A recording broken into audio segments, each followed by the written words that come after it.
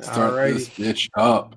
Hello, welcome to the Blue Rubies Podcast, episode number 79. I'm Adrian. Hell David yeah. here. Gore's here. Oh yeah. We got the man, the myth, you The love myth. to hate him, Blake3one6. Yo, what is up? What's up, Blake? There People said it was It never is going to the whole fucking happen. cool, though. Everyone told me not to get you, that you're too political, that you're just too wild. And I was like, you know what? It's too political. I'm gonna be honest. My gaming opinions might offend some people, but it's okay. It's just video games, guys. You know. Yeah, because that always worked out well. Just tell someone who's really passionate, a Video fanboy, say it's just video games. That'll work out. Stop being a loser. That's like Stop the wasting equivalent your of money on telling, that trash. as you look at the background of everyone else's video, I don't got anything here. telling someone it's just video games is like the equivalent of telling someone it's like in the middle of a fight, hey, calm down. Shouts to Surveillance Cameraman on YouTube. Hey, calm down. I love Wait, what's his like? What is his like trademark saying? it's just a video. No. He says something else. He's just like, you seem confused. That's it. Right? Yeah. You seem confused. Have you guys seen Surveillance Cameraman? David, Blake? No. Oh, No. it's just this dude that goes around just filming people. He just has a camera out, just films. Doesn't say the first video. All right, the first video is him trying to make a political statement, like literally, like him, like, oh, you know, there's cameras all around you. Why do I bother you? But if you actually like watch other ones, he just leans into how upset people get. He'll just hold the camera up and just not say anything. He just holding a camera at you, and people just get fucking furious. It'd be like, And they'll just like Why you shove got the camera? they'll shove the "You seem camera. confused." Yeah, they'll shove the camera out. Get that out of my face, man. And It's- there's this one place he keeps going to, that Chinese like what is it? It looks I don't- like a. It's just I'm not sure, but he goes I don't know what it into is. They're someone's playing house, dominoes, right? and they're always playing like dominoes or something. And he keeps going in there. It's so weird. And you have to walk upstairs to get there. and he always just like films them while they're playing dominoes. And like, what the? And it takes him like a full minute to realize it's there, where it's one person finally glances over and he's like, double takes. Is that a camera? Yeah. He's like, what? Because it would be perfectly fine if there wasn't a camera. Though, You're right, yeah. Entering your house. Right. All right. Oh, it's just a random guy. That's fine. He doesn't have a camera. This week, we are talking about that big old Bethesda deal. Oh, man. Talking about some TGS stuff. And then at the end, we're going to go into our last games gone by game of the season, Detroit Become Human. Quick shout-outs. Next week is our Season 1 retrospective. We'll be going back and doing some fun facts and talking again about all the games we played. October 15th, we're playing PT. October 29th, Silent Hill 2. December 24th, Grim Fandango. And Gore's going to call an audible and swap out Fable 2 because he realized that November's kind of stacked for a 20-some hour game. Yeah, So it's we're pretty gonna- stacked. So should I switch that out now, or We'll do it. We'll do it at the end. But stay tuned for games gone by if you want to see what November's new game will be. yeah? Well, I'll give you a hint. It has 4 words in the title. Are you not and letting it's me shipped in? out- Oh. No, I was doing a joke. Yeah. You stepped all over. Oh. It. Thank you. It starts with Shin Never Megami mind. Tensei.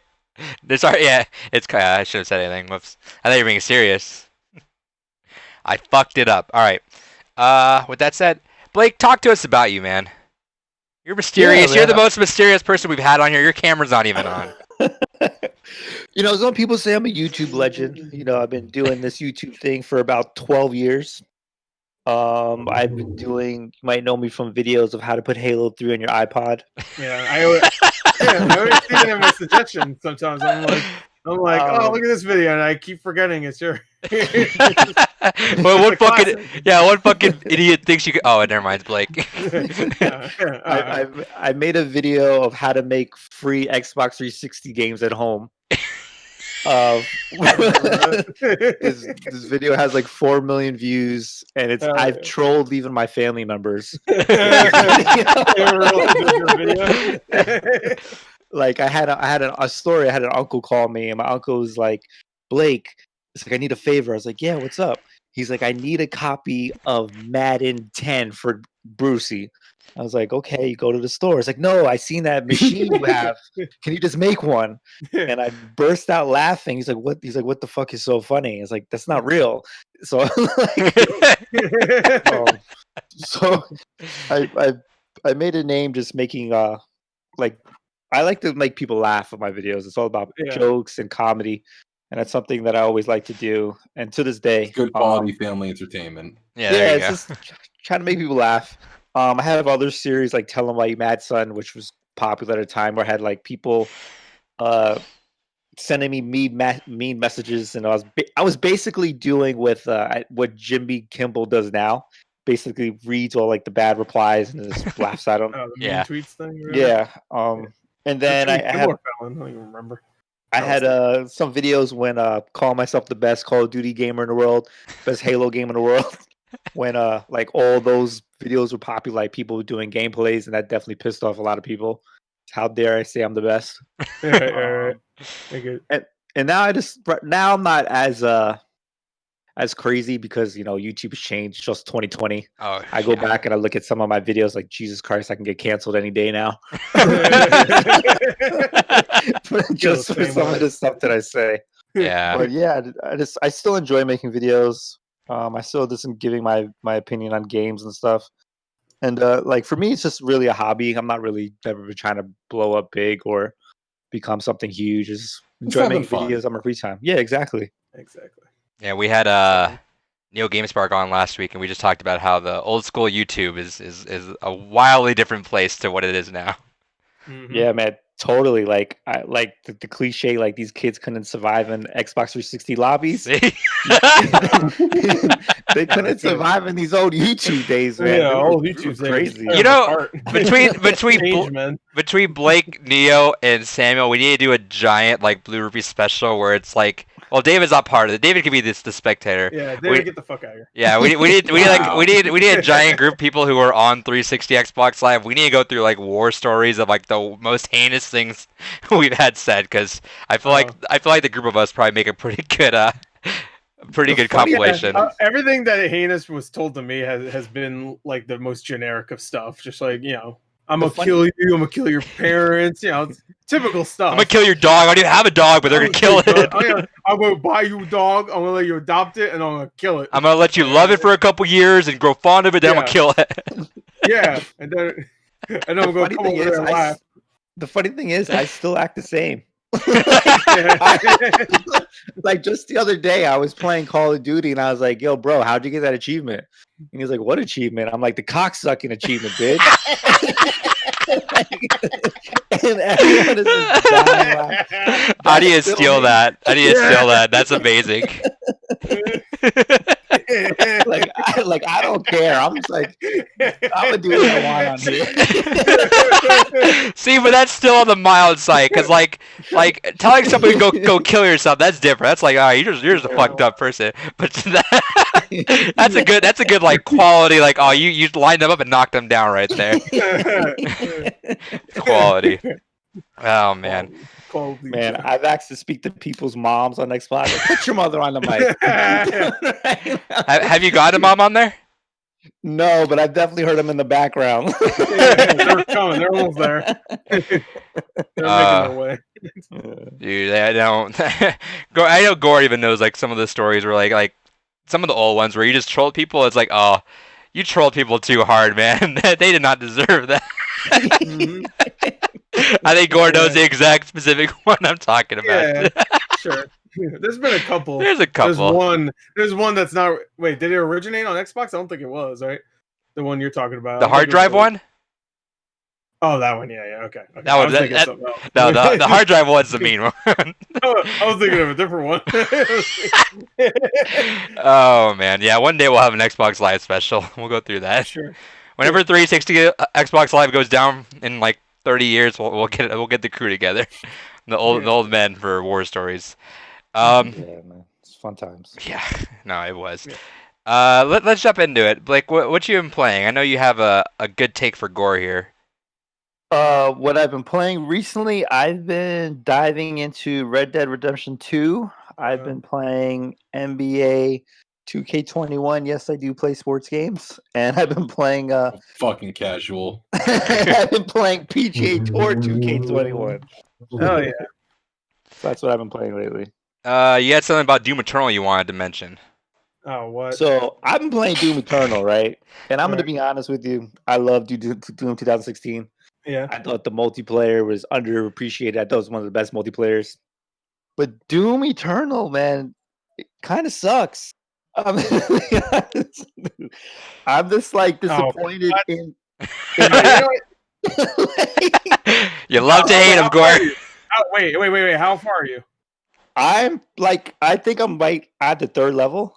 Okay, that game is completely different from the 2016 game. That is really dependent on you, like organizing, killing, staying alive, and also cutting people with the chainsaw, getting your health back, getting your ammo back, like balancing all your different abilities. Where Doom 2016 was very much just like kill, just kill, just go. You'll get health, you'll get ammo. Don't worry about it, just kill them. But here it's like you have to kill them, but you have to do it in like a bunch of different ways, and that might be why you think that.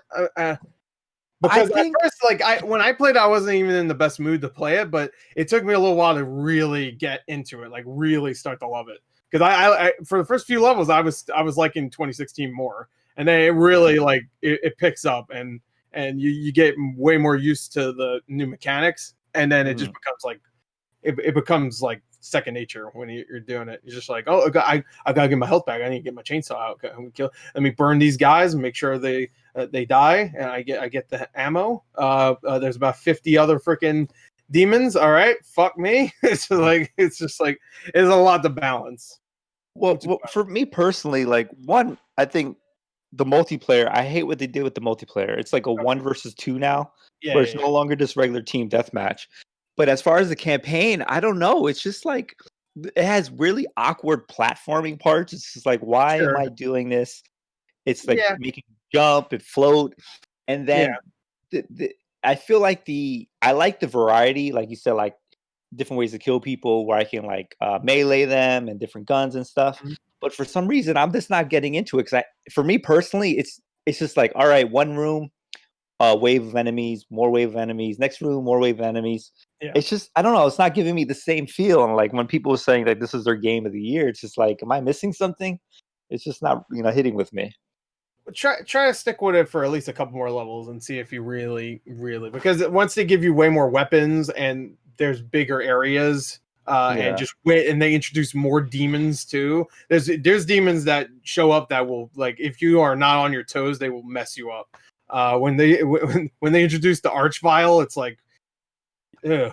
It's just like, I hate the Archvile. And then when they introduce the new guy, the Marauder, fuck that. Like, that guy sucks. But it's fun to play because it's so challenging, and it's like you have to come up with different strategies. Where Doom 2016 is very much kind of run and gun. But I get what you're saying, because that one was more fun because you felt way more powerful too. I will give it though. Like I have 2 save files. I have the nightmare mode, which is absolutely fucking ridiculous. It's like, what am I doing with this game mode? And then I did a lesser harder, and it's literally 2 complete different games, which I do like. Yeah, for sure. But yeah, I just can't get into it, and I'm kind of upset because I bought it kind of late, and so I bought it like maybe a month or so ago, and I paid $60 for it. Yeah, and now it's on Game Pass. Oh, now it's gonna be on Game Pass. Did you hear? Oh my god! So next week it's on Game Pass. So but Dishonored's on there too. I'm not enjoying it that much. Yeah, Dishonored's great.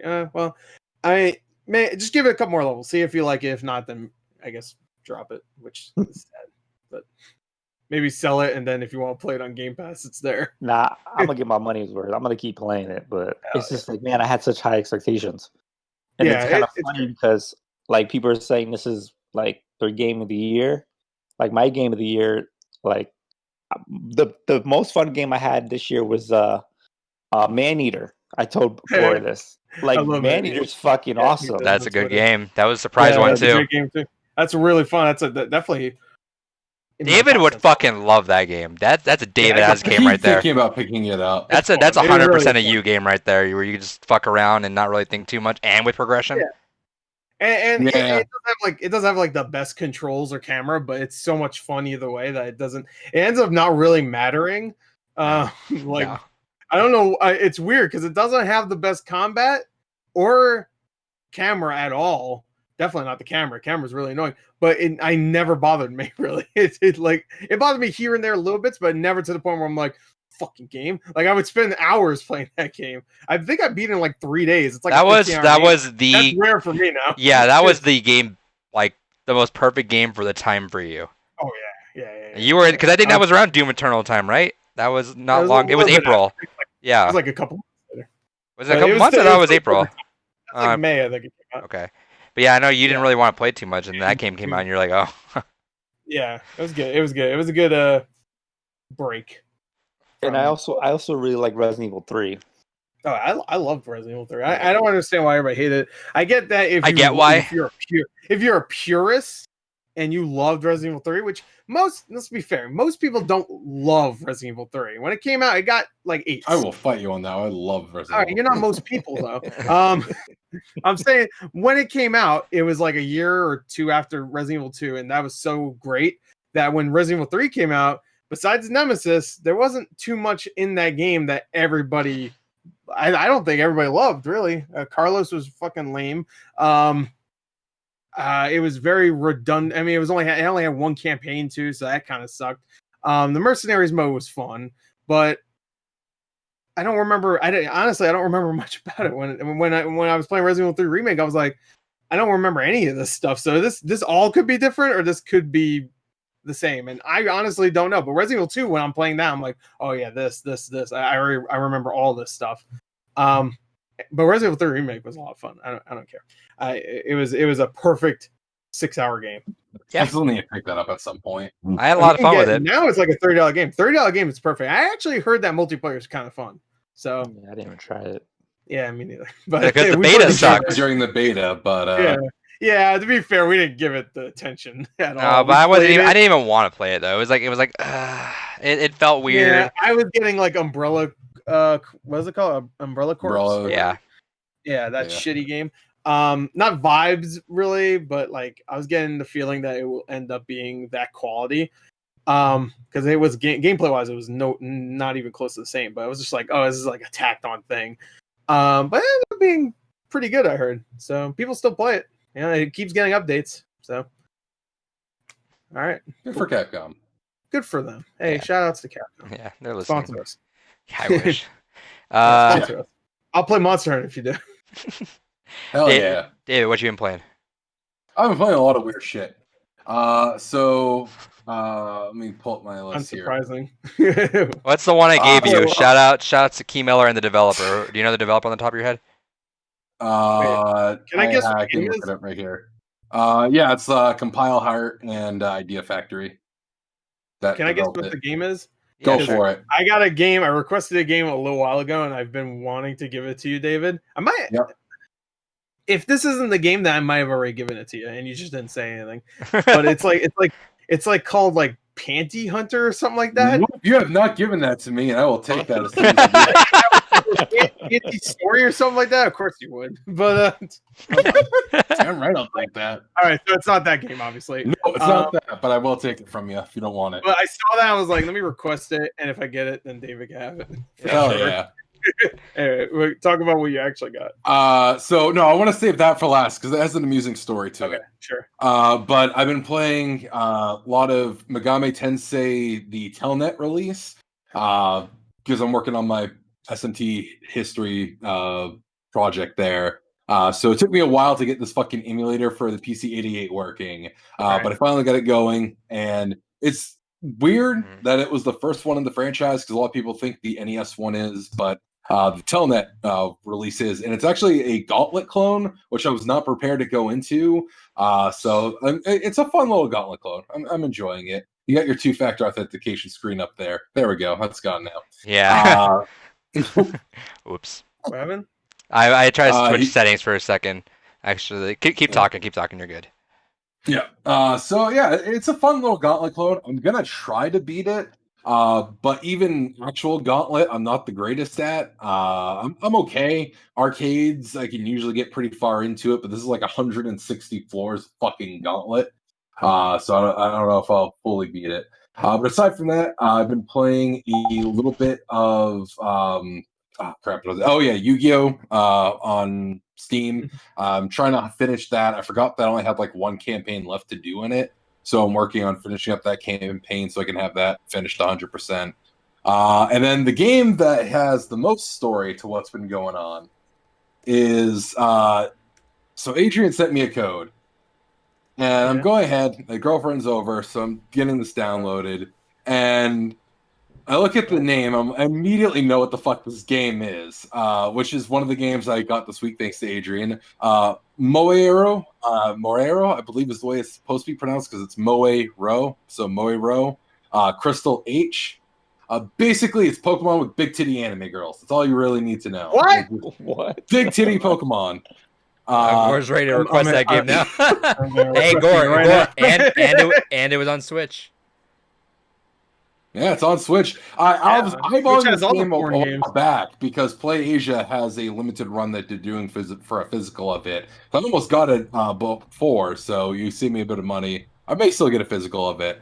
But it was. Oh yeah, I've seen this picture. Okay, well, Yeah. all right. Yeah, But the reason why it's amusing is yeah, it's amusing.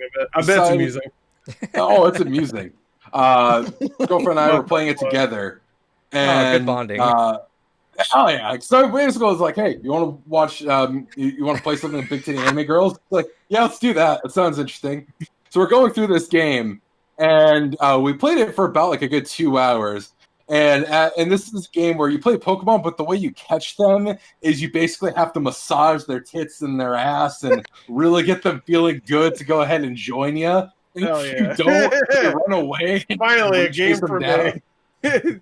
So Finally. and it has touchscreen support too, so you can actually use your hands and Of really course. get in there and rub them. Oh, This get is on really the good. Switch? Yeah, it's on the Switch. It's on the Switch. Does Only it on actually Switch. use the gyro? Yeah, you can use the gyro as well. Wait, can I just stop you real quick? I just want to read one of the features because I'm on the Keymail.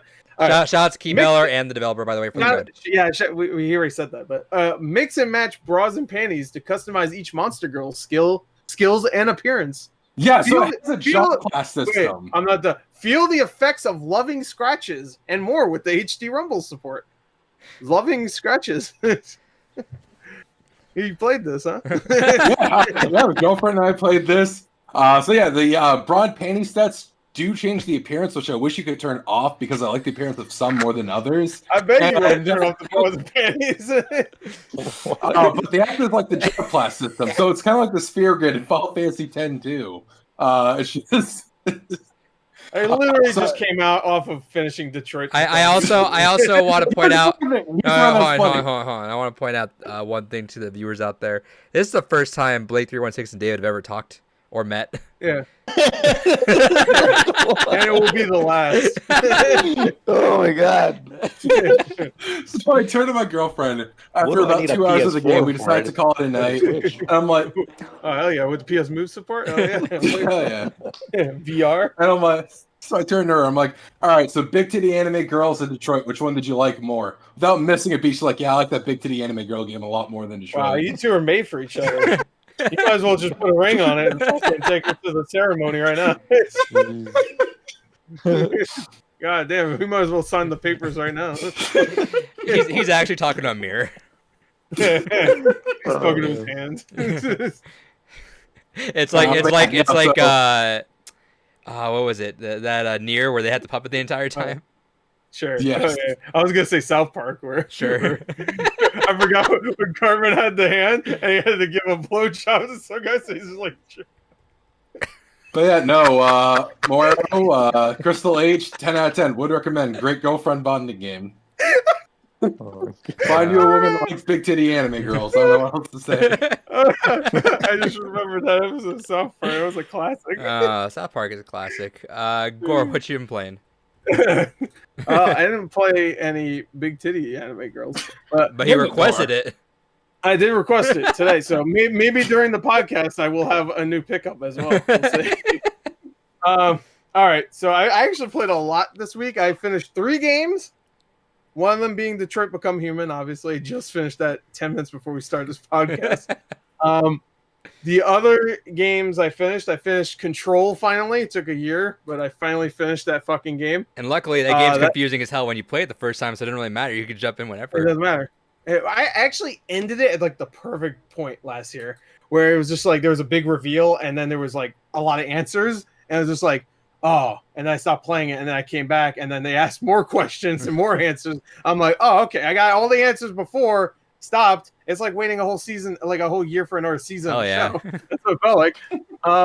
That game is fucking hard, though. Let me tell you, especially not playing after a year. That game, at the end, will kick your ass. One thing I do appreciate, though, is that it's a game where once you complete, like, say you kill like one area of enemies, once you kill them and then go to the next one, if you die in that next one, you restart and you don't have to fight the first group of enemies anymore. So it's like a, I don't know, kind of like Borderlands or something like that, where you kill enough of the enemies in one area, you don't need to fight them again if you die. But you will die. Oh, you'll get your ass beat. There's no difficulties either, so it's just like one setting. That's it. The game is challenging. It gets pretty tough. Yeah, no, it's never like even when I was playing it, it's pretty rough. Not in a bad way. And I didn't even finish a lot of the side stuff, and the side stuff, a lot of that shit is even harder. Can you get that DLC?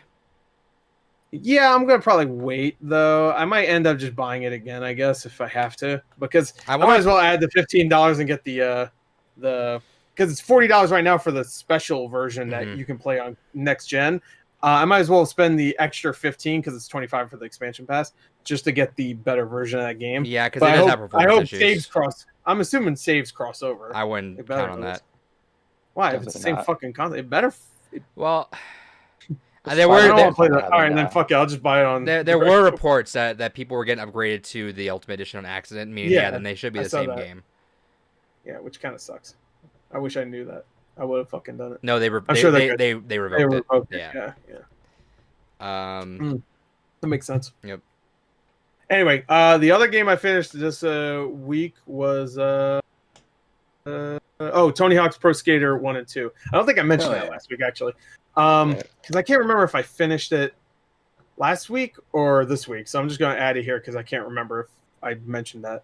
But I finished Pro Skater 1 and 2. I finished all the objectives and stuff. It's a quick 4 or 5 hours. It's not much, but I got stuck in that game. Not difficulty-wise, just because I'm like, oh, cool, I beat the thing. Now I'm just going to stay in this park for fucking an hour and just do a bunch of shit and just do tricks and try to beat my high score. It's so much fun.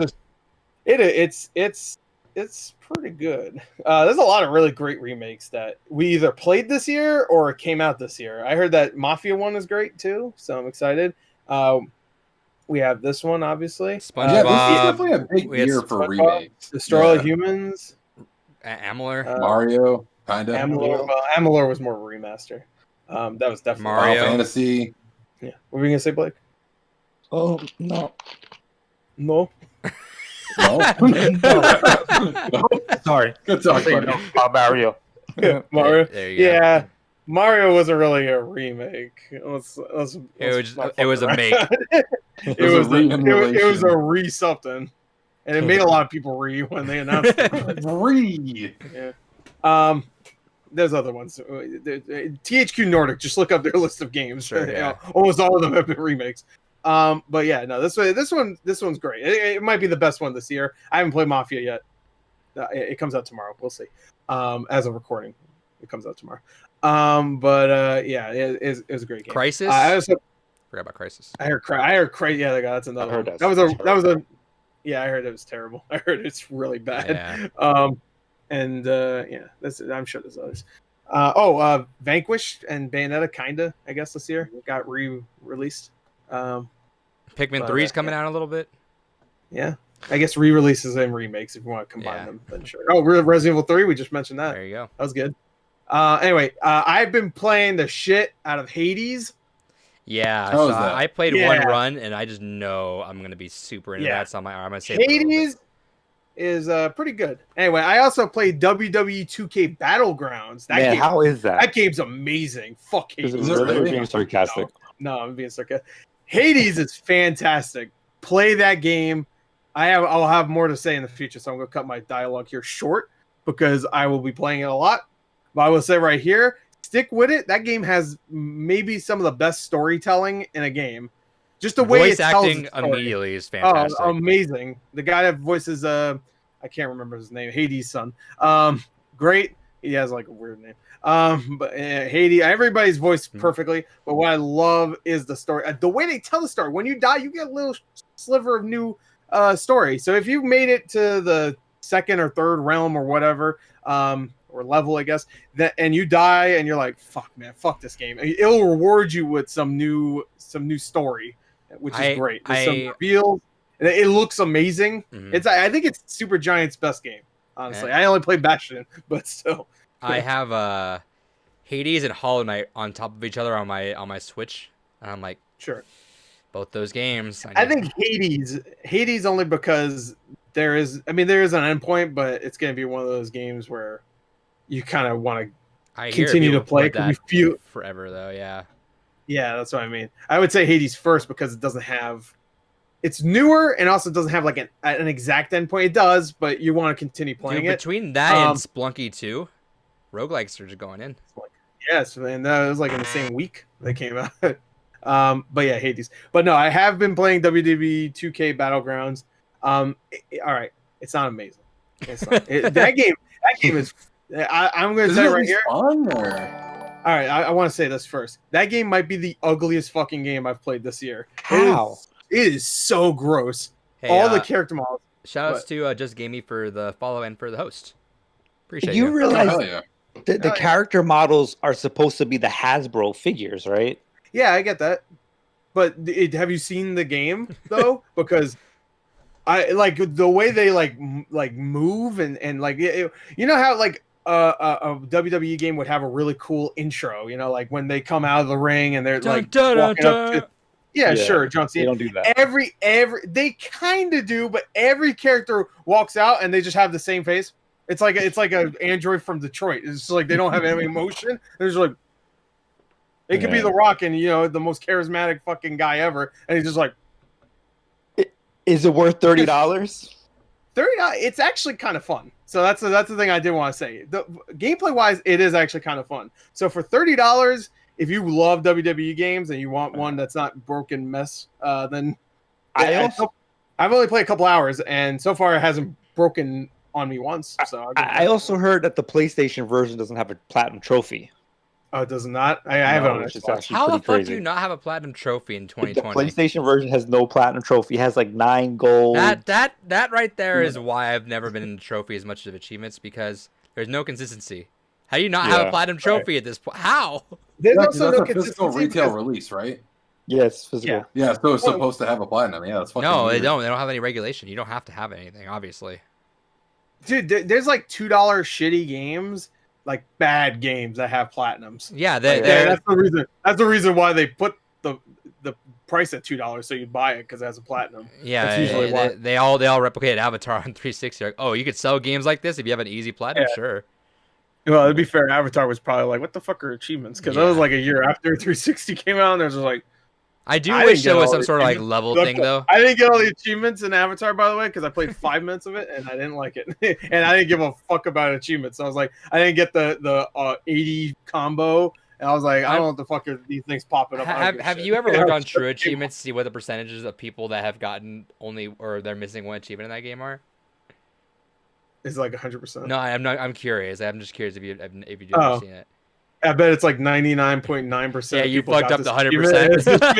It's me. It's me. The only game I've never got an achievement in is fucking Vampire Reign. Yeah, me too. That game is ridiculous. Ridiculously hard. Yeah, it's terrible too. It's one of the worst games I've ever played in my life. Yeah, it's so bad. I remember Gore. We were supposed to try to get a multiplayer achievement, and it was just like, nah, never mind. It was just so bad. Yeah, a lot of those early games on Xbox had a lot of hard. Fuck the ones that have like 2 or 3 or 4 at the end of them, and they give you but not like Carry On where they joke around. They give you like 2 and they fill it up afterwards. But like they hit you with a 2 and they're like, hey, you get a 3 at the end of hard mode. Yeah. It's like, Yeah, fuck just to that. fill it out. I'm like, I actually don't mind that at all. I like my number looking weird. I don't know. It's just I don't want it all like even. I want like 2, 3, 8, 5, 7. Point 7. Point. If they give point achievement like 0.2, that'd be amazing. Man, speaking of achievements, because it was sprung up in the chat, I remember back in the day, if you didn't have all the achievements in Halo 3, you couldn't even talk to me. Like, Oh, Yeah, hey, I don't- shout outs. I got them. I don't, It's like, I I don't completely. know. Completely. I played a lot of scrub. custom If you ain't have the sword on your back, you couldn't talk to me. Yeah. games. There you go. There you go. Times have changed because I don't have that. Yeah, yeah. Just, I'm very far though. I'm like maybe like 10 away or something. I don't know. it took me like 3 years to get all the Halo 3 achievements. Because fuck some of them. So I'm like, hey, get a splatter and a mongoose in free for all. And you're just like, how the fuck am I gonna splat? You're at one asshole driving around in a mongoose. Everyone knows to avoid. You can like, hey, fuck that. Don't give him that achievement. I think I got that one actually. That sounds like something I got. Probably. There's I way. mean, obviously you got it, but Yeah. I'm not. I don't hunt for achievements, so You probably like, just fuck all around the one day. achievements- yeah, like probably was like, I'm going to mongoose, I'm going to drive, and then someone walks in front of me or something. Like, oh, Yeah. Uh-oh. Just gaming says the hardest challenge is putting all the skulls together in Halo, completing a legendary without dying. yeah. Those skulls can blow themselves. Except like the Grum birthday party, the ones that are fun. The fun ones. I might- Invisible gun and like So- what So, like, I don't know if you know. So, with David, until recently, has never actually beaten a Halo game. So I've been walking A him through Halo all the game? Halo games. Yeah, I've been walking him through. So he finished Halo 1 a few weeks ago. We're playing Halo 2 right now. Bro, you need to put down those brown panties games and play some Halo. I just never liked Halo before. No, this is the problem. Halo doesn't have any brawn panties. I mean, it did. Yeah, Cortana not wearing anything. That's why he's not playing. He's just like, nah. You need to leave something to imagination.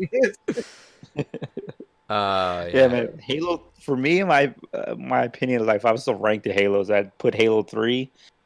I thought Halo Reach had the best multiplayer. I loved Halo Reach. Ooh. I I respect like that. 80 That's probably my ODST is pretty good. I thought 4 was terrible. That's fair. I like the campaign. That's fair. Multiplayer 4 was the worst in the series. Yeah, it was Sure, I terrible. still enjoyed it though. Sure. And I don't think 5 is as bad as people say. 5 I multiplayer think goes the hard, camp- I think. The campaign we enjoyed. We me, Adrian, who else? Kyle and Jeff. and Guru. No, yeah, Jeff. Guru. Review Guru. Shouts out. He's there somewhere. He's out He's in there. an ether. He's in the ether somewhere. We played all that entire game. And all 7 of the missions and 2 where you just walk around and talk to people. I stand by it. I don't know if that game was fun because the mission layout was fun or because it was all of us shit talking the game enough that we were just like having a good time. But the campaign story, campaign story sucked literal ass. But oh yeah, it was bad. I actually watched it like a few months ago because I don't want to play it again. I just watched all the cutscenes. I'm like, this is terrible. It's so bad. I'm excited Like, for David to play it. I really liked Halo 4's story. I really did. Besides the librarian stuff and all that shit that was kind of boring, I really liked all the Cortana and fucking Master Chief stuff. I really did. I thought it was great. And then that ending, I was like, oh, it's so good. And then the 5th one just said, fuck it. I don't want to spoil it, but it's just like, fuck it. They just said, just prepare yourself. When you're done with 4 and if you liked it, they say fuck it in 5. I want to prepare this man. Which they're about to say fuck it again in Infinite. Do you remember the trailers for Halo 5? I'm gonna walk. I'm gonna walk him through that. The first one with he looks like the guy from Journey. Like, then we're like, you're watching it. No, like, that trailer. So I was who was I watching? Was it Scott the Waz? I think it was, where he was talking about. Someone was talking about the Halo reveals and how 343 has been keeping them pretty fun, you know, where it's like we didn't know Halo 4 was the intro to what it was. Well, it got leaked prior. It was the heart. Yeah, it was a heart, and then and then you hear Cortana. Yeah, and then they had Chief in a gown, even though he's in armor. I don't know why, but well, he was in like a cloak, I guess, hiding from people. That's what I assumed, like, because if you see a dude like that in the desert. Sure.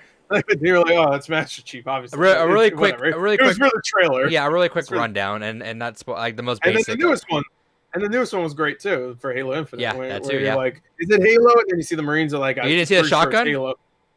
Yeah, if you're an eagle eye, you'll see a shotgun at one point. But that doesn't mean anything. It could be a Halo 1 story. You don't fucking know.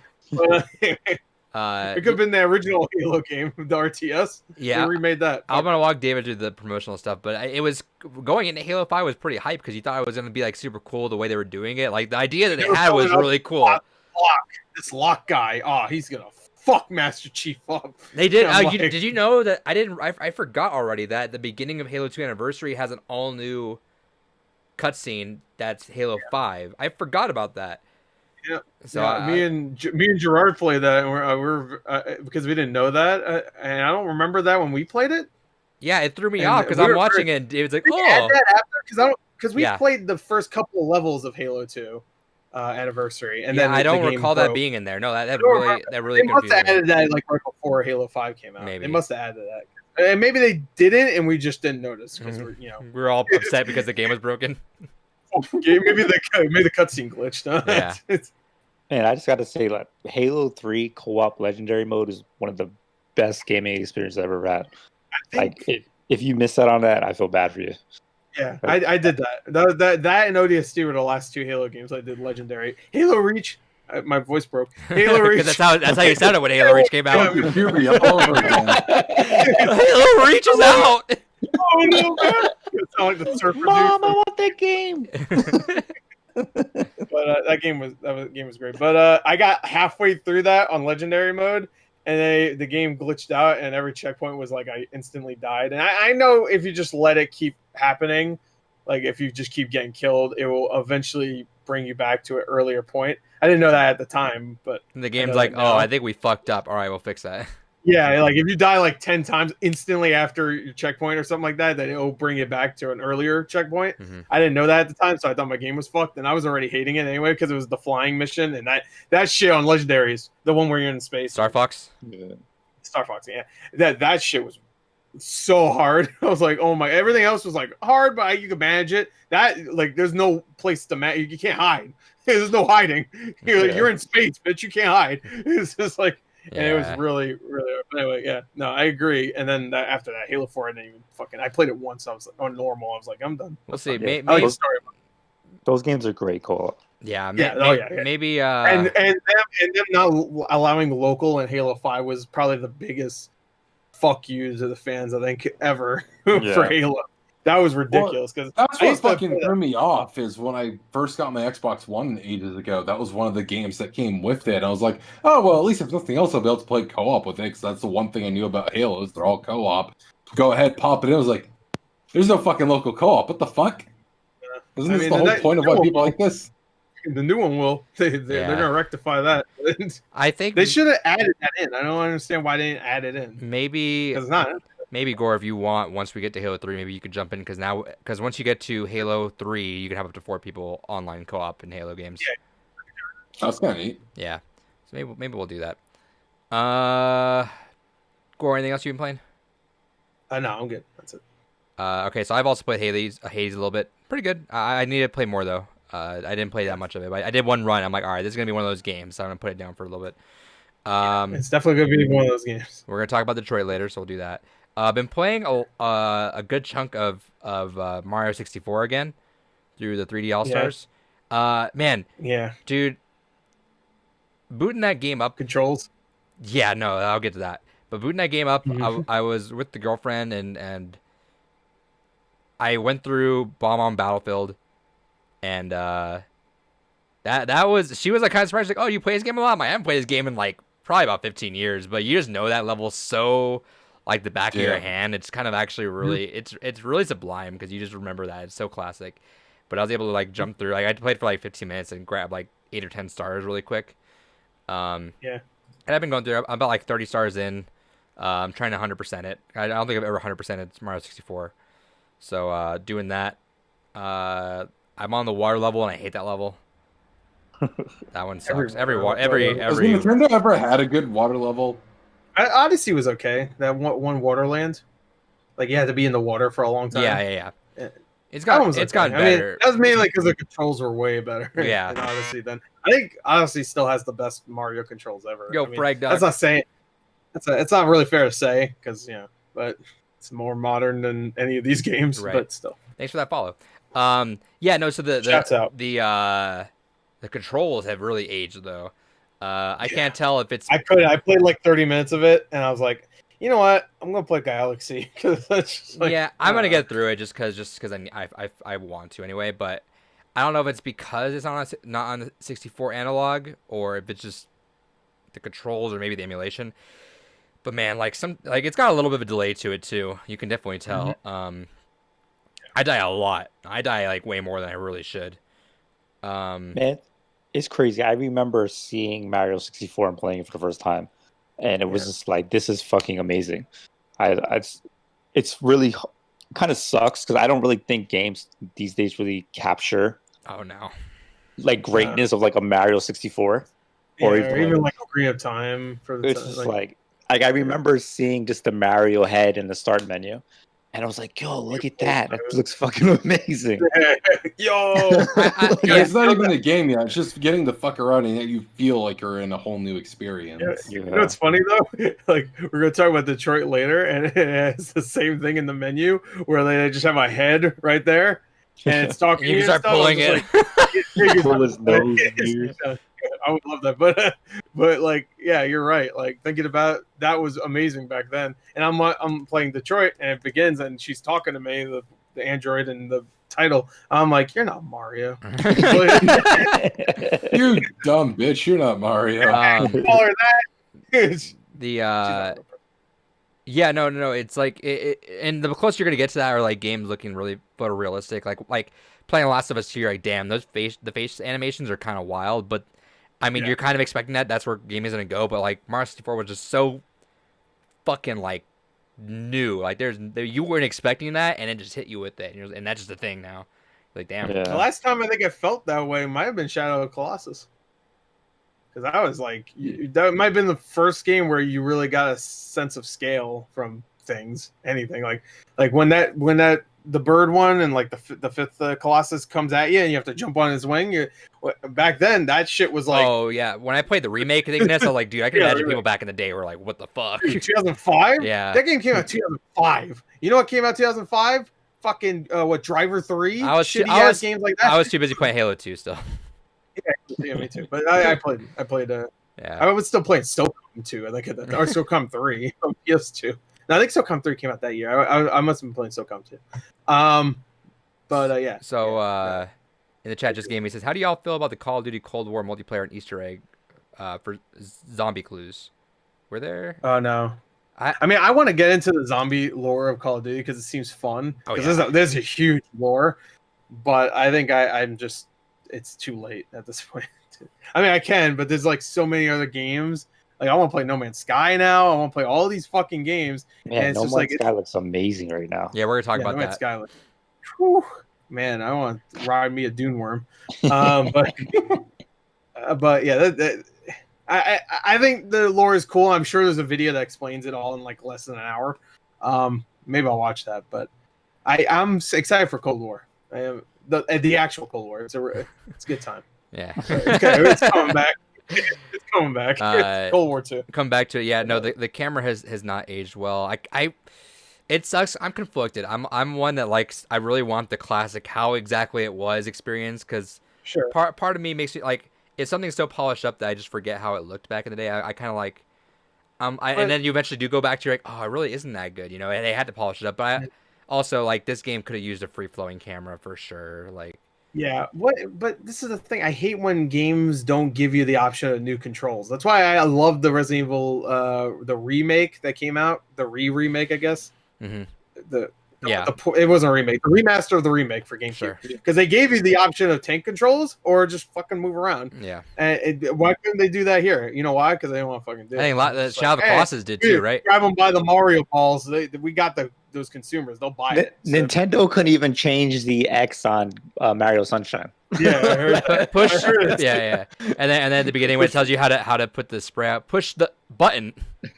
I mean, just play with the GameCube controller, and it don't matter anyways. Oh, no, it still doesn't tell you. Also, the analog triggers don't work, so you still have to use other triggers. Oh, that's stupid. That's my main problem with Galaxy right now. You cannot play that game on full screen with like a secondary controller that doesn't have gyro, because you need to either have the gyro or a touch screen. So if you want to play it, say I have the 8-bit wireless connector, so you can connect your Xbox. Can't do that for Galaxy at least. Because you need to have a gyro or a touch screen to shoot your little bits. Which it makes you can't sense. even get through the beginning of the game when it says please create a profile without touching the screen or using the gyro. Which is it's probably good that they didn't let you do that though, because if you started a game and then you found out about 30 minutes in that you can't get one of the stars. Don't move. You just can't shoot bits. That's the only. And the bits are cool, but they're not like. Wait, I'm sorry. Say again. I don't want to touch my screen. Like I don't either. I I hate that. Like it's fine with a DS because that's what the bottom screen's for. Yeah. And a 3DS, like all right, fine. I don't want to touch the screen. I'm literally looking at. Fucking smudging my screen. My hands are getting in the way. It's so weird. Your hands are getting away, which I hate that. That's the one thing I didn't really care for the Vita. Whenever you had to actually touch the screen. Yeah. Dude, you remember? I don't know whose bright idea was it to put monkey ball on the iPhone. Because you had to spin it, and then at one point, eventually, you're turning your phone's like you're not even looking at your phone because it's like you look at it. Dude, what the fuck? Or did you guys play? It was Toad Treasure Tractor, and I believe it was Mario 3D Land as well, where you blow into the Wii U thing and you're spinning all over your controller. I remember that. Yeah. It's like I don't. Why the fuck am I blowing the controller? You say that in an alleyway. Someone's gonna walk in. Someone's gonna walk into you going. Blowing.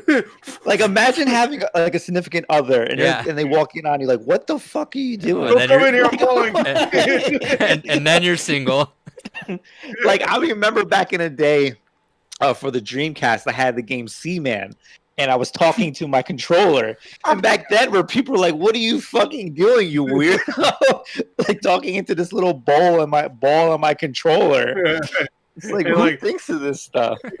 And like, hey you Pikachu, like, hey you Pikachu, if you want to see someone have a fucking mental breakdown, it's just them really trying to talk to Pikachu in that game because that motherfucker is like the last guardian. What's his name? He just doesn't fucking listen at all. He's just like, pick up the fucking ball, Pikachu. Pick up the fucking ball.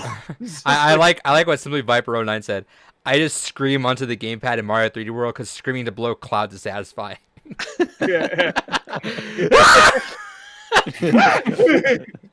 It's true because you don't need to actually blow. Also, FragDog101 says apparently Nick Robbins says a Monkey Ball retro game will be revealed tomorrow. Ooh. A retro game like Retro Studios? No, I think he means probably like a remake of. Oh, okay. Remake 2. Was that? If they remake 2, I'm in. That's fine. That's I guess the best one. It is, yeah. I don't know why they remade that Wii game, but yeah. I don't know. They always remake the weird ones sometimes. Yeah. They'll remake Bomberman X-Zero at one point. That's the best one. I'm buying that. I'll buy that for all of us. So down for that. What's going on, games? Your ugly Bombermen that have breasts. Yeah. I'm sure Bomber Boy over here likes it. It's like fucking Panty Boy over here likes it. Panty Boy. By the way, the game I was talking about earlier is called Pantsu Hunter. That's what it's called. Hell yeah. The weird thing with the Switch, it has a few panty games. Does it have like a game called Panty Party? Yeah. Hell yeah. That one's like a third-person shooter. If it doesn't, it will soon.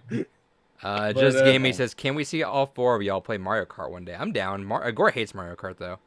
I hate Mario Kart, too. Oh.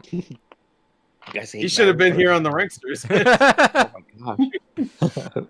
Yeah. Hey, we can play Blur. That's a good.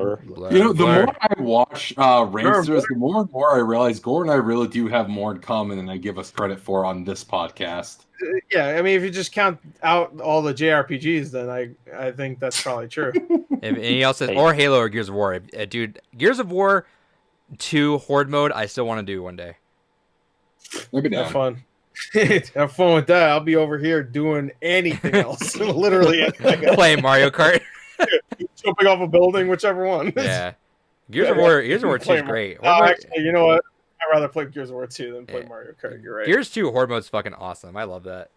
Yeah, it is, but you want to do the endless thing where you have to fucking go through like 10 hours of that fucking game. The way if we just played Horde mode, it's fine. But you want to do some ridiculous shit. It's wave 50. Wave 50. Oh, they just weigh 50. not That's bad. You not guys bad. just not like kart racers or just Mario Kart in No, general? I don't like the newer Mario Kart games. I just don't like them. Oh.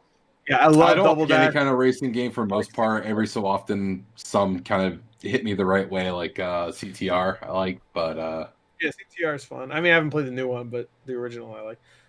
Like all the old kart games, I love really. I'm like even that fucking Crash Tag Racing, I think it was called on the Xbox or whatever. yeah. I guess I'm the only one who's hyped to get Nickelodeon Kart Racer 2 next month then. Oh, Oh shit! I'm right there with you. Yeah, I haven't played the first one. Don't spoil it. I'm gonna play it soon. Johnny, wait, no, I'm sorry, that's Cartoon Network. Does Cartoon Network have one?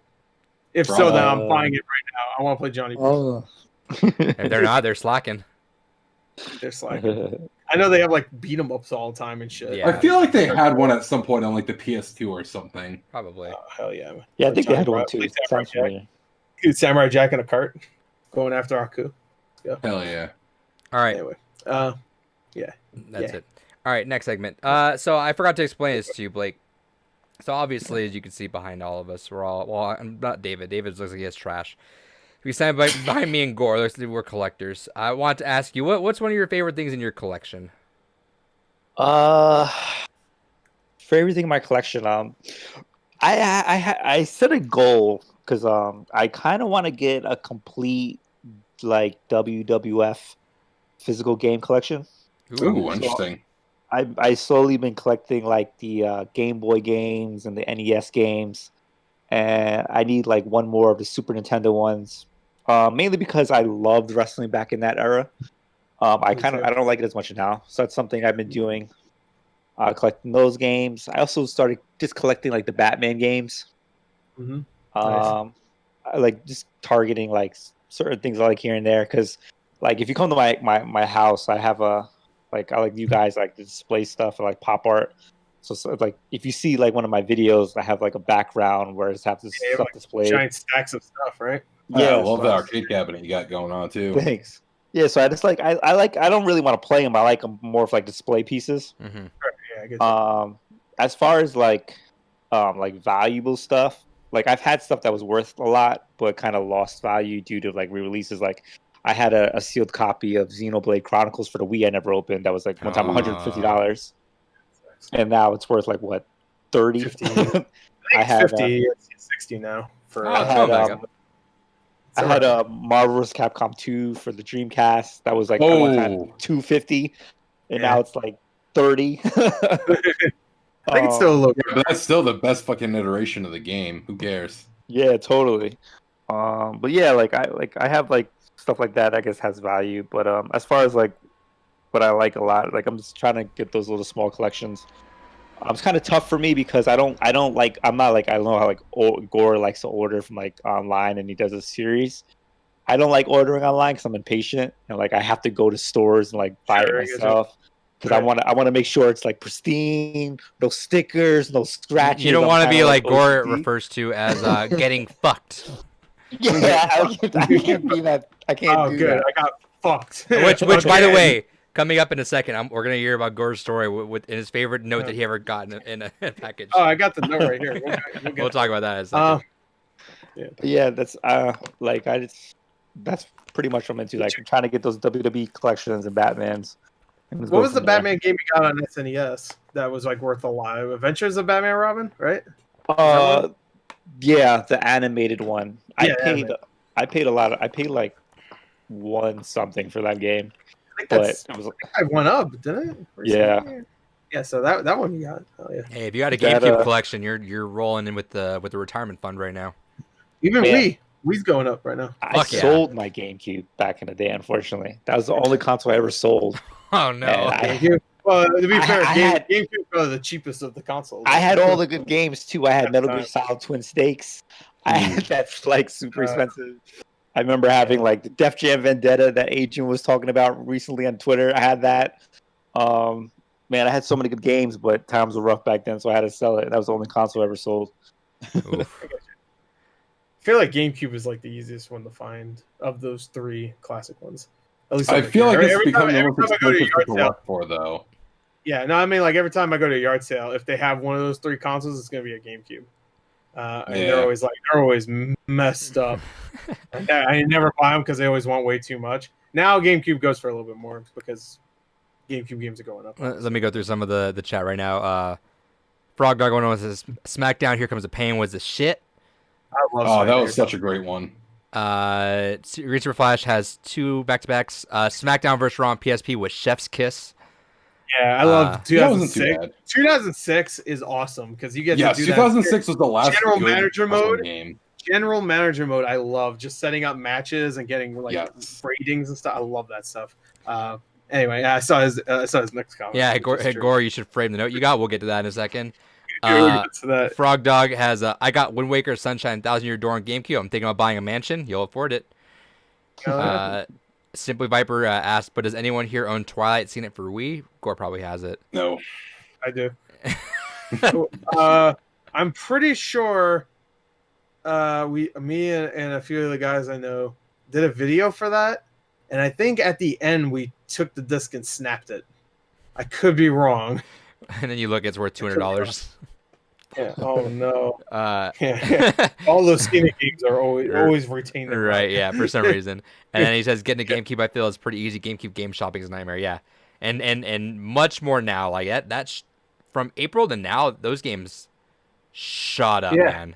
The games that used to be $10 go for $40 now. Like or 50 or even 60. Like iNinja.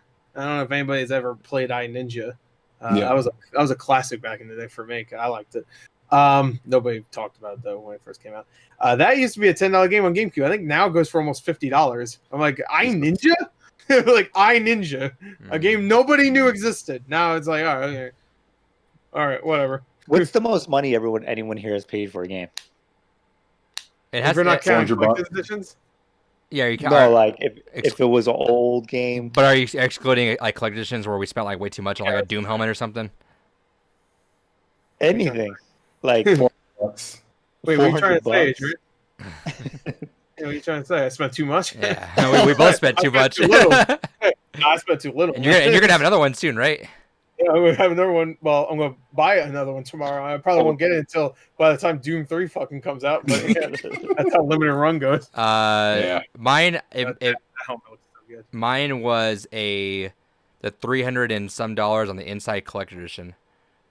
Oh my Okay. God. Kind of collector's edition. Which I'm not gonna. If we're I'm not gonna gape it for the camera. Don't worry. And then for a personal game, it was probably $160 on Path of Radiance back in April, and that's a deal now. The most I want to say, like when it comes to collector's editions, it's probably going to be like it might be The Last of Us that just came out, part 2, which I haven't played yet. Hey, when PS5 comes out, if I get one, Just sell that and get the PS5. There you go. All right. I don't feel so bad about the prices that I paid. Though. Well, wait, David, yeah. 400 is what I paid for this little beauty. How much was it again? 400. Oh man, What if I was was there, that? I just Development take it and cartridge. snap it. It's a development cartridge for Shin Megami Tensei Devil Children. Nice spell. I would definitely snap it. It's not the most expensive game in my collection, but it's the most money I've paid for a game. What's Yeah, up? the most expensive game in your collection you spent $0 on. Yeah. Fucking dick. All right. And I think Hell that, yeah. like that Batman game, I spent like 110. Yeah. The most feel like- I've spent on a single game, just whatever, is probably actually, I think it's this right here. Let me get it real quick. Turtles in Time, I think I spent like $80. A complete copy of Super Castlevania 4. Oh, I man. think that was like $100. I can't think of like one besides that. Turn it into $0 and just crush it. Oh man. If you did. even if it's crushed, it'd still be worth more than Yeah, $0. that's fair. You could literally burn this, and the ashes would be worth like, oh, is that legit Super Castlevania 4 ashes? Authentic, yeah. No, At Becky, what's up, at Becky? I'm sure there's yeah. another game. I can't think. Simply Viper says, I don't think I've gone over $60 on one game. I feel like I don't belong here. Yes. We're fucked up people, man. Yeah, we're idiots. You're too smart for us. Frog Dog, $6 the most I spent on a game. I'm too broke to buy collector editions. Yeah, and they're just all useless passes and go away for one day, so don't worry about it. You're fine. Yeah, exactly. Yeah, whenever your grandchildren have it, there's like, what the fuck is this LA edition? I don't give a fuck about this old shit. Who the Xbox Ellie. Don't worry about it anymore. Just some dumb retro game. Hey, what were you gonna say, Blake? I spent $60 on Biker Mice from Mars for Super Hey. Nintendo. Funny story. Hey, here's a funny story about Biker Mice from Mars. There's a new iPhone game coming out, which I didn't even know about. I don't even know how I saw this tweet, but the Biker Mice from Mars like Twitter was doing some contest where, and nobody replied to this contest. It was like a whole hour after they posted this tweet, but they had a clip that says, if you can guess the celebrity that said this, then we will give you a $50 gift card for whatever place you want. And nobody replied to it. I listened to it, and it was so obviously Daniel Radcliffe saying it. I was like, it's Daniel Radcliffe, Harry Potter. I know that. I'm like, all right, fucking Daniel Radcliffe. And I got $50, baby. And nobody, and like there was like one like on it already. So I was just like, how come he didn't say? Maybe he didn't know. He didn't want $50. I replied, I got $50. I spent down a bunch of Game Boy Advance cases with like empty boxes and stuff for games I had. Anyway, there you go. Quick story. What's that? Big Carb Lars says, "Hey, Thick Dave, do you have an OnlyFans?" Not yet. Oh, yeah, he does. I donate every day. Also, David, you can because I fixed the camera. You can put it up a little higher now because your head's getting cut off. That big forehead of yours. There you go. There you go. Put it up way higher. Just keep putting it up. No, don't. Oh fuck. Yeah, go. Perfect. Perfect. Put it I'll bring it down. Put it back. You're upsetting me, Adrian. Yeah, I'm upset. I'm big upset. With that said, did you get anything this week to add to your collection? Who? Me? Yeah. The last game I bought was the Mario 3D All Stars. As far as like retro games, I got a gift card from work, and I bought a WWF Raw for the Game Boy, Oh, nice. and yeah. I think WCW Mayhem for the Game Boy. Nice. Yeah. Oh, for Game Boy. Okay. Mayhem. Was that also an N64 game? Yeah, it was N64, PlayStation. I got the Game Boy Color version. Nice. Hell Cool. yeah. And up next, I'm kind of looking forward to. I'm serious about the Nickelodeon kart racers. People always think I'm joking. Was the first game good? It was decent. I mean, it's not gonna blow you away. But How much can you find it for? I'll buy it. I don't know, but like I'm kind of weird. Like I like bad games. Oh, Like, you're a for good company example- with Gore. like I said, I like until I play them. my game of the year might be Maneater. Mind you, that game suffers from like frame rate issues, terrible controls, the graphics don't look good. That's I the loved it. perfect bad game though. That because it's fun. Bad games sometimes, like I love Rogue Warrior. I don't know if you ever played Rogue Warrior. Yeah. That game's hilarious. I love that game. It's 2 hours long. It's like one of the shortest games ever. And it's 2 hours long, and it's terrible, but I love it. But when it comes to like Fast and Furious Crossroads, there's some moments that are funny, but I just can't. I couldn't handle it. Which one was Rogue Warrior? That's the one with it has.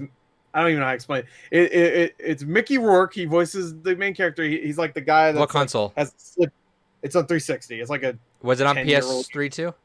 Yeah, it was on PS3 also. So- The box art it's all black, and he's like in the It's just- shadows. and has a okay. knife out. Yeah, that's what it is. The old, this is back in the day, the old news guy for the IGN podcast. He was not really like a super gamer. He played games, but it was not like as crazy as everyone else was. And he was always like a straight man about it, like always like kind of like to the point. We never tried to like make him do like funny things. Not really, but he would play Rogue Warrior like at least like twice a week. He would just keep playing it over and over. And then you ask him, "Hey, what'd you play this week?" I play Rogue Warrior. Rogue Warrior is terrible, but it's so short, and you can. It's not boring. It's Right. Because if you don't know what the game is, it's literally just a first-person shooter. You go around, you're shooting as the main character says, "Commie motherfuckers," and he just like he just says over and over these terrible one-liners. One of my favorites is he gets so pissed, he's just like, "Suck my fucking balls, my hairy balls." It's just like it's like Duke Nukem, except this is based on a real guy named Dick Marchenko, I think his name was. Yeah, He's a real dude. That's a good name. I think I might be a little worse than Gore because I've noticed some games that Gore didn't even like, and I was like, "Yo, I like that game." Like, do you remember the Ghostbuster game, Gore? Oh, with the 2016 one? Yeah, Gore was just I- talking about that. What video were you I talking like about? that game. You, I Uh, also, you I were also like the Ninja Turtles Platinum game. Oh, I I didn't like I like Tony Hawk 5. I thought that was fun. I didn't hate Tony Hawk Pro Skater 5, to be fair. Yeah. what? That one I didn't hate. And I thought the slam down thing was actually kind of unique. It just didn't hold my attention as much as Pro Skater 1 and 2, that's for sure. Yeah, it was a video recently. I know you're talking about I it. forget- I mentioned it because I was talking about licensed games and shit. Literally, you or- just Oh, mentioned no, it. it was like let me just look at my videos. I can tell you right now because Crackdown 3 was good in my opinion. I like Oh. Crackdown 3. All right. I like Crackdown 3. Because I like that. I like that you said that though, Blake. Oh, 'cause- it was No Man's Sky because everybody was saying No Man's Sky was like the worst game that year. I'm like, you didn't play fucking the Ghostbusters. It's like, no, of course nobody did. Nobody saw the fucking movie, so Yeah. nobody saw the game either. But yeah, that game, I hated that game. That was my worst game of that year. I like a bad game that is still, it's not a pain to play, and also is so bad that it's funny. Sure. Where Fast and Furious had moments here and there, like, oh, I just hit a car and it literally just flew fucking 300 miles away from me. Okay, I'm saying I need to save people while Vin Diesel's literally crashing all these pedestrians' cars and murdering them every time you hit them. Like, that stuff's funny, but then like Ghostbusters literally like, here's an area, shoot all the books. Yeah. Like, Just game is nobody's talking about how bad Anthem was. Well, no one needs to say how bad it was. Everyone knows how bad it was. Yeah, didn't it's play $1 at Walmart right now. It's $1 at Yeah. GameStop. They Yeah. need to make that game for free. I mean, if they don't make it free soon, then it's going to be literally like a 25-cent game. Yeah. It's going to keep going. They'll be giving it away with anything. Purchases of a Happy Meal. I want to go to GameStop and buy it like with a roll of pennies, just to. A roll? You don't need a roll. You just need Just to four. be that guy. Oh, I'm sorry. Yeah. I need quarters. Got my piggy bank out, guys. Get that piggy bank. All right. David, what'd you get this week? I'm like, no, it's okay. Just take it.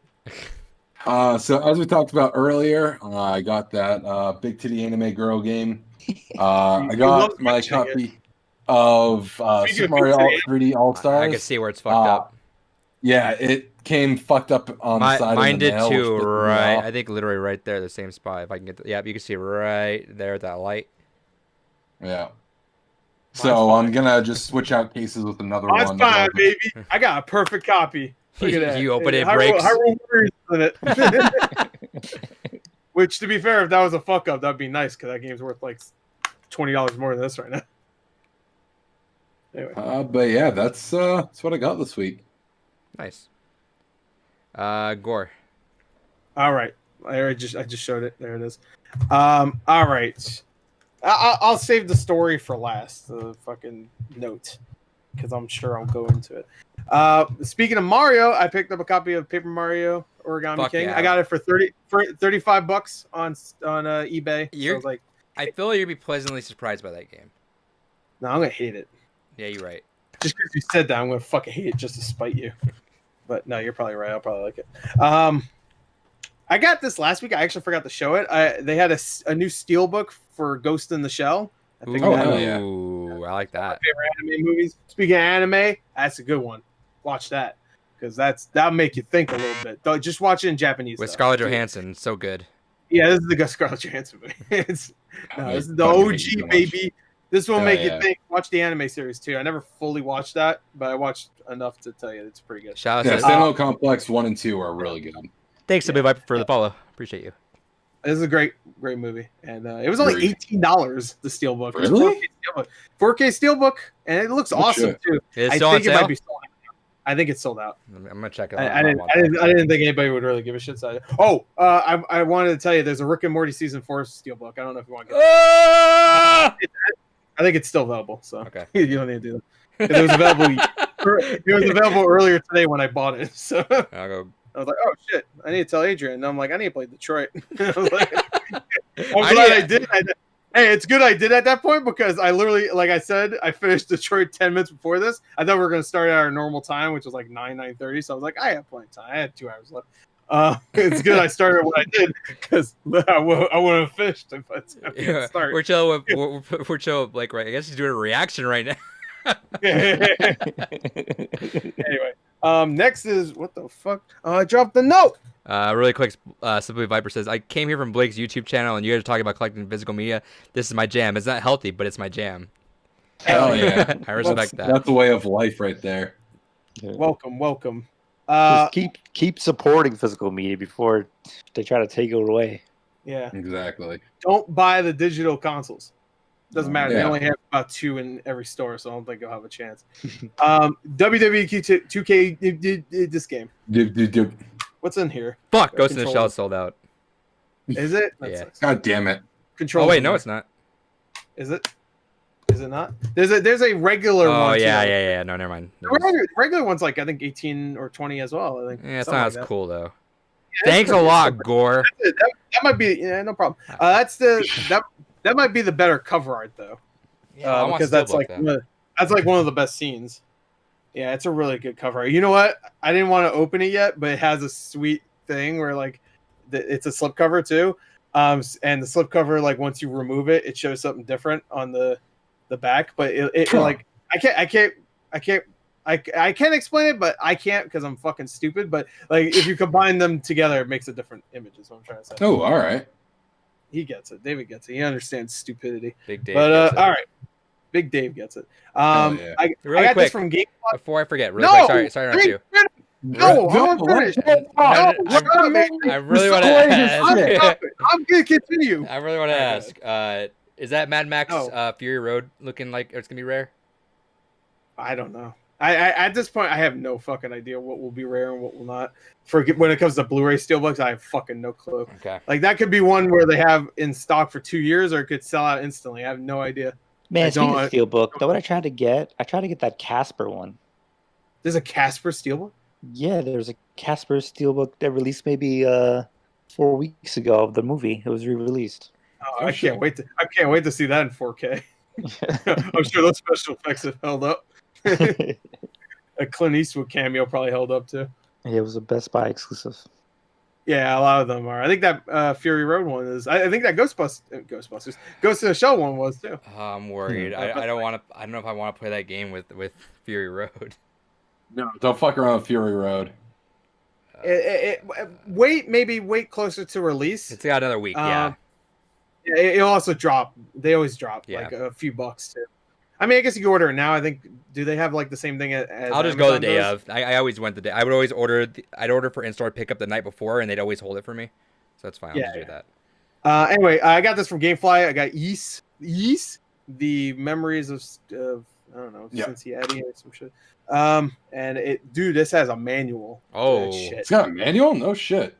Yeah. That's a And rarity GameFly, these days. hey, if you're gonna order used games, GameFly has the best prices a lot of times, And everything in it.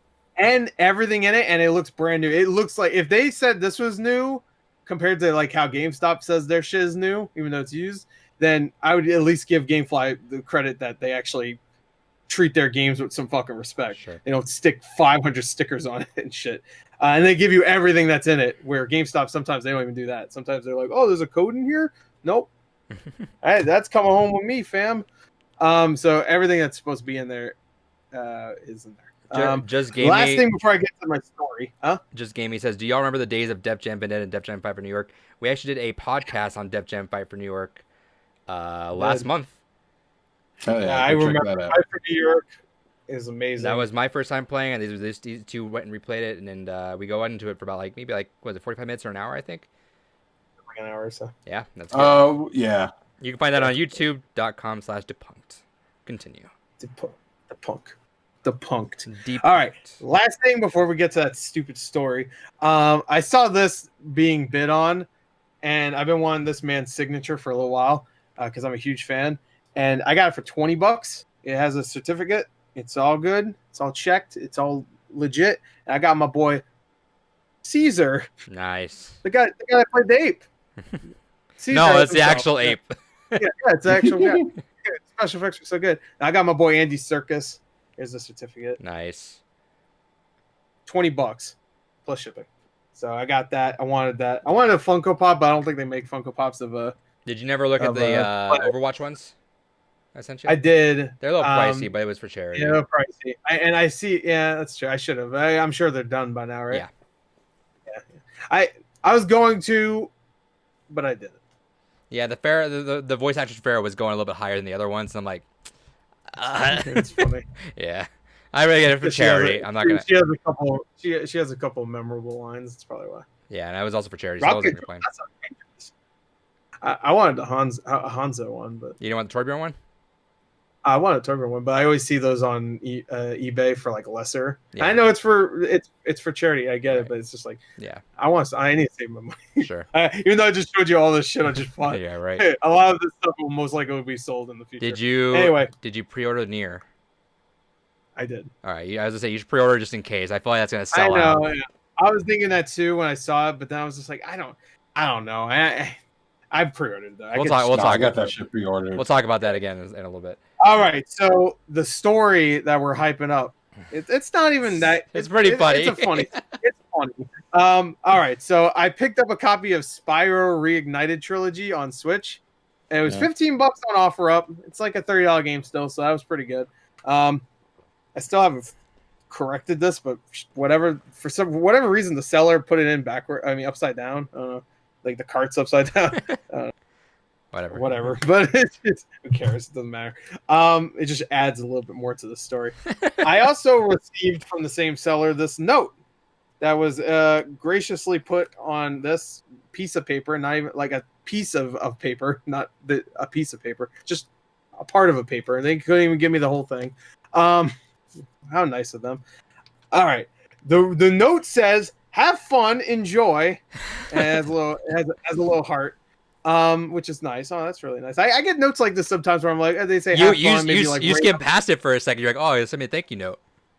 Yeah, I get that quite a bit from Japanese sellers.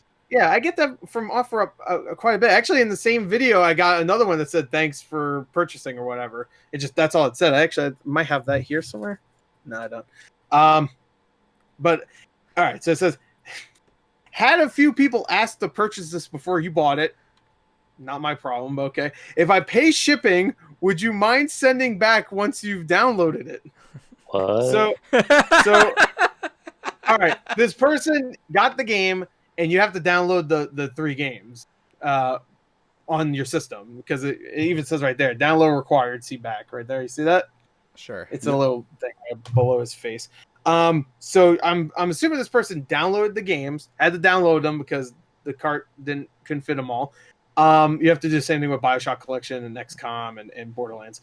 And I guess they assume that once they downloaded it, they just own the game. You don't have to have the cart at all. So this person really thought that, I'm going to just download it. And I'm going to be a nice guy. And I'm going to send it back to them so they could just like have this monopoly of like just like selling the same game and then getting it back and then selling it to somebody else and getting it back. So they just wanted me to return the game I just paid for. Not return it and get my money back, but just like if they pay for shipping, they'll just give it back to me. Did you message them? No, fuck that. Fuck them. No, hell no. You know what? You know what's funny about this is that OfferUp usually immediately knows when a game is delivered. Yeah, if you get OfferUp stuff, once your package gets delivered, it'll say this item was delivered. Sure. You get a notification. For some reason, this one didn't actually say that. I thought you got like a mean message or something. Even OfferUp knew this is some bullshit. But yeah, mean message. No, I didn't send anything back yet. At least I might, especially if they send me. You can't do that. You should ask. I think Spawn Wave Media apparently like he bought some Pokemon cards. And the guy wrote a note like, "Enjoy living your childhood, loser." That's what I thought you got. That's hilarious. That's pretty funny. If I ever got to sell my collection, I'll do that just out of spite, knowing I don't really want to. Hope you enjoy it, idiot. That guy's that image of the guy with he's crying, but he has like the normal face over that. That was that guy. But yeah, that was the. You know what? While I have it, I'm gonna put it in the Spyro case for now to keep it. Someone said you gotta frame it. I should. I know. Yeah, Green Superfly said that. Yeah. I should. You know what? I'll go to the dollar store and pick out a nice frame. A nice frame from the dollar store. You got it. Nice frame. They probably got some good ones. All right. Well, it only makes sense. A dollar store frame for that stupid ass message. So there you go. I don't know what kind of world that person's living in, but it's not But the world don't I'm you living need in. the cart still to play after you Yeah. downloaded it? Yeah, that Yeah. they thought because you downloaded it, you just have it. You don't So, need the cart. What She's if gonna have he a already rude awakening downloaded when she it? took. Wait, I'm sorry. Go ahead. Did you try playing it yet? No. Because what if he already downloaded it? What do you mean? He, No. It's not a one If time. you have the, Oh. no. There's no code. Some games do have a code where if you redeem it, then you don't have it anymore. Like the Resident Evil collection has that too. But this one is just legit. You put it in your system and you have to download all 3 games. Gosh. And it still works if you trade it off or whatever. I lost a note. Let me put it back in. Anyway, yeah, no, it works. BioShock does the same thing. What else? What else did I say? XCOM, Borderlands. They all do the same shit. The only ones that don't are like Resident Evil. The Resident Evil collections like have a code for the other 2 games, which is really annoying. But anyway, that's all I got. Cool. All right, really quick. I got this a few weeks ago. I got this. It's a quick Kickstarter game. Outpost 18. It was like $6 on Kickstarter. So I'm like, cool, why not? Picked this up from a friend because he didn't really want to play it anymore. I'm like, cool, I'll take that. It's the Mother 3 fan translation in the cart. Oh, man, shit, I hell couldn't yeah. get that one time. Yeah, that's cool. I showed this off already. I got Mario. Hell yeah. Picked this up. I heard they're remaking it, but I heard it's a whole different game, so it's fine. So I picked up Demon Souls. And this Yeah, game, it looks different. It yeah, looks it's a whole different. different So game. it lost its soul. Soulless now. I forgot this game was coming out. I got an email saying, "Hey, your package getting shipped today." I'm like, "What are you talking about, Best Buy?" I forgot why I pre-ordered, but I got this and I'm super excited about it. I've been excited for it. Is 13 Sentinels. Oh yeah. I saw Oh, you hell playing that. yeah. Yeah, I saw you playing that, dude. How is that? I've heard that's really I good. just installed it. And I want to get the Gotcha. you haven't played it yet, but you turned it on, right? Because I saw you. Yeah, you said you I played was going to, but it was kind of late, and I'm like, I kind of want to spend I want to start a day with it because I hear it's really good. it. Yeah, I heard it's really good. Yeah, I want to pick it up. Yeah, Yeah, and me too. it comes with the art book inside of it too, so that's cool. What kind of game is it? I just heard that it was good. It has a really good story and characters. I heard but it's is it like a visual novel / side scroller / RTS. I've heard. Yeah, I saw the side scroller part. It's an RTS. I've heard that. I could be getting that wrong, but I heard it's like 3 I saw parts. the side scroll. The art design looked pretty cool. It says fight waves of kaiju and top-down tactical combat. So I'm assuming whatever Okay. that means. I know it was 3 parts of something, but yeah, it looked really good. Everyone's giving it really good scores. So Yeah, it has like 88 right now on Metacritic, which is pretty good. yeah, so I'm in. Is Demon Souls still playable?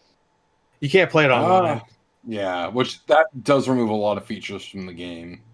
It's you can still technically play it, but there's no easily manageable white or black world. Once you start kind of going one way, it's really hard to get it back out of the other. I guess that's one reason why a remake should happen.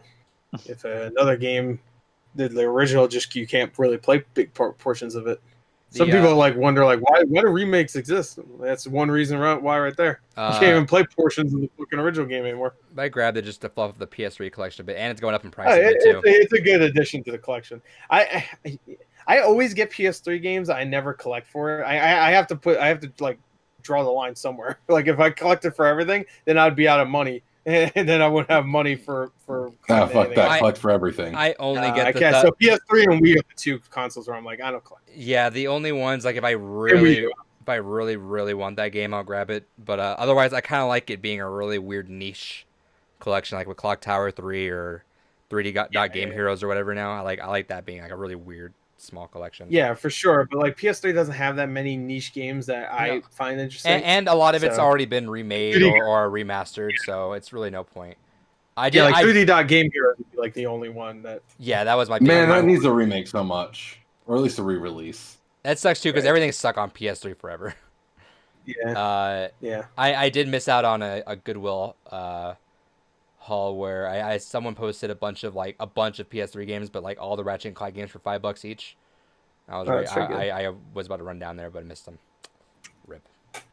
Yeah, I mean those aren't too expensive games. Like used, I'm assuming, right? Yeah, so it's not too bad, but they're all like $10 to $15. yeah, so I mean, not losing too much. that's still. And then I also got Hades, so shouts to Hades. I'm gonna play more of that soon. Hell yeah, Hades. I got it too. I don't usually say download games. I get. All right, next up we got trivia. We got no Trivia. little fun thing to do this week. I'm first. Well, no, you guys are both gonna do the same time again. Okay. All right, I'm gonna send this to you guys on Facebook once again. Okay. Uh, Is it the same thing? no, else? it's something slightly different. And again, it'll be short because we do have a lot of other stuff to talk about. Yeah. So again, I'll tell you guys how to answer this. Don't submit your answers just yet. Okay. So before we started recording, when I was talking to where's my chat at? I was talking to Blake. I asked him, give me a couple like weird, fun facts or funny facts about you. So give me that. So we're gonna play 2 truths and a lie. Okay. So I'm gonna give you guys 3. Let's see if I can pull this up. Facebook's acting weird to me right now. Can you guys send a message right now? Just put the message in the Blue Rupees chat.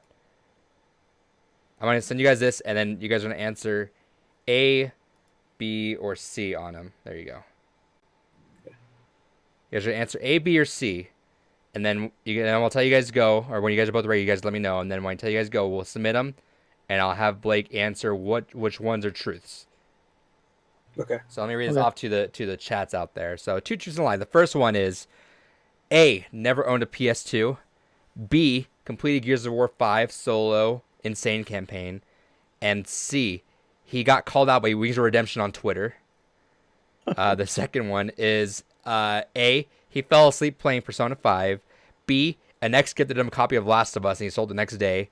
Or C, Super Mario Bros. 3 is one of his favorite games. And the last section is A, he thinks the Uncharted series sucks. B, he thinks God of War 2018 was boring. Or C, he thinks FF7 is trash. Okay. 2 truths and a lie. So let me know when you guys are done, and I'll tell you guys when to submit. So just one letter per section. Yes, which one's a lie? That's what you guys are trying to find. All Which one is the lie in each of those? right. Yeah, I'll just put it like this. Then. So there's 3. Wait. So we sent it to you, right? Yeah. So and you guys know. So each 3 is a segment, right? So there's 1 lie in the first 3, 1 lie in the second 3, and 1 lie in the No, I get that. But do I send it to you or the Blue Rupees chat? and it's like same like last time. I'll tell you guys when to hit enter, and then you guys will hit enter. Okay. All right. I'm pretty sure it's that. I think I remember that. Wait, no. No, I'm an idiot. I'm doing the wrong thing. I'm gonna say this then. I don't remember you saying that. All right. Sure. This work. No. Okay. All right. Fuck it. Yep. Going with this. Okay. Yeah, I'm good. All right. Ready? Whenever you guys are ready, 1, 2, 3, hit 3, enter. 2, we'll go. Almost the same thing. Yeah, all right, you guys differ at 1 spot. Yeah. All right. Blake, between the first 3, never owned a PS2, completed Gears 5 solo insane campaign, or C, he got called out by Wings of Redemption on Twitter. Which one? Give me one truth of those. Which one is a truth? One true is I actually did beat Gears 5 solo on Insane. I figured that. Yeah, that was pretty, made me feel pretty good. All right. Now, So it's between never owned a PS2 or he once got called out by Wings of Redemption on Twitter. I have a feeling, I don't remember that, but I have a feeling that one did. All right, Blake, which was the lie? The lie is I never got called out by Ring of Redemption. I'm hoping that was true. So I was like, nah. I was saying that feels like something that could totally happen. I mean, I've been called out by some big name YouTubers, but not him. Yeah, I had to throw him those. I had to throw him these because I was like, I don't know if any of these might be true because I feel like I made that up. I put that out my ass. Like I feel like that sounds so true.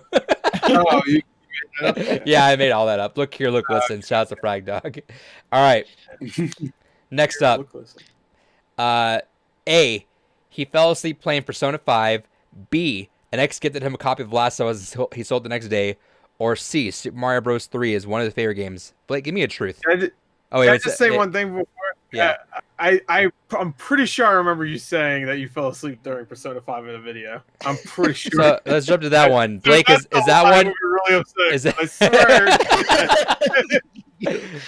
All right. So what am I? Which one am I addressing? Yeah, is that one? Have you fallen asleep playing Persona 5? So let me tell you something. I was really hyped about Persona 5, just like everyone else was, because everyone was talking this game is amazing. I personally love the visual aspect of the game, but I'm playing and I realize like I am fucking falling asleep to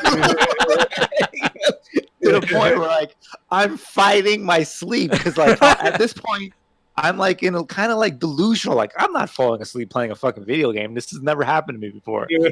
And I'm dozing off. I'm like, holy shit! Like I just couldn't get into it. It was just so slow paced for me. And like everyone's like 10 hours, wait 10 hours. I don't have 10 hours to invest in something. Clearly, if I'm falling asleep, like, but it's definitely one of those games I want to put back on my to play because I think it looks amazing. But yeah, I was just falling asleep. We had a big ass talk about Persona 5 Royal last week. Go, make sure you play Royal. Don't play Vanilla. Just jump to Royal. Yeah. Well, that's the thing. Now I have to risk buying the Royal version and falling asleep during that one. That's fair. Same But intro. there's a little bit of new stuff in the intro. Oh yeah, maybe you won't fall asleep during that stuff. But I was actually thinking I would love for a remake of Super Mario Bros. 3 on the Switch. I think if they like just redid the graphics maybe a little, not like the new Super Mario's, but do something with it. I think I love that game. Is that your lie? Blake, which one is the lie? The X. Yeah. Shit, really? I was hoping that was true too. I sold it the next day. Yeah. Nah, so 2 days later. Yeah. All right, Super Mario Bros. 3 is indeed one of his favorite games. Yeah, that game's awesome. I figured that's obvious. So maybe like the ex girlfriend Because that was such a weird story, right? Like one of those Blake3one6 opinions, right? Like you said about Doom Eternal and Persona 5. Yeah, there you go. That's the thing. Like I'll hype up a bad game, but like these AAA big titles, like nah. these 9 out of 10s, no, I'm good. I'm good, before you the last one, really quick, just game. He says, do y'all prefer buffalo wings or lemon pepper? Buffalo. Lemon pepper. Buffalo. Probably buffalo, but lemon pepper goes hard too, though. Yeah, It goes hard. from All right. Wingstop though. Sure. All right, last one. It's a bunch of just positivity in this last one. A, he thinks the Uncharted series sucks. B, he thinks God of War 2018 was boring. Or C, he thinks FF7 is trash. I'm pretty sure he thought God of War was boring. All right, so let's jump to that one. I don't know if you fell asleep during that, but yeah, I'm pretty sure he thought it was boring. Blake3one6, do you find God of War 2018 boring? I think that's a fucking terrible game. Wow. All Like, right. Yeah, I remember saying something. Like about that. I don't get it how people think it's so good. It's like maybe it's like, all right, maybe you grew up without a dad and you like the relationship that Kratos had with his kid, so you felt like you wish he was your dad or something. It's just like, this sucks. And like I played it and it was like I thought the combat was like mediocre. I didn't think it was nothing special. And then I hear some retard saying, like, oh, you gotta play the game on the hardest difficulty for it to actually be good. Like, what? Like, no, this is a boring game. And like I might have put in like 4 to 5 hours and I was like, this sucks. And I never went back to it. And that was once, in my opinion, another terrible Sony exclusive. It's fair. Oh. All right. Fucked. Now, which one is the lie? I'm gonna assume Uncharted is the lie. David? He said the same I thing. said Uncharted as well. The lie is me thinking Final Fantasy is trash Trash. Okay. because I've never actually played Final Fantasy 7. Oh, okay. Reasonable. All right, so he thinks Uncharted is trash. Once I again, thought maybe you would have liked to. Uncharted, in my opinion, is by far one of the most overrated franchises I've ever played in my life. Okay. Like, I think if it was a multiplat, nobody would care about it. Uncharted 4 was just like a chore to walk through. Uncharted 3 was just boring. I was playing Uncharted 2. The first mission is a stealth mission. Like, what the fuck is this? Yeah, it I doesn't- want adventure. I want like fun. It's like no, hide behind this thing to get into the hotel or whatever. As a slow begin. Well, the beginning is pretty good when you're climbing up the train, but then right after that, it's like stealth around with your friend. I'm like, Yeah, it's like, what is this? I Yeah. really enjoyed the first Uncharted. I thought that was really good. But like, you know, I did too. I actually liked the story of Uncharted 1 better than Uncharted 2 because it was like minimum. I liked having just like 2 or 3 characters. Uncharted 2 is just like, here's all the fucking characters. I'm like, it's so great. I love Lost Legacy was good, even though I stand by it. They had a hidden agenda to fucking bash men in that game. Really? Really? Yeah, I'll like, be right back. like there was a part in Lost Play Legacy the game. where it's like, yeah, don't let the guy go first because he's fucking slow or something. Like, what? It's just like, That but sucked. Well, yeah, Yeah. I mean, Uncharted 4 had that kind of when they introduced Nadine. yeah, And then immediately she's beating the shit out of Nathan Drake. Nathan Drake, who could take on like 5 dudes at once, which that's not weird. But and then Nadine shows up, who's a cool character, admittedly. I liked her, but she just like shows up and she's like a fucking super badass. And I like to say that goes for any. That's fine. That But goes. it's just like so random. Like she just shows up and she's like a super badass. Right. like that- I think in Uncharted Lost Legacy, she helps him climb like the rocks or something, right? It's like, oh, let me I help never you. played Lost Legacy, so I actually don't know. And let's say that goes for anything where it's like this badass just happens to have like meet someone that just matches them Sure. all of a sudden. Oh, yeah. But like in like an Indiana Jones movie, when like because that's what these are kind of not based on, but Sure. Indiana Jones always has like the strong guy, like the main baddie has his strong guy, like his henchman, Sure. and they always have like the strong guy. He's like tough, but at least you see him and he's intimidating. This woman just shows up and she's just there, and then she beats your ass, and you're like, and this is a video game where you've beaten up 5 or 6 other dudes at one time, like in a bar, you're fighting them and you're beating the shit out of everybody. It just I mean, it didn't really bother me that much. I'm just saying it was a little like it was like the predecessor to Last of Us Part 2. Right. A little bit. Mind you, these, 'cause like, Neil these, Druckmann, these are games like bought and played. Like, this is not like Yeah. me talking out of my butt. Like, I Yeah, bought no, these no. games, and Uh, I just couldn't get into them. While we wait for David, Absolute Awoken says, "What are your Game of the Year nominees so far?"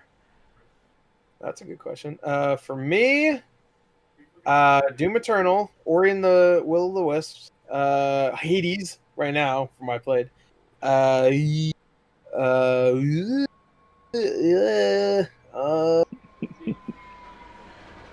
Other games, I can't think of anything else right now. I'm Tony sure there's Hawk? something else. I can't. Tony Hawk, thank you. Even though I don't know if that would exactly count, That's fine. but It's your Game Yeah. of the Year nominees, I'd say. yeah. Cyberpunk, it's not out yet, but I'm sure it'll be there. Final Fantasy VII, I love the story. I thought they did a great job with that stuff. And gameplay was great too. Sure. Huh? What was that? What's going on? Some flavor, but I can't do the next shirt. Huh? What was that? Let me give David a call and tell him to use mic. David. David. What'd you say? Oh, he's No, I here. think he was actually talking to us. Was he? No. I don't know what he was saying, so I have no idea. Hey, David, you didn't mute your mic. Were you talking to us? No. Thanks. Yeah. Anytime. All right, Blake. What are your Anyway. nominees for this year? I really enjoyed Resident Evil 3 Yeah. and Maneater. Yeah, there you go. There you go. I think when I did like a mid-year like.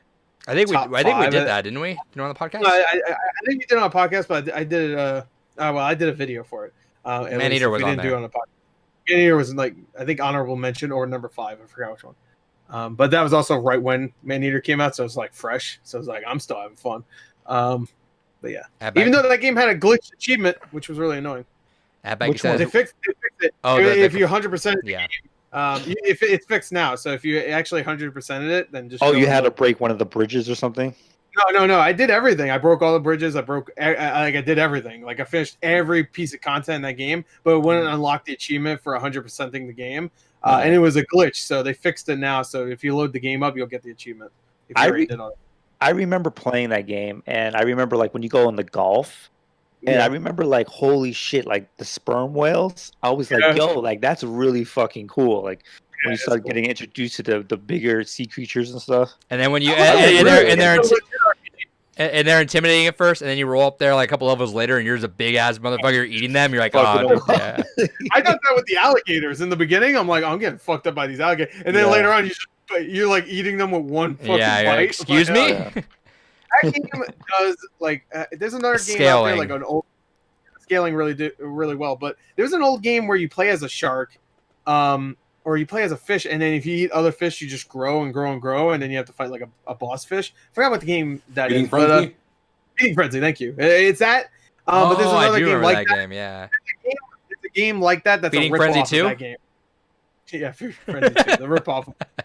But there's another game that I played that was a rip off of Feeding Frenzy. But you're right, it was Feeding Frenzy. That I played the rip off. But really quick, this game is like. Abaki asked you also, when will you upgrade your PC, Gore, for streaming? It's gonna be a while, probably. A while. I don't know, man. With the console, probably a while. Yeah. Welcome.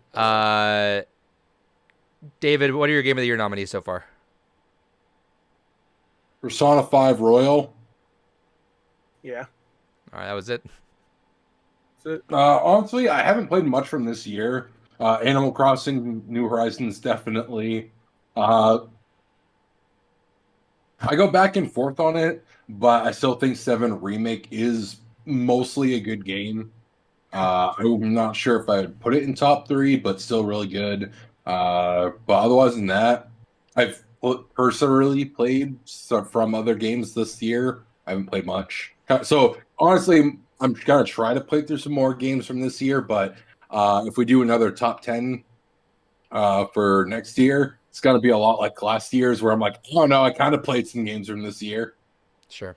Yeah. By the way, David won. Just trying to. Oh yeah. By the way, yes. Really quick, so I can write that down. He got 1 right. I got 0. All right. So that leaves that Gore at 15, David at 7, and Samuel at 1. Yeah.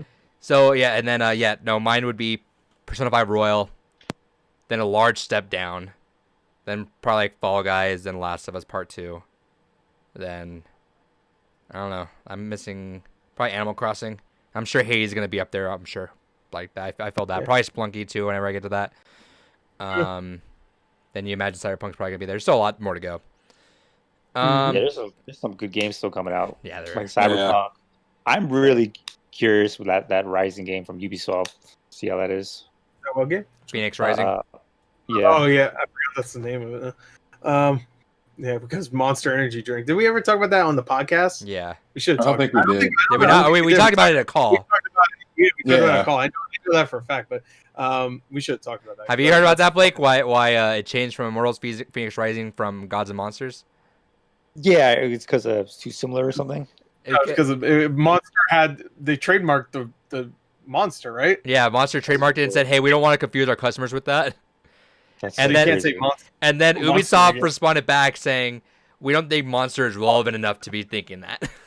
Except they still changed it, so yeah. Oh well. Ubisoft might come out with a quip, but they still don't want to get out of a lawsuit. That's true. It fucking pisses me off because like this was a big thing ages ago with a company called Edge that used to do that all the time, and then more recently, fucking Bethesda with Elder Scrolls with Scrolls. Yeah. Nope, you can't call it that.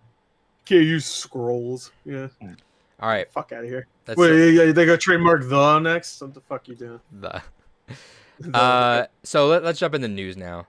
Really quick one, because it's all the rage right now. Among Us 2 is canceled. They're putting all their work into Among Us 1. We're talking about this. I know I've been trying to fucking get everyone to goddamn play Among Us, but everyone's like, oh, I'm busy these days. So I'm like, whatever. So Gore and I will figure it out eventually. We're going to play Among Us. We'll find it. I'd be down to play sometime. That's goddamn bullshit lie. Okay, that's why nobody wants to play, because you fucking say that. Yeah, everyone says that. I'll be down in a month. No, I'm talking about you. You fucking just shit all over their faces and their mouths and shit whenever they say, maybe next week. And then you just belittle them. And they're like, oh, fuck that guy. I'm going to spend all my time with my girlfriend and play the panty game. I feel like Blake would be one of the best people to play Among Us with. Oh, yeah. If you want to play. You know what that game is, right? I know what it is, but I've never played it. Me neither. I don't think any of us have played it. So. No, none of us have. But you've played anything like Werewolf, right? No. Did you play? Do you play Jackbox? No. Do you play video games? No. Well, he does, but then He's the number one Call of Duty player. Yeah, he's In the the world. He's the number one Warhawk player. Number one Among Us player in the world soon. I can give you guys a list of the games that I beat this year, just so you can get the idea of what I've been playing. Sure, go for it. Sure. NBA 2K21. I beat Resident Evil 3, Catherine Full Body, Oh, nice. Okay. Star Wars Battlefront 2, Okay. Maneater, and then a whole bunch of like Call of Duty games on Veteran. Oh, nice. And then Hey, veteran ain't no fucking joke.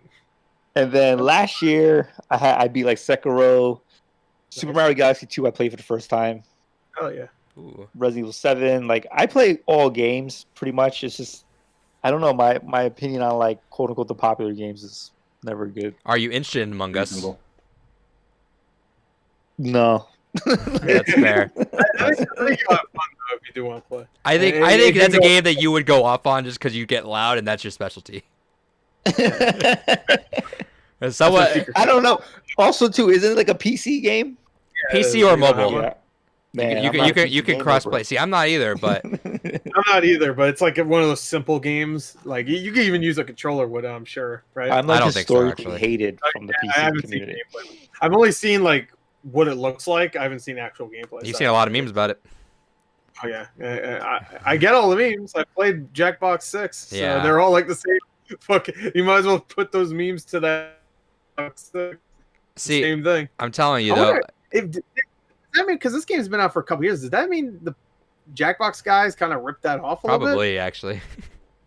That's a little because it's like almost exactly the same, right? Yeah, you gotta push a button, have a meeting. Well, no, yeah, you do exactly that. Discuss it, and yeah, I'm assuming you have a time limit, right? Mm-hmm. All right. That's fine. It might just Yeah, hey, but they made you know, it popular. great minds think alike, maybe. It was I read it somewhere. I think it's like it peaked at number 3 on Steam, which is nuts it's- for like it has it's like 3 three- developers. Yeah, it had 300,000 concurrent players at one point. I think. That's I think that was might have been yesterday or Holy 2 days. shit. Yeah, and that's 3 people making that, so they're rich. They're the new what's the name? Notch. Yeah. So he's the new Notch. It's not gonna be that popular. I but still, see. it's- I give it a look, Blake. If you want to play sometime, I'm down. If you don't want to, I respect that. But I feel like that's the kind of game you're gonna like because the second someone pushes you into a corner, you're gonna go nuts. You're like a feral animal, you know. Someone's gonna go like, hey, Foam it Blake. out the mouth. Yeah, Blake's an imposter, and then true Blake3one6 rises. See, you know what? Hey, and if you ever want to play, I will pull Samuel's ass into the game to play. You can argue with Samuel all you want, dude. 10 people in there will be nuts because I gotta look into it more as far as gameplay. I'm not like I've seen like the short snippets. It's like Yeah, $5 definitely on. gonna look It's into like $5 on Steam, and it's on mobile for free too. If you really want to just fuck around on your phone with it, but if you're interested, please let me know. And I know Neo Games Park is down. I know I'll get Samuel's ass on there. We'll turn it into like a yelling fest as it will. Tell you what, if you can commit to everyone playing one night, I will. I'm make sure fucking it's that trying. I ain't in that group, so No friend be damned. If you can go ahead and get that situated. Before, Gore was the hardest one to get in the game. Now Gore's like, yeah, I'll play. That's not true. What the fuck? I just want to say that. What the fuck? I'll play anything, but everybody wants to play fucking Overwatch, and that's it. It's true. That's just me Yeah, now. yeah. That's only me now. I'm the only one that's keeping that game alive now. Yeah, that's fun. All right, let's jump to the next story. No Man's Sky 3.0 Origins. Yes. This game, I want to play it right now, but yeah, it's one of those games where like it's so different now that when it came out on Xbox One, and I started playing, I said this in my reaction for the thing. It was just like it was like completely different. It was like it had a tutorial about like 20 different mechanics from like the game I played 2 years ago. I'm like, what the fuck? It's all third person now. I'm like, wait, it used to be first. I mean, you can go back to first person if you want, but it's like it starts off third person. I'm like, what the fuck? It already threw me off. I'm like, And now there's sandworms, like in Dune. Perfect timing. Yeah, it reminded me of the Thresher Maw from Mass Effect. Yeah. Or even like Gears of War. Didn't they have one of those too? Yeah, it's all based on. We talked about this every time they have an update, but man, what an incredible turnaround! Good shit to them for spinning that thing around and making it a game that you just really want to get into.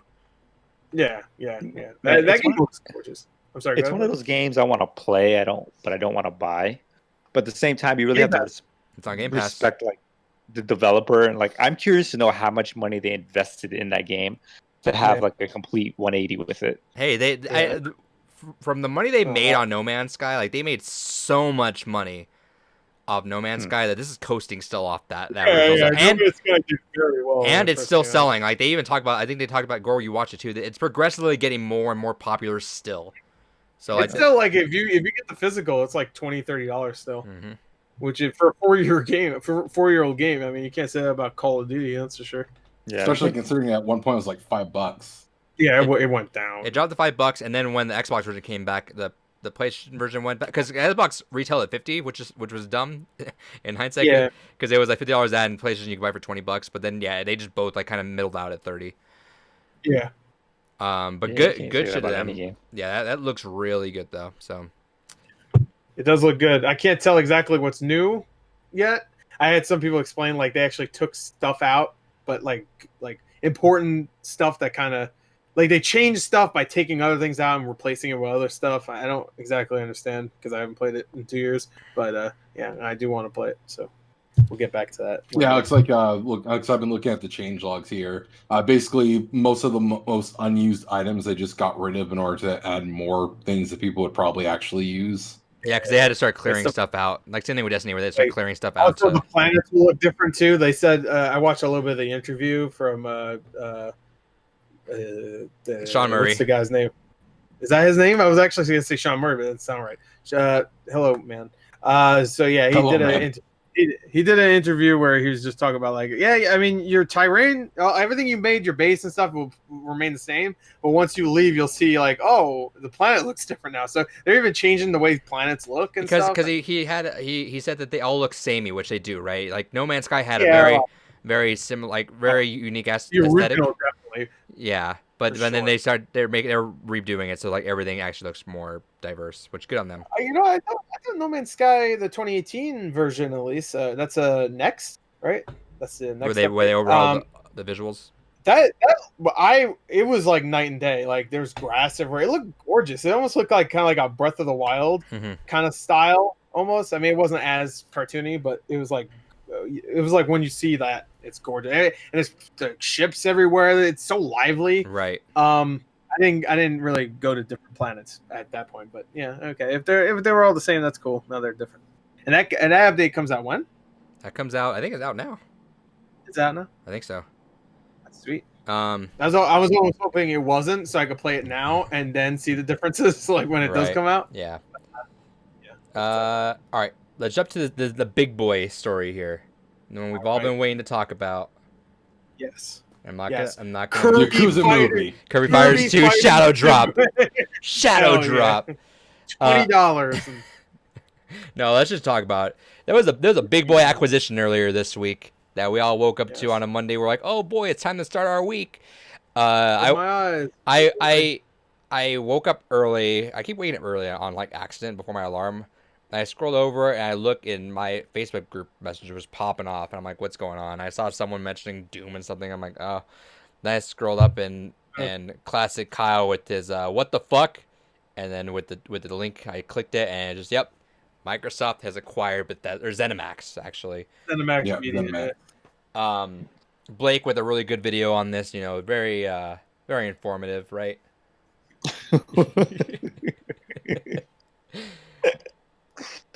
This is like insane that Microsoft was able to pull this off. And in my opinion, this single-handedly saved the Xbox Series X. Because like nobody was talking about Xbox Series X. Well, they were talking about it, but nobody was planning on buying it, right? Sure. Like everyone was like, Xbox is doomed. Everyone's buying PlayStation 5. Like Adrian, you bought like 4 or 5 of them. Because people want the PlayStation, right? I'm like that one guy with all the Rosalina amiibos, but with the PS5. Yeah, you have the giant 50-pound fucking PS5. Yeah. And like Having all Microsoft those all at the same time in a fucking toaster room. like Microsoft buying this company switches everything. Like Yeah. you have to realize, like Doom Eternal 2, quote unquote, will be an Xbox exclusive, right? Fallout 5 will be an Xbox exclusive. Elder Scrolls 6 will be an Xbox exclusive. As we know, Either- so Potentially, yeah, they could just say that. So I think they probably. I'm assuming they probably want to make the money because that would then make the money. No way. There's no way Microsoft would spend $7.5 billion for a game to be released on the PlayStation. So they would if they want that extra money that goes to the PS5. There's two different ways to go with this, right? So Minecraft obviously being the most obvious, 2.5 billion for Mojang. Yeah, and it's still on PS4. I'm sure it'll come to PS5. Minecraft Dungeons on there too, and it actually There's shows. There's a VR version of Minecraft that you can only play on PSVR. And it shows Xbox Game Studios when you load up Minecraft Dungeons on PlayStation. But people were saying, like it's a matter of what, because they even said it's a case by case basis. So it's a matter of like, are there going to be some, like maybe they won't. I could see them putting Elder Scrolls 6 on there because Skyrim just fucking sold crazy. Skyrim is nuts in how much it sold. Yeah, Skyrim still sells crazy. But there is a point too that people make is, if this was a licensing deal, why would Microsoft just say, hey, let's just buy licensing to put everything on Game Pass day one, and that's it. And we don't have to buy you guys out. We will just do that. So there's a caveat to like, why wouldn't they just do that instead of doing just straight up buying the whole studio? So I think it can go either way so far. I think what Blake is saying, I think at that point, like there's some truth. Like they would not buy the studio out if they're not going to make some of this shit exclusive. It's kind of wild because I think the idea that even Elder Scrolls 6 is going to be Xbox exclusive is just fucking wild, dude. That you know what's funny? I didn't think about this, but I love that they bought Obsidian, the guys that make the good Fallout game that came out recently, Outer Worlds, and then they said, that game's great and all, but how about we just buy the fucking guys that made the Fallout and Elder Scrolls game? I like the idea that Obsidian's like Obsidian's making an out game too, which will be like an Elder Scrolls game. I like. Well, I just like the idea that Papa Spencer's there talking to little boy Obsidian. All right, Obsidian, what do you want for Christmas? Daddy, I just want to make a Fallout game. All right, all right, son. Well, because that's the interesting thing is that we weren't expecting to get anything Fallout for a long ass time. Probably at least until after Elder Scrolls 6. Now that Microsoft has it all under one house, fuck it, just go ahead and take the license, hand it to Obsidian, and say, "Yo, go do something with this while we're waiting." Dude. Make your own Blue Point studio and remake Fallout New Vegas. That'd be amazing. The Fallout New Vegas remastered. I said that on Twitter. Like the potential. Like if you think about it, right? Say if Microsoft's like, you guys are only making exclusive games for us. Bethesda puts out like 3 or 4 games a year between and then you're adding the other 15 studios that Microsoft has. Microsoft is going to have games on top of games on top of games, like this nonstop releasing. And I personally I don't know how Sony's going to be able to compete with that. They now have more studios.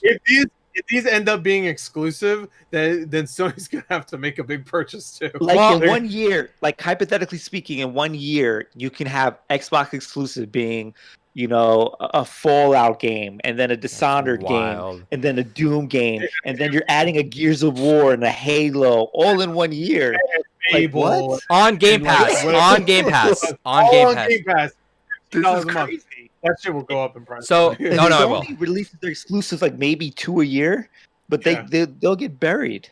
So that's the thing. So Sony. I don't think they have to make a big acquisition still. I think right now they're still fine because they have their audience. No, I'm saying if right, if it gets bad, then if they want to keep that like they'll probably keep the number 1 position in sales for a long time, most likely. I'm just talking about like number 1 as in like what people like. Sure. Like, if Xbox has all these franchises now and Sony has plenty themselves, but who could Sony even buy? Like they can't. They don't. No. See, people say this. People say Konami, and while that's cool, and I that'd be awesome. Like get some stuff there. I don't think Metal Gear holds up to like saying, hey, this company has Fallout, this company has Metal Gear. I don't know. Metal No, Gear, no. Metal Gear, Gear's the selling last really two well. games Melbourne have has been one of the pretty most bad. obsessive fan bases, though. Same Yeah, thing the with But the fan base, no, but I'm in saying Castlevania. no, The last Metal Gear Solid game is still better than Fallout. but I'm the pretty sure. crossover with PlayStation fans already are already on PlayStation, is what I'm saying.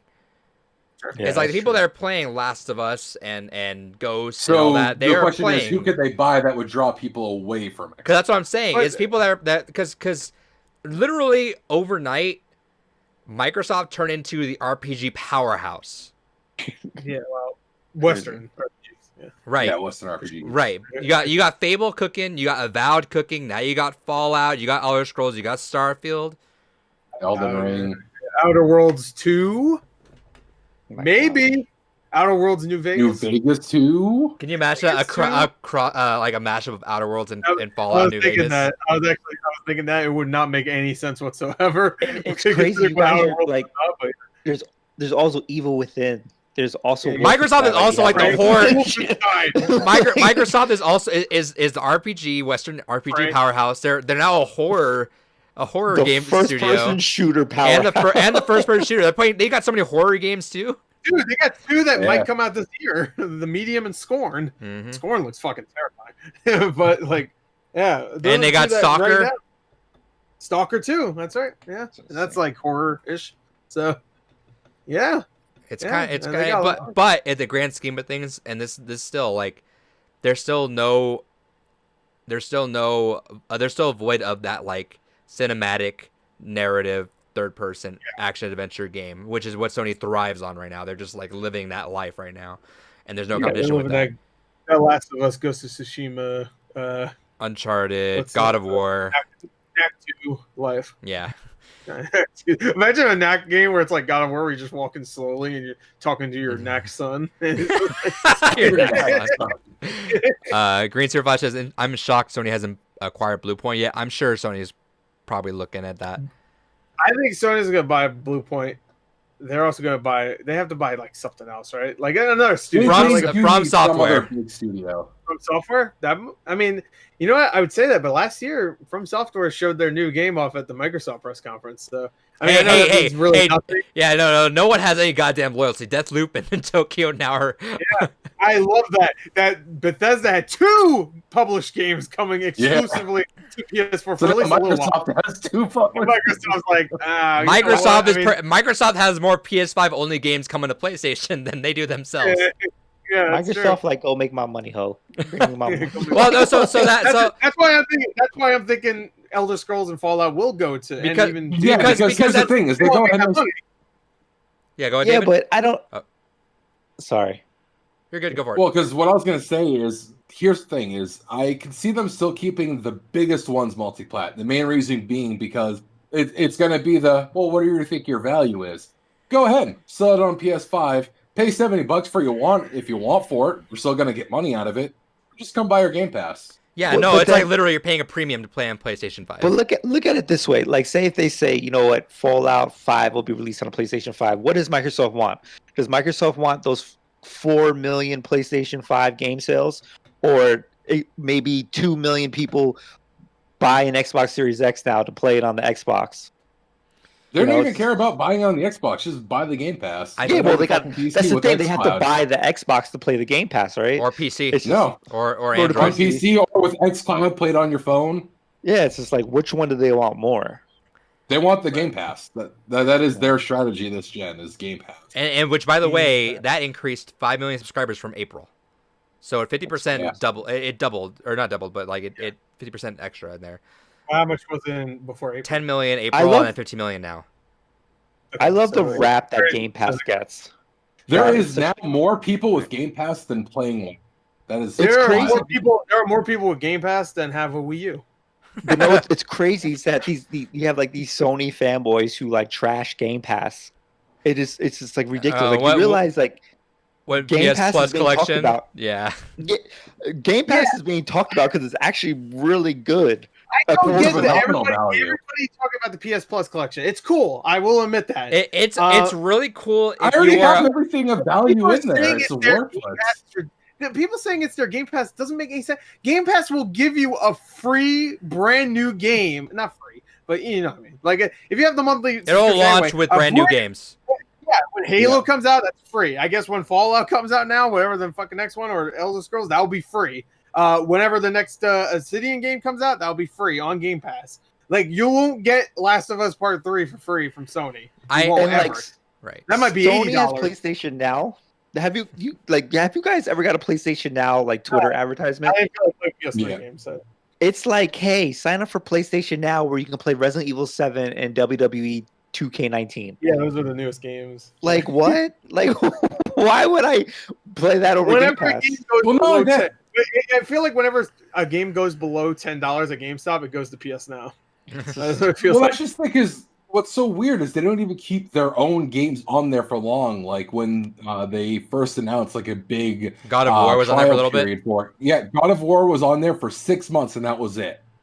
What the fuck is the point of that? You can get a game for $10. Like they have those PlayStation hits on sale all the time at GameStop for $10. Exactly. So what I was gonna say is that the PS Plus collection is fantastic if you're new to the PlayStation platform. If that's like your first time in, that's a crazy great time. That's I'm assuming some of them will run better as well. They all will. I can only assume. Yeah, they all. I think they're all optimized. That doesn't mean anything. Some of them could run shit. Sure. You know? But because PS4 Pro, all those games are supposed to run better if they have the PS4 Pro, whatever, and a lot of those games right. But worse. It's kind of funny how Microsoft spun it around because no one gets their long play here. But man, they spun so much bad PR at Sony. They spun bad PR at the pre-orders, even though Microsoft pre-orders weren't any better. They spun the bad PR when it comes to Xbox Series X enhancements, which now Sony's getting shit on with the Spider-Man issue right now, where you can't get Spider-Man remastered for free. You have to pay money for that. Ridiculous. Which literally no one would have batted an eye back in the day. No one was like, all right, fine, whatever. I guess that's the way things go. But Microsoft's been spinning it around. Their whole deal is it's kind of wild, man. Like they even said like, hey, we're not done, by the way. If Microsoft buys, if this Sega rumor is true, dude, my gosh, they got Billy Hatcher now. Fuck. Yeah, it's over. Like, yeah, put Ninja Theory on Billy Hatcher. Hell yeah. Hell yeah. No, put Bethesda on Billy Hatcher. Dude, if they somehow purchase Sega, if Microsoft does not make a Smash Bros style game, they're nuts. Yeah. Super Microsoft Brothers? I think they should just go on Killer Instinct. Fuck it. Puts 2 more seasons of Killer Instinct and just add nothing but. No, they would make their own game. Add Doom Guy. If they're gonna have that many. Oh, Doom Guy would be amazing. I guess. Hey, you know what? That Doom Guy Smash might work because Doom. I mean, Microsoft and Nintendo have a pretty good relationship. Echo Fighters Chief and Doom Guy right away. Maybe that's why we haven't heard the announcement yet. They were waiting until the acquisition was done. Yeah, and they're going to legitimately have them. Doom Guy's coming. Doom Slayer's coming. I assure you. I like how Microsoft told Nintendo, "Hey, Nintendo, come here. Let me tell you some shit." I know you want to announce that Doom Slayer. You just gotta wait like a couple more weeks. Hey, thanks Supercat for the follow. Appreciate you. Dude, I wish they announced the acquisition the same day Sony had their event. That would have been hilarious. Well, it makes sense because they timed it right before the pre-orders went live. Yeah, like a day before, which makes sense. I'll tell you one thing. Oh, go ahead. Sony dodged a bullet too with that Xbox Series V not being real. Yeah. If that would have been real with like the Bethesda, that would just been like more just like holy shit. Like what are you gonna do?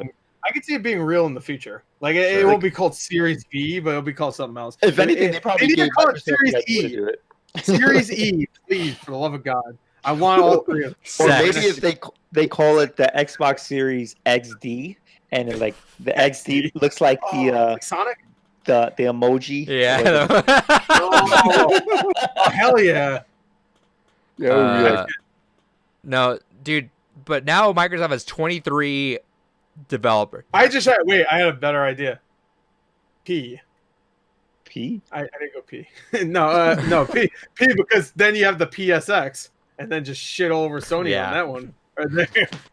Very good. No, so I was explaining this to my girlfriend because I was like, because it's a weird thing to explain, right? Just like this is a cute acquisition when you really don't know. Because she knew some of those franchises, but I was like, Microsoft, like 2.5 years ago, had like 5 or 6 developer studios.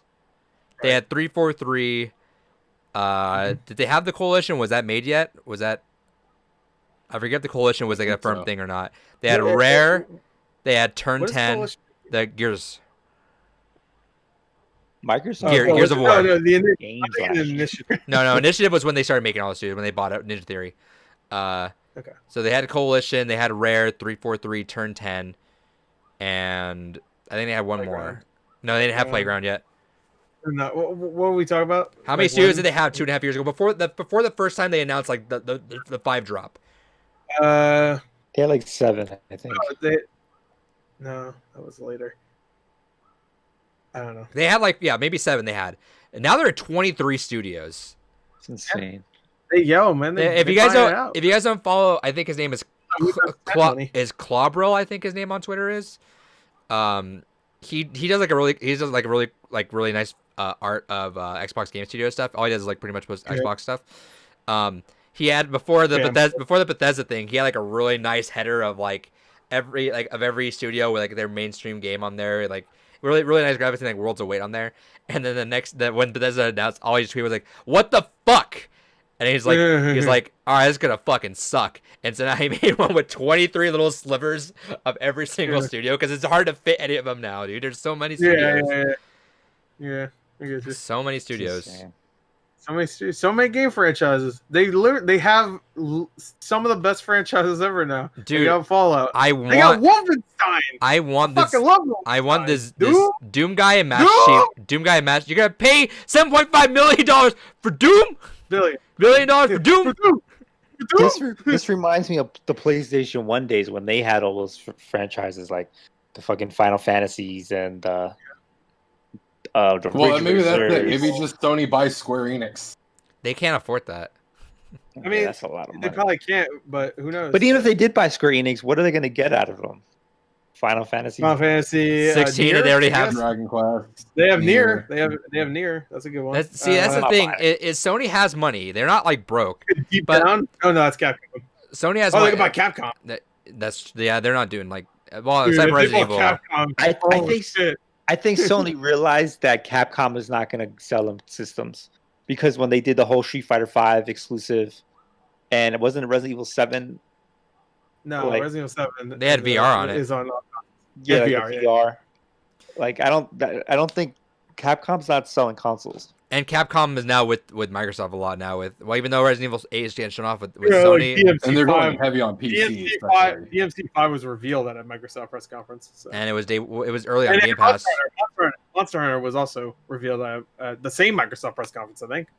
I'm pretty sure. Yeah, I think so. Ooh, David, you see what just popped up from Mario 64? No. New Yakuza title to be announced on September 27th. What? No. There's too many. Yeah. No, don't get hyped. There's too many.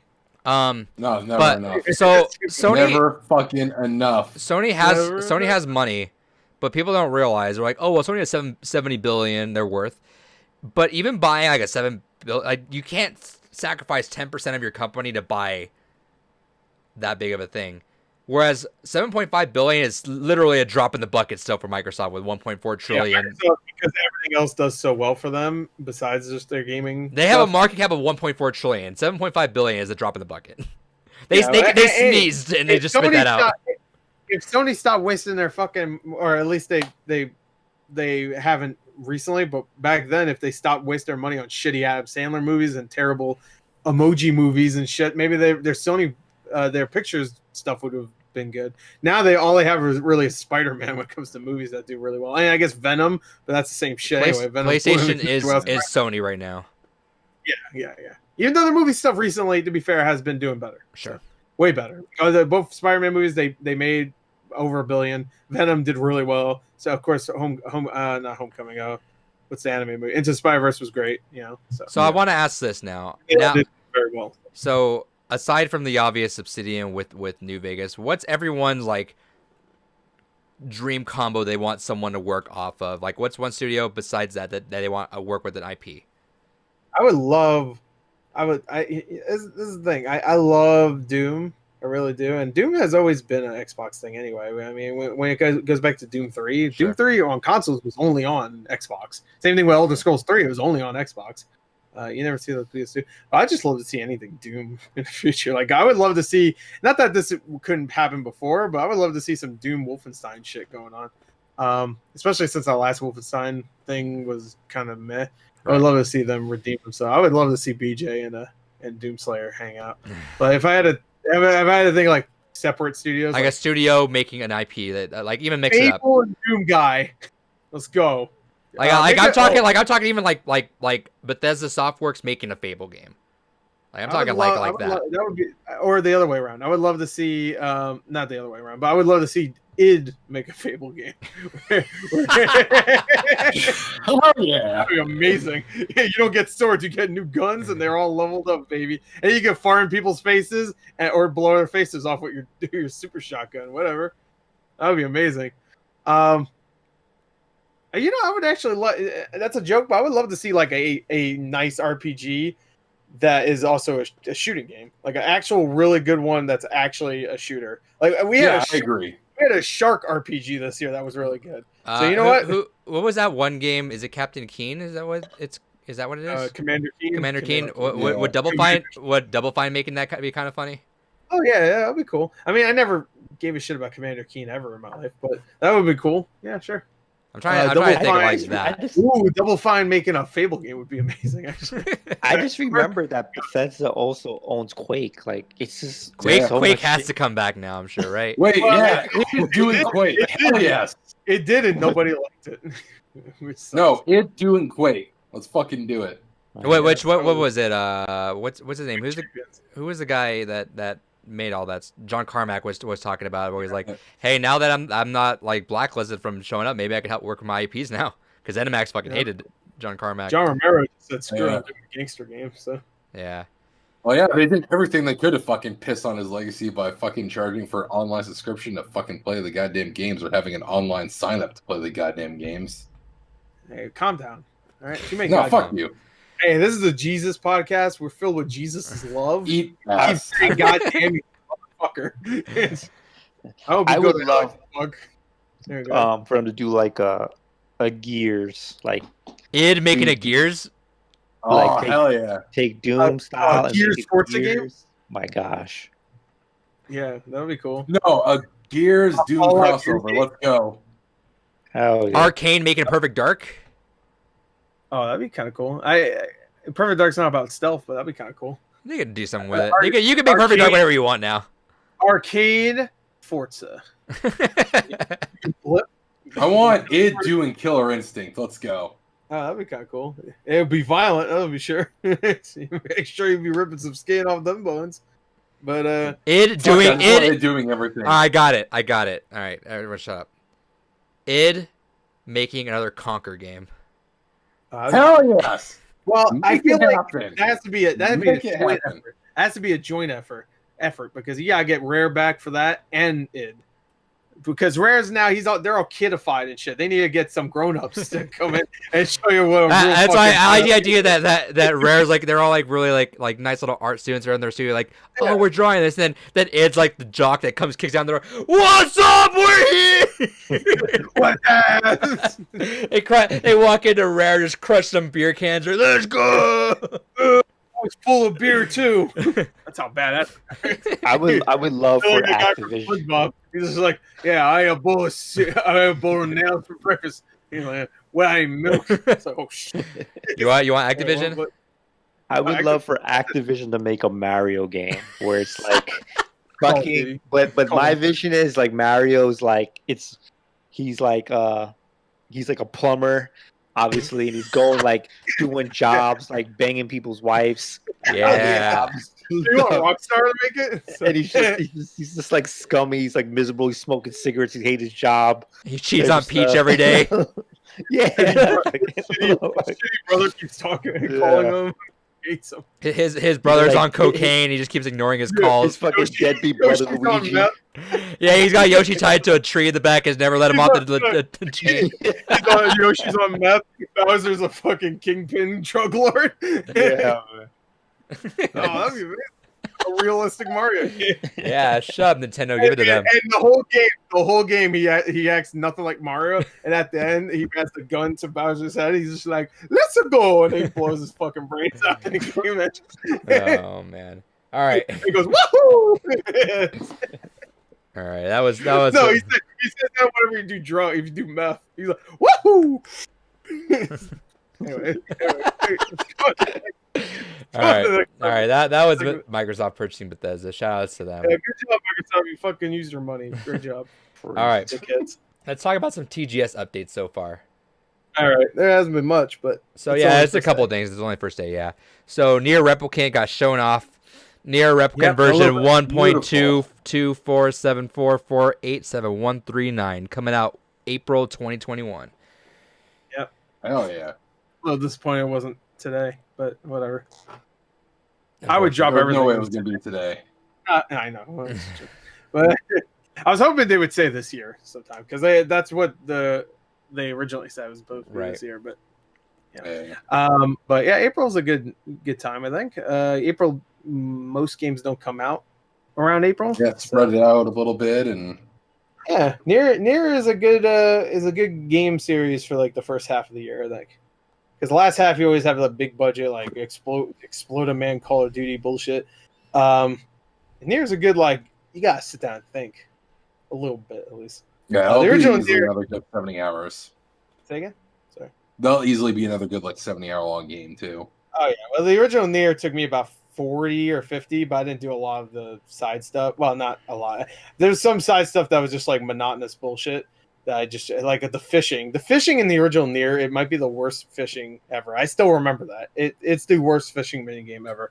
Why? I don't remember. I just hated it. I think I even mentioned that in my review. I was really upset about it. If you want to know why I watched my review, I'm sure I explained it. It's been 10 years. You watch your review? I just didn't really like it. Anyway. Future Adrian, you should clip that and put that right here. Yeah, if you find me the timestamp, sure. Adrian, can you clip in every time David has asked you to clip something in and you say no? Yeah. But yeah, NieR Replicant. I'm excited for that because I never played that one, obviously, because it never came out in America. Yo, I'm sure you can emulate it, bro, and there's a fan translation. And fuck that. I want the actual game, baby. Yo, okay. Even though a lot of that game I've heard, and if you see the trailer for that game, there's a lot of areas that are exactly the same as the original. So I know it's different, but it's not. I like that though. I kind of want to play the original too now. No. I was saying David has said in the past that they're really different, guys. They're really no. different. I said the story is really different because I know the story dynamics of the characters are different. I know because in the original NieR, that's your main character. That's why it's called NieR. He is the father of the little girl that you see in the trailer. Yeah. And in the new one, you play as the brother. And in the beginning of NieR, you actually see something involving the other NieR, which is a little weird, right? If I remember correctly, at the beginning of the game. That's not really a spoiler because it doesn't fucking make any sense. But yeah, I'm excited for it. But what they showed was pretty simple. It was that open field, which I remember that place. You spend a lot of your time running in that open field in the beginning of the game, at least, from what I remember. And it was just the gameplay, really. There was no character moments. You didn't have what's her name, Connie, right? That's her name. Yeah, Kane. Kane? I thought it was Connie. I'm pretty sure it's Kane. All right. Anyway, it's been a long time since I played, so you may remember more. But I know it's spelled that way, but that was Connie. But yeah, so you didn't see anything. Because there's a twist with that character. That's why I'm pretty sure it's Kane. Oh yeah. That was fucking hardcore metal. But it's actually it's good. You'll see, Adrian, in 7 months. Yeah, when it comes out. You just play NieR 1. Or just play NieR 1. As they call I it. wish they also announced somehow that was they could easily just release that game right now, for $20. No, just release it again. Just like an HD update. Just tweak not it even a that. little bit. That too. You can do that. Or just say it's the fucking original game, $20. I would buy it right now. I would have done that, but they're too busy announcing concert Blu-rays. So which I'll buy. I'm going to buy. You think you're gonna buy that statue? You're not gonna buy that statue. That statue's gonna be like $1,000. No, I said in my video it's probably gonna be like $500, $600. I think it's like $1,000 probably. Probably. I think probably. the people. I think I was reading those people that make those statues are like they make the really Yeah, it's expensive ones. First figures, right? No, it's someone else. Yeah, first four figures is like that's like obtainable. But I think this one's like Really? like, Because every time I see first four figures, they're always like $500, $600, $700. that's more That's like obtainable for like than that's for like the stuff I kind of like. yeah, no, those are more I obtainable don't than know. these apparently. These things are probably like 4 digits probably. I don't know. I don't think the statue is that big. Like my Bioshock one is about the same size. Actually, it's probably bigger, and it only cost me $250 for that. I don't know. I'd say I could see it being like $700-800. Sure. I don't know if it's 1,000. That's too much.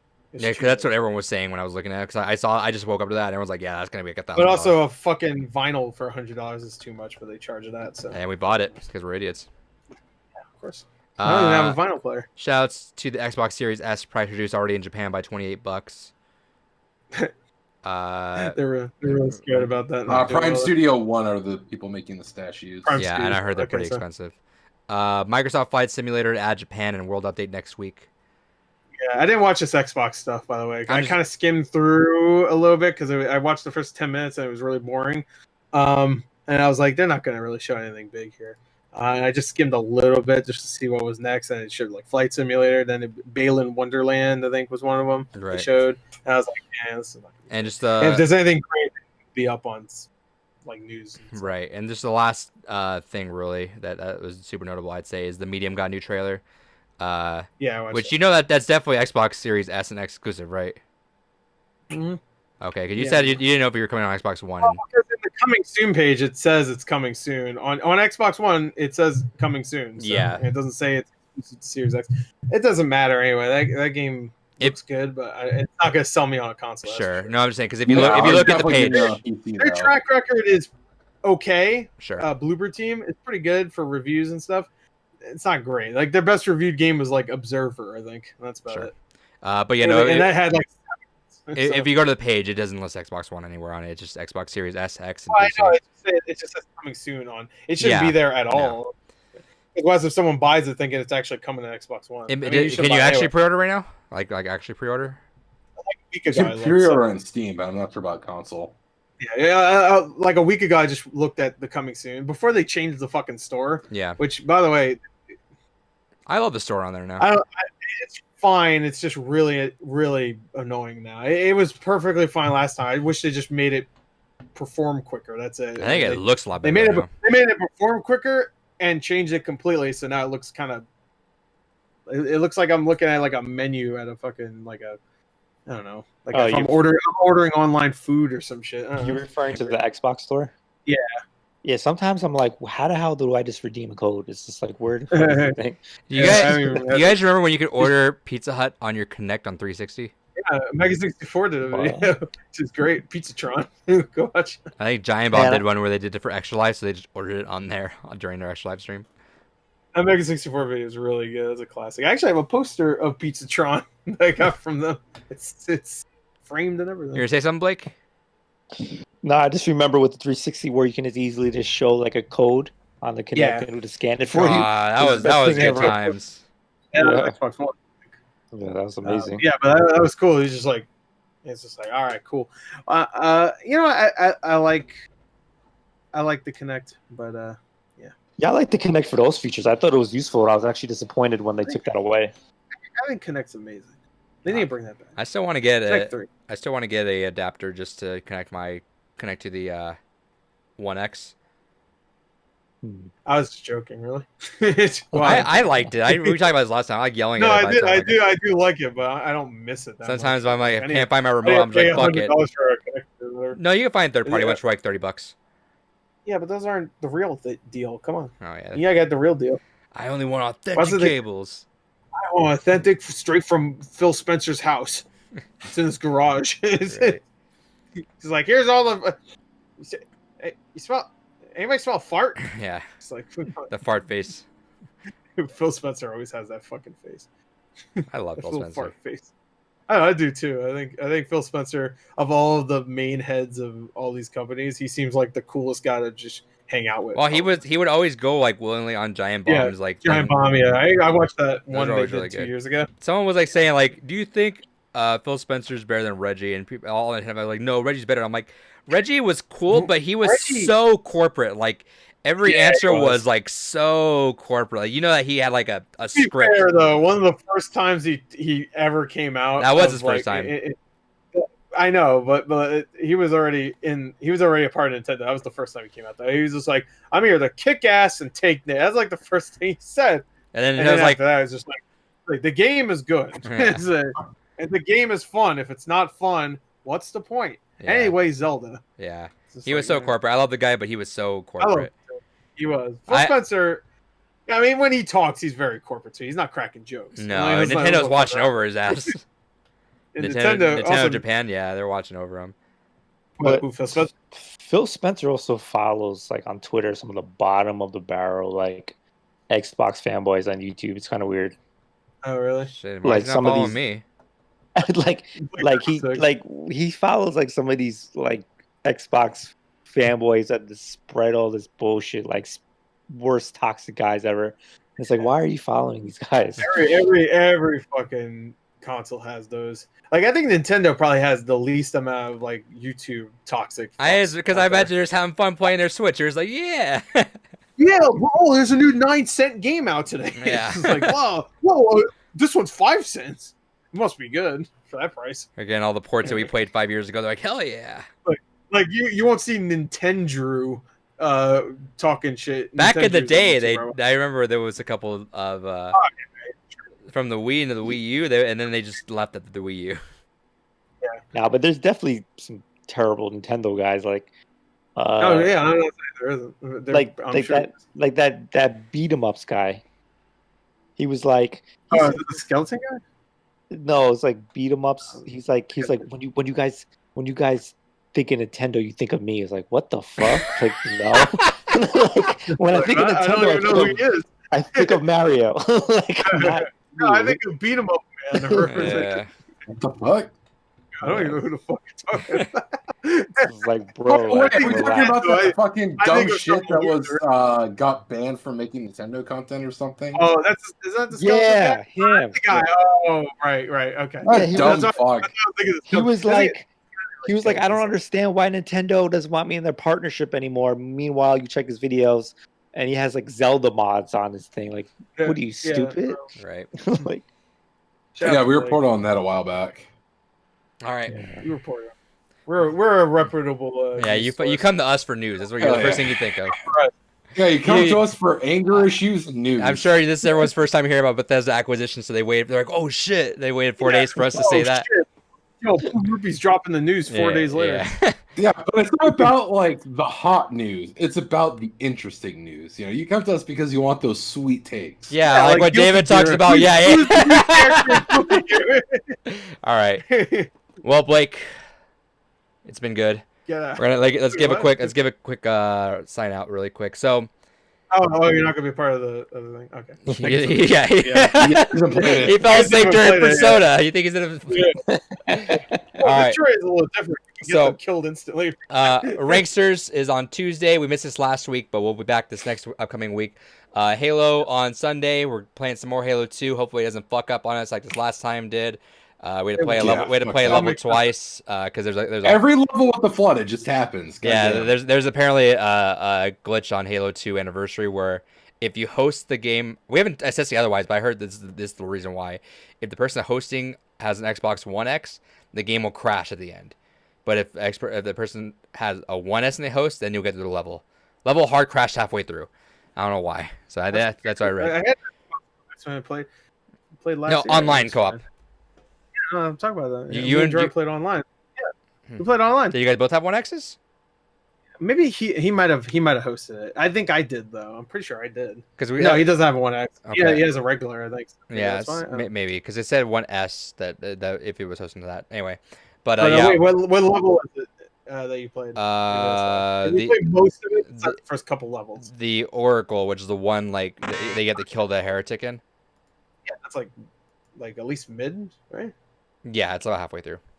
Yeah, no, we did play that. Yo, shouts to Gory Lee. Thanks for the follow. Shout out. So, all right. And then, yeah, our Games Gone By schedule next week is going to be our retrospective. So October 1st, that'll be our episode for the first season 1. October 15th, PT, Silent Hill 2. October 29th, Grim Fandango, December 24th. Stay tuned to hear what Gore's replacement is for November. Oh, shit. And maybe I'll give my January pick. I'm thinking about it right now. Anyway, I was Blake, gonna say, if you give your January pick, I'll give my next pick as well. yeah, there's a reason why I'd give my January pick, though. There's no reason for you to do that unless it's a huge game. Yeah, I just want to. No, don't. You gotta Yeah, keep knowing, I know you guys. Yeah, but I you kinda don't like like you don't having- like you don't like surprises. I The fans want do. to Everyone know. else likes it. Anyway, Fuck surprises. Blake, I appreciate you This is coming for on. assholes. I appreciate you coming on, Blake. That was fun. Yeah, man. Let me know if you want to yell at us on Among Us. If you like that, that's your style. If not, I respect it. But I'll try to get Samuel to geek on too if you're down. Yeah, I'm totally gonna look up the gameplay, and I'll probably be down to play. I just have to check out the gameplay. But I definitely appreciate the invite. It was definitely a lot of fun. To everyone, if you're interested, you can follow me on my other social media: YouTube, Instagram, Twitter, Facebook, all at Blake3one6. I plan on uploading a very controversial video. Probably gonna piss some people off. Ruby stuck. No, everyone's like, that's not controversial at all. Everyone agrees. No, I think it's gonna be me regret buying my PlayStation 4. It's gonna. I want to say he told us this beforehand, Gore.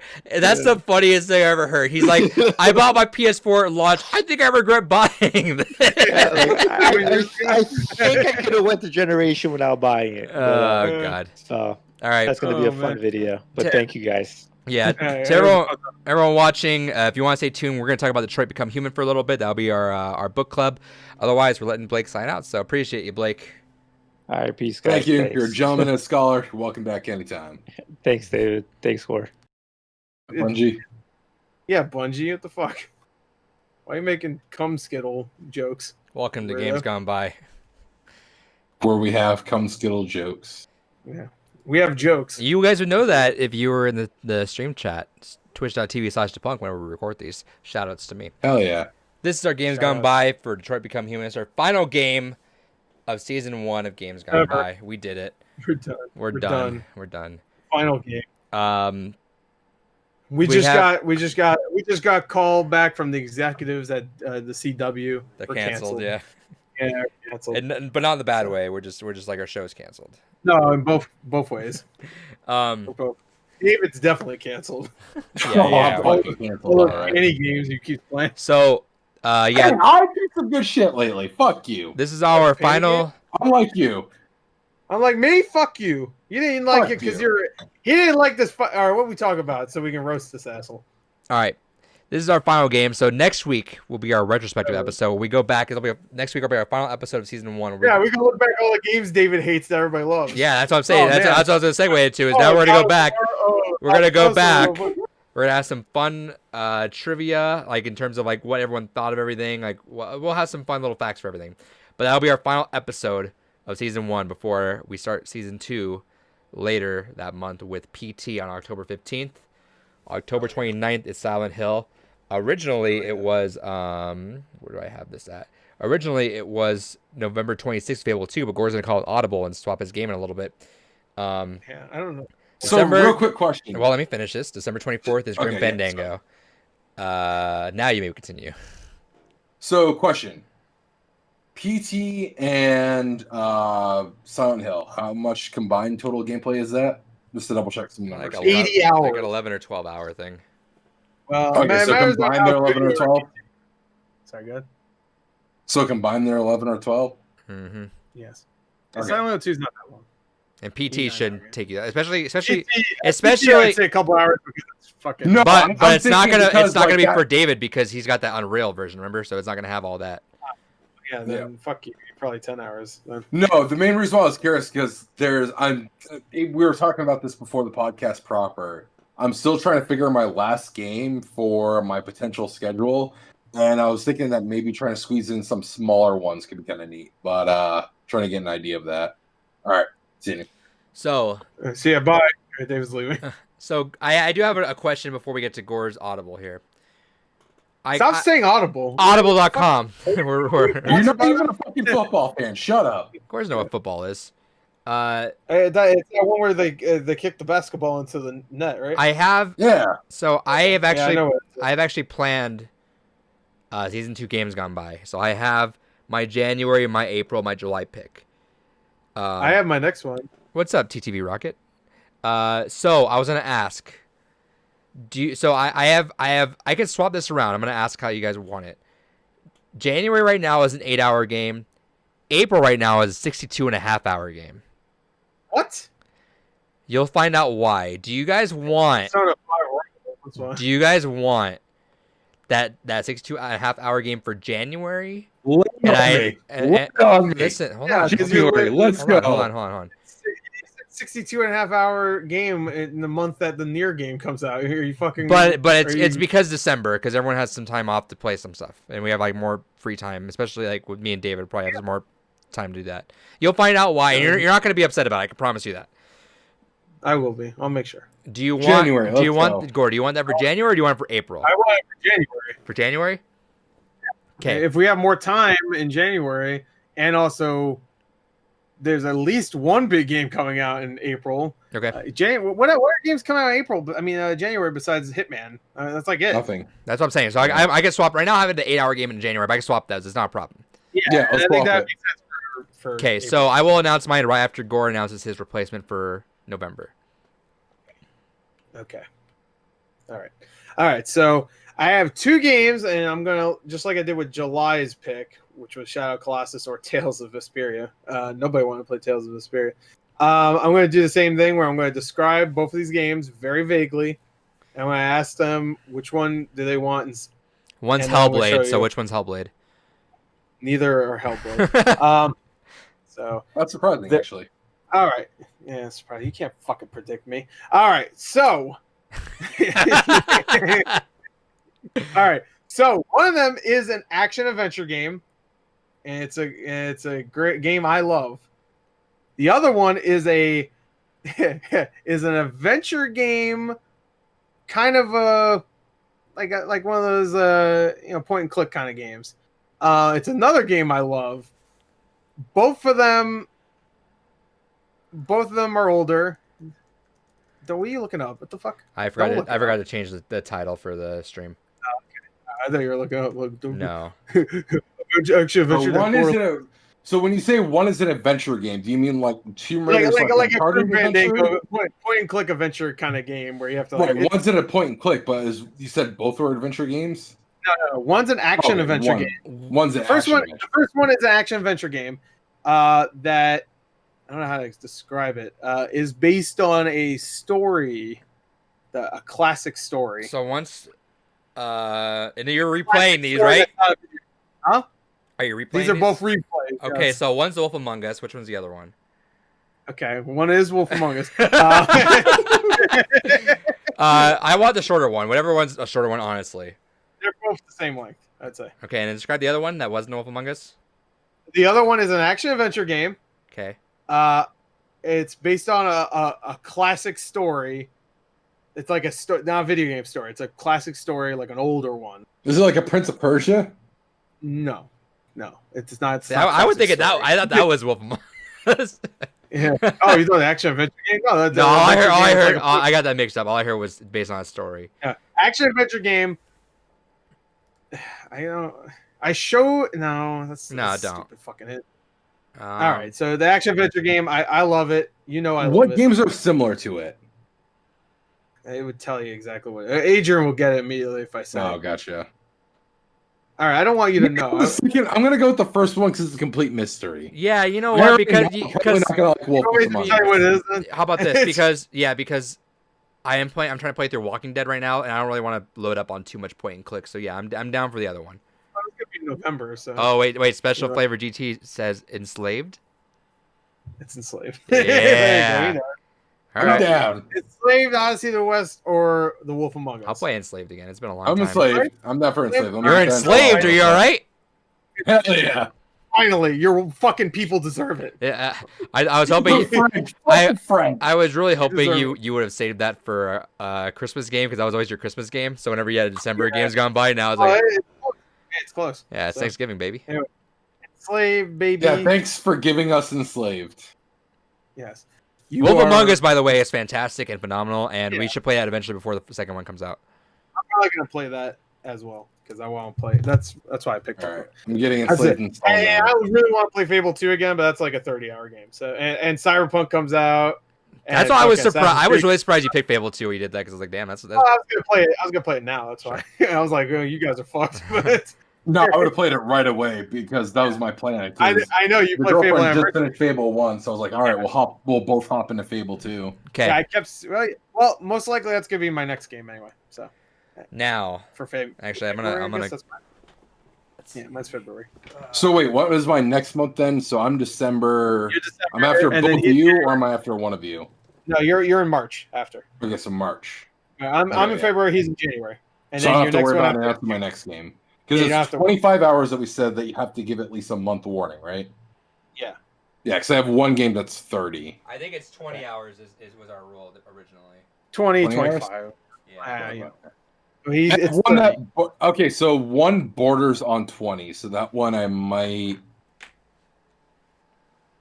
He's calling people. It's not my next one. So my next one is definitely going to be under the one where I have to worry about. The other two I'll probably announce a month ahead. Right, I get you. I would like to know what yours is, but he doesn't want you to say. And that's Fuck it, maybe. I'll still say it. I don't give a shit. All right. Hold Well, on. yeah. You see, I'm trying to see if I have the game I'm about to announce. Yeah, I do. You do. All right. Was that an Xbox game? What was that? It's too far away for you to tell. All right. Can't tell. It's too dark. So I calculated my hours, and it's Yeah. cutting close with this boy, obviously. With this I'm one. low on my numbers too. I was My gonna say, I'm game pretty was low on my numbers too. Like This the 30 one- is my highest, this- and I still have 28 hours. This free. is for a reason, though, and you'll can we guess? Yeah, go ahead and guess. Give me a couple guesses. Red it's not Dead. It's not the One. original. It's not the original NieR, is it? No. Okay, and he said Red Dead. It's not Red Dead Redemption. No. It's How for much a is the reason. original NieR? It's for a reason. It's not NieR. Well, if you do all the stuff, I could see it being 60, 70 hours. And then do the multiple replays. And think about it. I said we need time with this, and there's a reason why. time. Not Legend of Zelda, time. A Link No, to the no, Past. no. Time isn't. Time itself is not a clue. I'm saying we Time need. crisis. We want A to. Link Between Worlds. We want to take our time with this for a reason. Like we want to like Do we? really delve into this one. Delve. Delve. I need to delve. 22. Hello from the other side. It's Delve. 60-hour game. Can you give us a hint? I gave you hints. It's very relevant. Shadow of the Tomb Raider. Yeah, Shadow of the Tomb Raider. That's relevant as hell right now. God of War again. Is it Mario versus Gore's gonna be very excited for this one. It's a game none of us have played before. Well, Grand Theft Auto 5. we have played this before, Yeah. but none of us have beaten this game before. Bomberman Act Zero? No, we all beaten that game in our hearts. Yeah, Final Oh, I guesses, beat it. so we can move on to Detroit. Is it a Switch game? No, Is it an Xbox game? it is on Xbox. Watch Dogs 1. Gore would fucking be pissed if I made him play Watch Dogs 1. He wouldn't play Oh, it. is it an Xbox One game? It is on Xbox One. It's a game I never played or I No. never finished. Yeah, you never finished it. How do you know? How do you know so much about me? Who the fuck are you? Because you've talked about this plenty of times before, actually. Maybe I lied to you. Very Maybe I'm recently, just actually. I'm pulling a fucking fast one on you, bro. All right, last time. Son of Rome. No, Zero Escape. We definitely have finished. Yeah, well, that's on Xbox One. That too. Rise, Son of Rome. Yeah, Rise Son of Rome. Sunset 60 Overdrive. and a half hours for Rise Son of Rome. 60 hours to ride. Oh my god, it'd be a nightmare. I hate that. All right, Dave. Final guess. Fuck, 60 hours for an Xbox One game? It's too many. It's not exclusive to Xbox One. Yeah, I Oh, figured. it's not exclusive Code Vein. I figured that. Fuck No. that Code Vein. What the fuck? Yeah, we've all played it. We just never you. beaten it. Fuck my big vein. All right, David's done. All right, Overwatch. last guess, Score.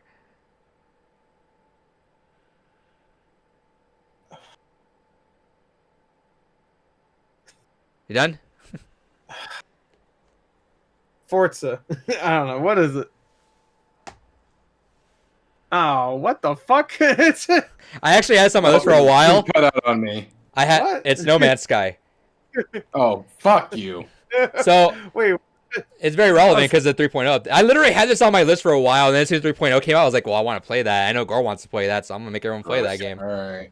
all right. What do you mean, Okay, gross? This is like one of the games you could zone out to and hang out and do stuff with, David. No, I don't fucking care about it. I hate games like this where it's just you fucking have no real objective. You just fuck around and make up your own fucking idea of what Why you want do to you like do. the Shin Megami games then? Like, I hate Minecraft. I hate Terraria. I hate shit like that. But at least in No Man's Sky, there is an end to it. So if you really don't want to, there's actually an end to the game if you want to go straight for that. Yeah. Did they take that out of the game? No, I'm fairly confident that's still in there. The same stupid. fucking However, ending? it's more or less, David, I want to play this because this is a game we can all play together too. So I think I won't play with it at all. That'd be All good. right. We haven't had a game yet where we could play. that all was together. more right too because I want a game where we can all like. We haven't not had a multiplayer game, like Well, really God that of we can War. play Yeah, online. before we play. You played Atreus, and I was Atreus. Yeah. Boy. Around your face. Yeah, Come here. I wanted a game that we can actually all talk about like stuff that we did together, or maybe we separated off and did something with. And Also, Casey, the whole fucking point of RPGs is there's a narrative story, you follow the structure, you do the side quests, you get to the end, you feel like you've accomplished something. Games like Minecraft, Terraria, shit like this, where there's no real clear goal. there is a clear Just goal do though. whatever the fuck you want. I It's like, get what David's saying. No, I Well, get No that Man's too. Sky No Man's Sky has a very, very weak endpoint. Sure, but there is one. If you want to, if you desperately want to get to an end, there is an end. I mean, technically, Terraria has an endpoint too. It doesn't mean I like it. I like this because we could stop playing after 10 hours and we could still talk about it. So That's true. If you don't really see, that's what I'm saying too. Is this isn't really not a 60-hour game. I had to kind of like. No, good. I had to kind of like. No, I'm trying to think of the word. I had to kind of like figure out like what to put this in because I would not have put this 60-hour game. It's definitely a lot less, I think, and unless we all love it. For sure. Like Gore and I will probably put a lot of hours in this. If you don't like it, David, and you so what it is. But I think a game that we all play together that's new and fresh and something different would be nice for games gone by. I gotta make I think space on David being a little chode boy right now, but I think you'll really like I it. don't hear shit from you, Mister. I don't want to fucking play Nocturne. Of course, Nocturne's not gonna be fun at all if you like that game. Nocturne is a phenomenal fucking game. Fuck you. What's wrong with your brain, bro? You like that game? You're dumb. You got brain See, but problems. again, as I think the general rule of multiplayer games go, 9 times out of 10, if you're playing a multiplayer game, you're gonna have fun with someone just because you're playing with some other people. Whereas No, Nocturne, multiplayer alone does not make a bad game good. who says it's bad? It's not bad. It's good now. Yeah, and Yeah, again, very it's not necessarily making a bad game good, but it's a lot better when you're with friends and you're able to talk and just hang out. I will give it a fair fucking try, but I think you don't understand what No Man's Sky is anymore. I I think you think saw what it David's came really out with, upset. and it is what I it think is. David's just really upset the last few games he's played he didn't like because he's a fuck boy. Hey man, What? now you know how I felt That's playing it. Barkley. You'll Like probably. Shadow Colossus. Here's the thing: Well, is okay, he didn't like Shadow Colossus. yeah, I hate this fucking 4-hour meme game, but I'm gonna be fucking spending 20 plus fucking hours on this shit. well, you don't have to spend 20 hours on it, but Well, also it's I think by the 20 hours spread through like 4 months is not that bad. that's the thing too. We can start it right now. We Yeah. can play it now. That's why I and then said too. tomorrow, the next day, we can be done with it. Also, I think I'll have spent more time playing Barkley and fucking Street Fighter Cross Mega Man than you'll have playing No Man's Sky, and I'll have been more worse off. Yeah, I just want to say I completed all those games. So I mean, I didn't complete Def Jam to be fair, but I beat that game enough. Yeah. Yeah, and I guess Last of Us ain't complete, but I beat it twice before. I've I've beaten all these games we've done. What at I'm least saying is, just say if I'm fucking playing this, I don't want to hear shit anymore when I fucking pick an RPG or something. you pick an RPG, but Nocturne I've heard throughout my entire life because I've known about Nocturne since the G4 days, and every fucking time I heard about that game, it was fucking ridiculously hard. People Like, sell yeah, they had to 'cause add a new I don't- difficulty level I just for that. I already got enough stress. I don't need to fucking play a game that's telling me to go fuck myself and go back 2 hours before. Like, I don't need it in my life. But you know what? Hey, I'll give you this. When the fucking HD remaster comes out, I'm gonna try it. But Especially if there's an easy also, mode. I would like to also point out I'm what really glad that you're gonna try it because even if it's with the easy I mode, said I'm that just before excited when for they more. Yeah, I would- but no, especially I'm when they excited for more were people to that play big, Nocturne. But I would also like to make point a- out that No. No Man's Sky is less time for us playing unless we super enjoy it than Nocturne. Nocturne is like you have to play through all of it, all these hours to get to the end. At least in No Man's Sky, when you die, you don't go back 2 hours. It's true. You get all your stuff back. I think we all need a game to play together. I think that's gonna be a fun I time. think that'd be fun. I've been wanting to play it, and I heard that fucking like just exploring the world. Imagine all the stories we could tell. Yo, we went into this world, and there was a big ass Doom. I hate lizard shit like there. that. Doom lizard, Doom worm.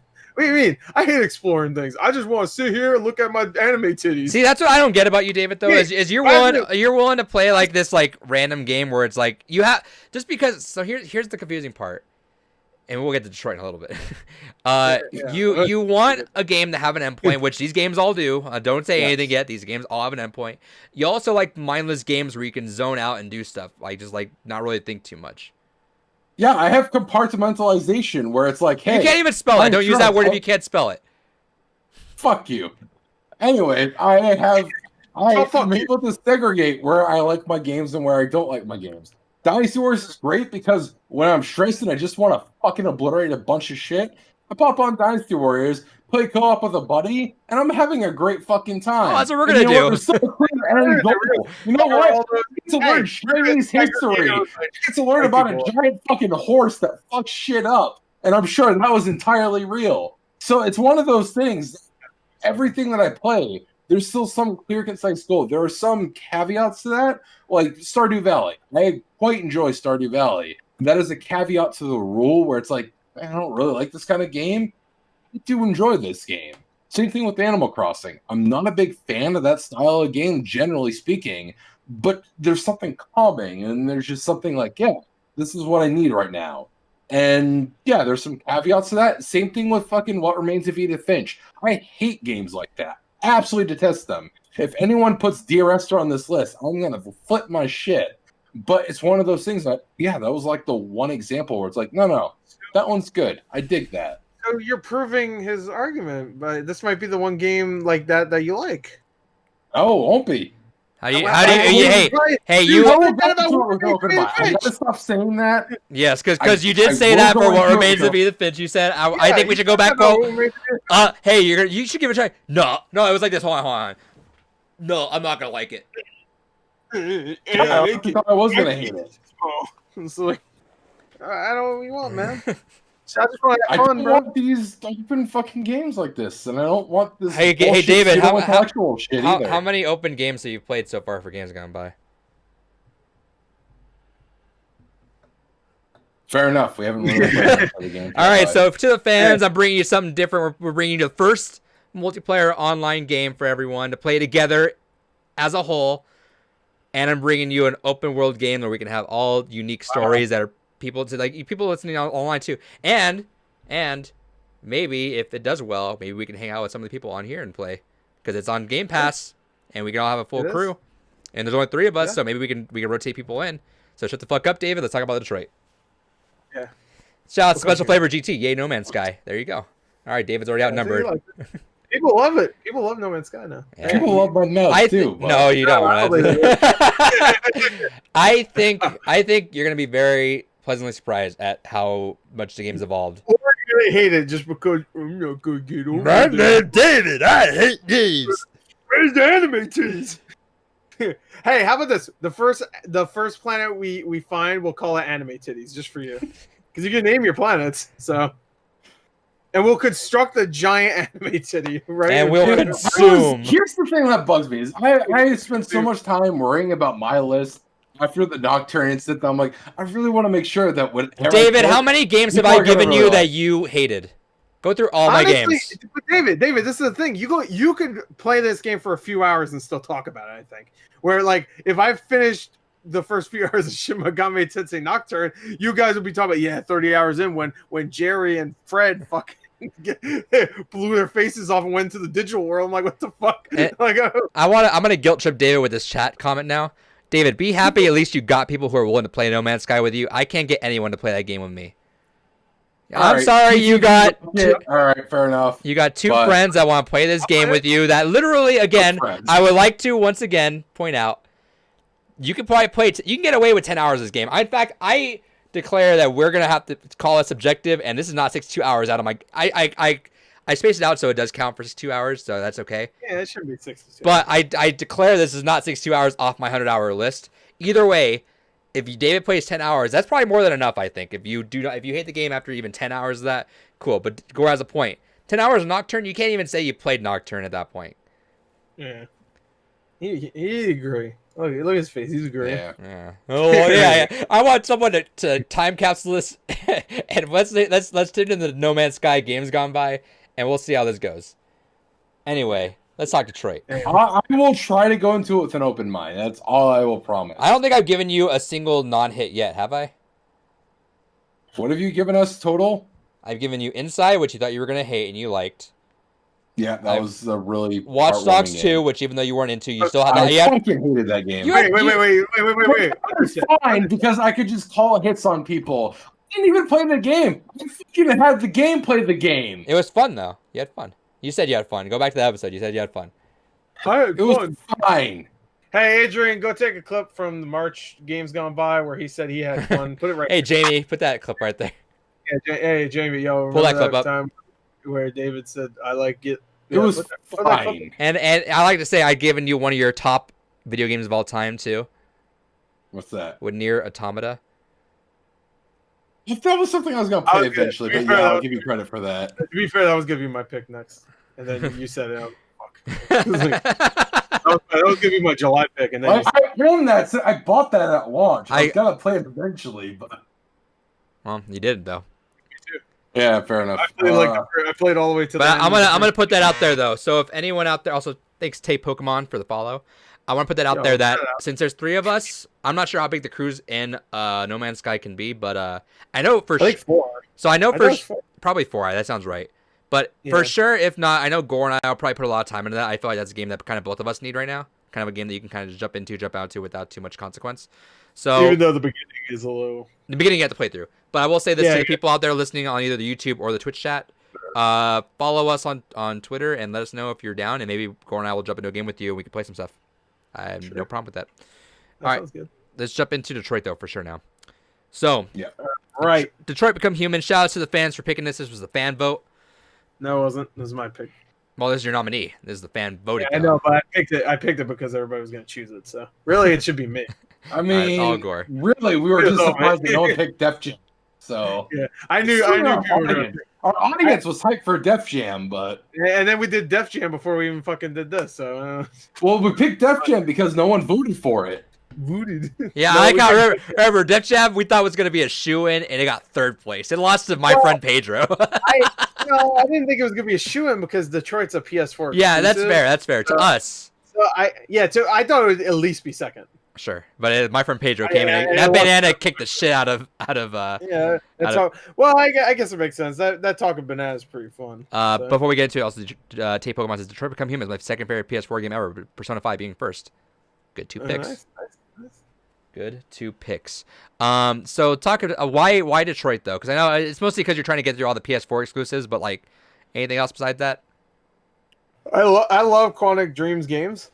Yeah, Beyond Two Souls is one of your favorites. Yeah, Beyond Two Souls I love. I do love them in their own way. Heavy Rain I loved when it first came out. I really did. I actually love that game. I played it multiple times until I got every single different scene. I completed the shit out of the game. I loved it. It was one of the few games where I almost completed on PS3, but then I kind of stopped. Completed trophy list. But I love that game, and I really liked Indigo Prophecy when it first came out. I never think I might have finished it. I don't really remember exactly. But I really like that game. I think that game's great. Beyond Two Souls was a disappointment for sure. But this game had years of buildup. They've been showing this game up since like the 2015 something or whatever. Like I think maybe E3 or whatever. And ever since then, every year they would show this game all the time, and it was just like it looked really good. We were talking about it in the podcast maybe, or right before we started recording this. They even had that car thing. That was the first thing, like back in 2014 or whatever, maybe even earlier, where they had that test footage where it was just the Kara, one of the main characters in this game, just talking to the camera and saying, "I don't want to be killed" or whatever. Like everybody wanted this game, and I was really excited for it. It just came out at like a weird time. So there was a lot of stuff. So I never got around to playing it. I knew it was gonna be a game that I would really like, but I wanted to wait. And that was either gonna be my pick for November, or it was gonna win, and it won. So luckily I get to pick something else for November, which is Slaves. Shouts out.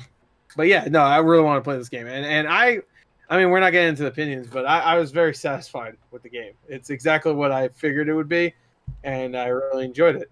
I really liked it. I liked it. David. All right, so I liked it. I loved it. So yeah, so we'll give a quick impression. Gore, he said he liked it. David, let's go with yours next. So I went to this game with an open mind because I love cyberpunk. I love the concept of transhumanism philosophy. I love getting into the gritty details of what is man? What is it that really makes people? You know, as much as, you know, it's a running meme that I'm just the anime guy or shit like that. Like, at the end of the day, a lot of my favorite media is cyberpunk or some kind of transhumanism concepts where it really is just examining what is it that makes humanity human. And so I went into this cautiously optimistic. I hated Heavy Rain, absolutely detested Heavy Rain, thought it was a garbage game, but I love Indigo Prophecy. So I was like, you know, I'm 1 for 2 right now. I love the kind of cyberpunk concepts that are being talked about in Detroit. Maybe David Cage has enough under his belt to where he could go ahead and really give the nuance that's required for this kind of story. And then I remembered it's David Cage, and that is my thoughts on this game. Yeah, you know, David Cage is interesting because he's kind of a hack, but he does a really good job of telling his kind of lame stories. I would argue against that. No, I'm not done talking. He does a good job of telling his story in a video game form. I think he does. Considering what it is, you have to remember how hard it probably is to write a story like this. Where I would argue if this was a tabletop game, it would be phenomenal. As a video game, it barely scratches what is warranted for this kind of storytelling. Okay, So, I wasn't saying the story for this game in general. I was just talking about how you tell a story, and I think when it comes to Indigo Prophecy all the way to this game, even Beyond Two Souls to some aspect. The way he tells the story by like jumping between characters. I guess Beyond Two Souls not really because you're really focusing on just the one. He's character. really good at balancing his characters. Yeah, like because you're wondering, like he does a really good job of pacing things too, where you're like, it's been a long enough time since this character showed up. Let's go back here. And before I think this one does it the weakest when it comes to the pacing of the three I like at least. I think he's really good at some characters. Wait, so let me run through there so we can get to a full-on discussion. I was talking about the pacing. I wasn't talking about characters. I will say, that was Adrian's point, but yeah, the pacing in this one, I will say, is fine. I will say, I love the pacing of this. Actually, this one was probably my favorite paced game.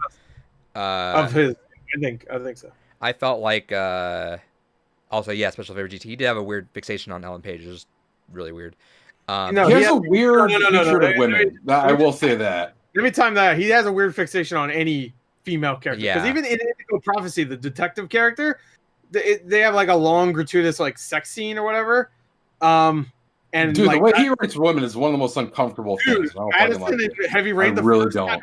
In Heavy Rain, Madison, the first time you see her, she like you can go take a shower, and it's just like the most gratuitous thing. And then later the stripping scene with the drug lord.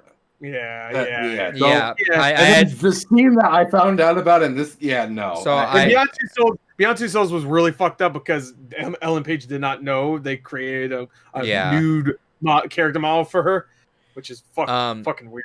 It's just, so it's I played this whole thing with my girlfriend. This was the first video game she sat through with me all the way through. I did have to explain that to her because she was actually having a good time with it. I had to explain, yeah, this is a David Cage game. He's a little skeevy.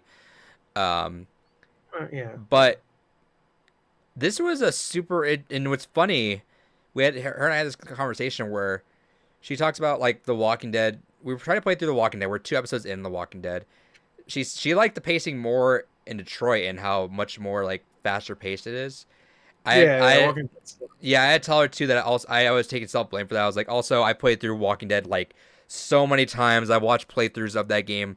Like I've probably seen that like first season of Walking Dead. I've probably seen like 20 times at least, just through all the all the Let's Plays and stuff. So I was like, also it's me not being as enthused as I should be about Walking Dead because it's one of the greatest games ever made. But I've played through it so much, I'm just like not really like super as into it as I should be. Whereas like Detroit is my first time, so I'm kind of like more engaged and I'm like really thinking about it. But the pacing I thought was really well done. I thought everyone, especially for my attention span, everyone spent just a good enough of time for me to like really be invested and then dip out and then cool, someone new. Yeah. And there was very little times where I was like not into someone's story where I'm like, all right, I don't really feel like doing this. But it's like even then, even if I felt that, I'm like, all right, we're done though. Like it's like really really quick. Yeah. There's a few times where I switched to Connor, and I'm like, oh, it's one of these scenes. Yeah. Right. But Sorry about that. I will say my one quick thought before we jump into full on talk about this is that, ironically enough, the Quantic Dream stiffness works so well because it's androids. I would say it works well to a point because they're androids, but the whole point is them becoming sure. They and then there's times where I'm just like, okay, I don't. You're supposed to buy that they're really becoming like human. It's called fucking human. So it's just like, well, not even killing. They're supposed to be like, they're supposed to be alive. And there's especially, I like Jesse Williams. I think he's a great actor for the most part. But especially Marcus, there's times where I'm just like, you're gonna show a little emotion. Everybody else is. All these other robots are. You're like the one that's just like, that's fair. I love you. That's fair. But I did feel like it actually worked in favor now, as opposed to like an all human cast where it's like, all right, now if you're all stiff in that, then it's like, it definitely works better here. But there's an excuse. I feel like out of the androids, he had one of the stronger components to him, in the sense of like he really did come from like one of the happiest places, and so seeing the fall that he had and what he had to rebuild was definitely stronger than say Kara or say Connor. Sure. I think Connor is the most interesting one, honestly, because his fight, if you played it that way, I guess. If you so let's talk about I think that one's a little more interesting because the Marcus one is just like, I feel like there's a movie like that where it's like rags, it's like riches to rags and stuff, and then he builds himself up because he works for a rich guy that actually likes him and treats him more like a son than his actual son. Lance Henriksen, but shouts out. Let's Tagor's request, as he went, is that he asked that we only play one playthrough and we all talk about what happened in our playthroughs. David had a really different playthrough, but he watched the ending of what could have been his playthrough. So he didn't watch. Okay. He didn't watch every single outcome, but he watched. No, I just watched through one character's story because I killed them pretty quickly. Okay. Yes. So let's go through with Do you want to start with David because it's so out there, or do you want to start? Or Gordon, do you want to start out? No, let's start with David. All right, David. Since you have the most out there one, let's talk about you. Also, as everyone should know, this is full on spoiler cast, so we just straight up are gonna spoil the hell out of this game. So this is a game, as mentioned, I was really trying to go into wanting to like, because these are the kind of concepts I really love in a story. Blade Runner is one of my favorite movies. Ghost in the Shell is one of my favorite animes. In fact, actually, pretty much every one of my top 5 favorite anime has to do with transhumanism philosophy. And a lot of media I consume that my top favorites tend to have those aspects. NieR Automata, that's part of the reason why I love NieR Automata. I played through this with my girlfriend, kind of similar to Adrian. And it was amusing the kind of... Be lonely. Hell yeah. But no, it was interesting the kind of dichotomy that happened. Because my playthrough was this.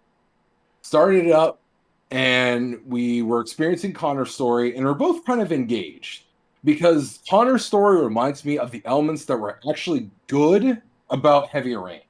I love the playing as the detective in Heavy Rain, even though he was the one I got killed right away. And there was a part of me that was like, you know what? Let's replicate that experience. How fast can I kill this fucker? So I went through it. My initial goal was to kill Connor. I told this to Adrian at one point, but I kind of had an idea of There was Connor an to idea. die. There was an idea. I wanted Connor to die as much as possible every chance I got. I wanted Marcus to always be super pacifist. And I always wanted Kara to basically pull that fucking gun out as soon as she got a chance. She was hyperprotective mom bear as far as I was concerned. Right, okay. So as I'm playing through their stories, I realized that Connor actually kind of grew on. Yeah. Connor was a character that That's why he was nominated for that award that year. Yeah. Connor was a character I really fucking hated, but goddamn I loved Hank. Hank is the best fucking thing about that goddamn game. Yeah. Absolutely bar none. I love Hank. Side note. Oh, go ahead. No, go for it. I was gonna say, even though I love Hank, but he is a fucking Shay.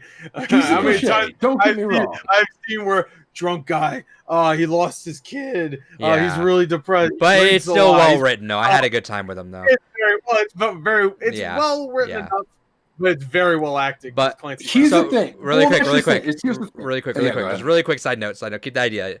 I just want to say is that I did catch the slip of Quantic Dream where on Hank's desk they wrote color with a U, and and me and my girlfriend called that, and I was like, by the way, they're one of their games, Heavy Rain, which is really well done.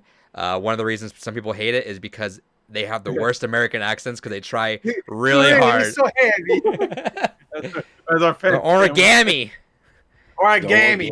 Yeah, Norman Jaden over there. Yeah, Norman Jaden. Yeah, origami killer. Yeah. So yeah. And then the main guy Ethan, he's like, there's times where it just completely broke out. I think he's like Irish or something. His accent. So I was like, I told her, and I was like, I was just surprised that was the only thing I caught. They've done a lot better because maybe they improved it Beyond Two Souls too. But I was like, Heavy Rain. As much as I loved Heavy Rain, they had a lot of slips of Beyond Two Souls only upgraded itself because they've got actual actors. Right. I mean, of course, when you get Juno and then Willem Dafoe, it's just like sure, like it's gonna be good acting.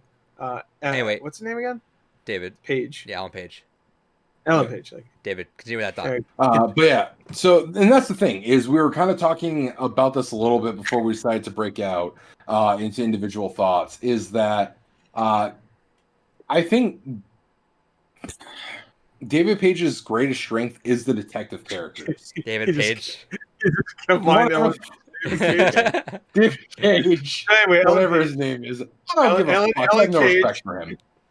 But David Cage, I think his strongest writing assets are definitely creating a concept in detective characters. Which is why I said earlier, I feel like he would actually be really good in designing tabletop games because I don't feel like he's really good at creating a cohesive story, which is why he creates stories in this narrative style.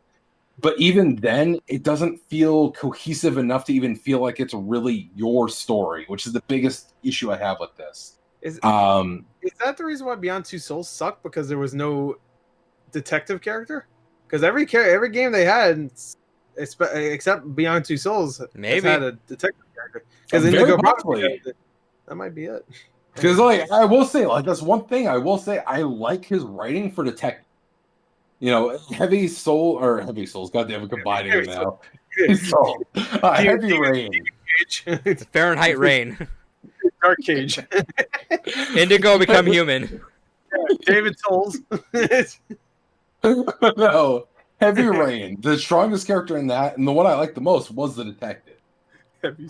Which is unfortunate that I got him killed in the trash compactor. But that's like halfway through.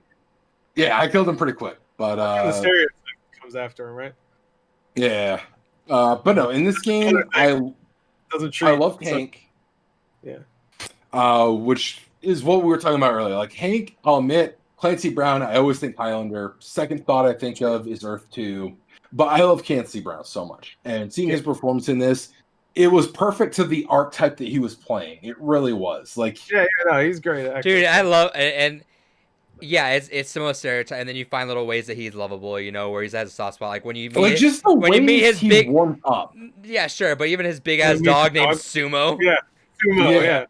You learned that in the police station. Really quick, I'm gonna jump to the He end. was Really quick, drunk really with quick. tire. I love that. I want Absolutely to love jump to it. the end really quick because I do want to get to. I want to get through this, and we'll talk about situation. I want to ask one thing.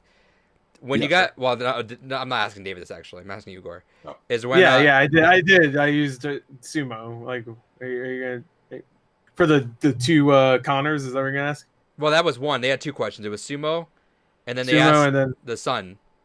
the son. Yeah, And you knew the son's name? because I looked at the picture of the son. So yeah. I looked at it and I just didn't know. I'm like, what the fuck? And me and my girlfriend both. I guess maybe I missed it on accident. I don't know. Yeah, you must have missed it because it would have popped up. You would have definitely not. It would have just said his name was, I don't know, Carl or some Cole. shit. I don't fucking know. Or Cole. or Cole Phelps. It was Cole. It was Cole. but It was Cole. It was definitely. no, it showed up on there. But I just like YOLO'd guessed Cole out of all that. Yeah. Oh, you didn't know who Cole was? You're like Cole. No, Well, when it No. shows there, it took the unlock symbol. So No, it didn't show it for me though. It straight up just had 4 answers on there.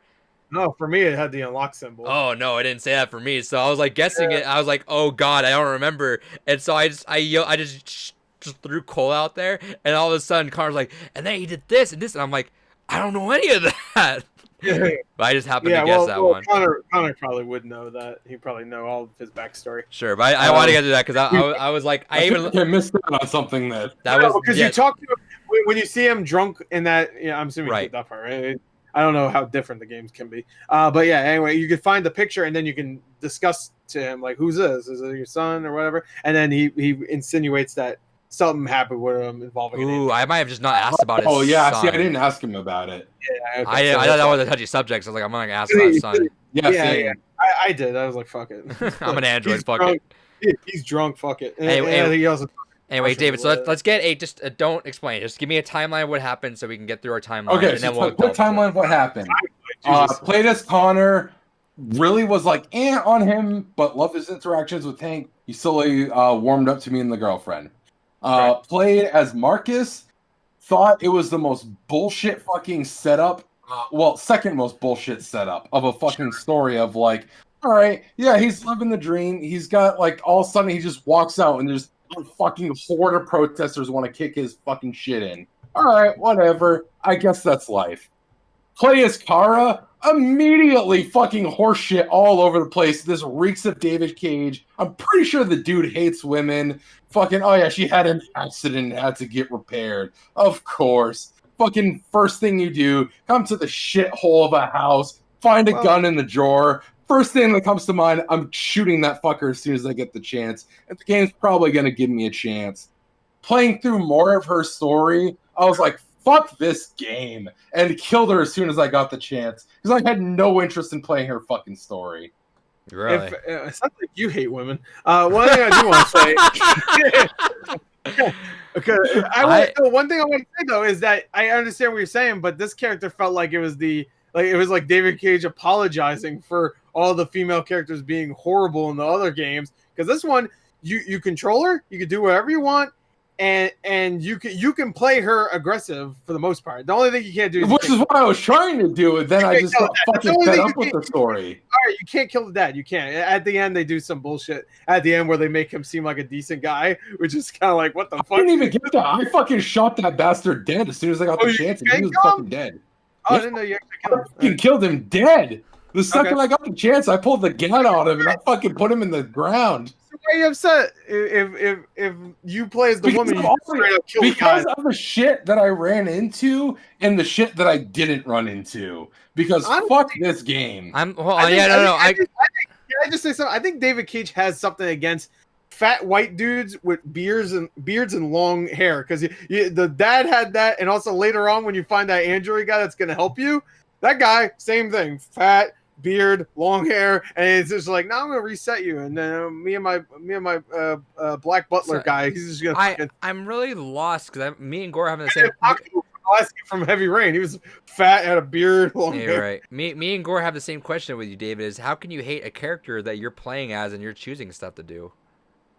Because it's not me choosing shit to do.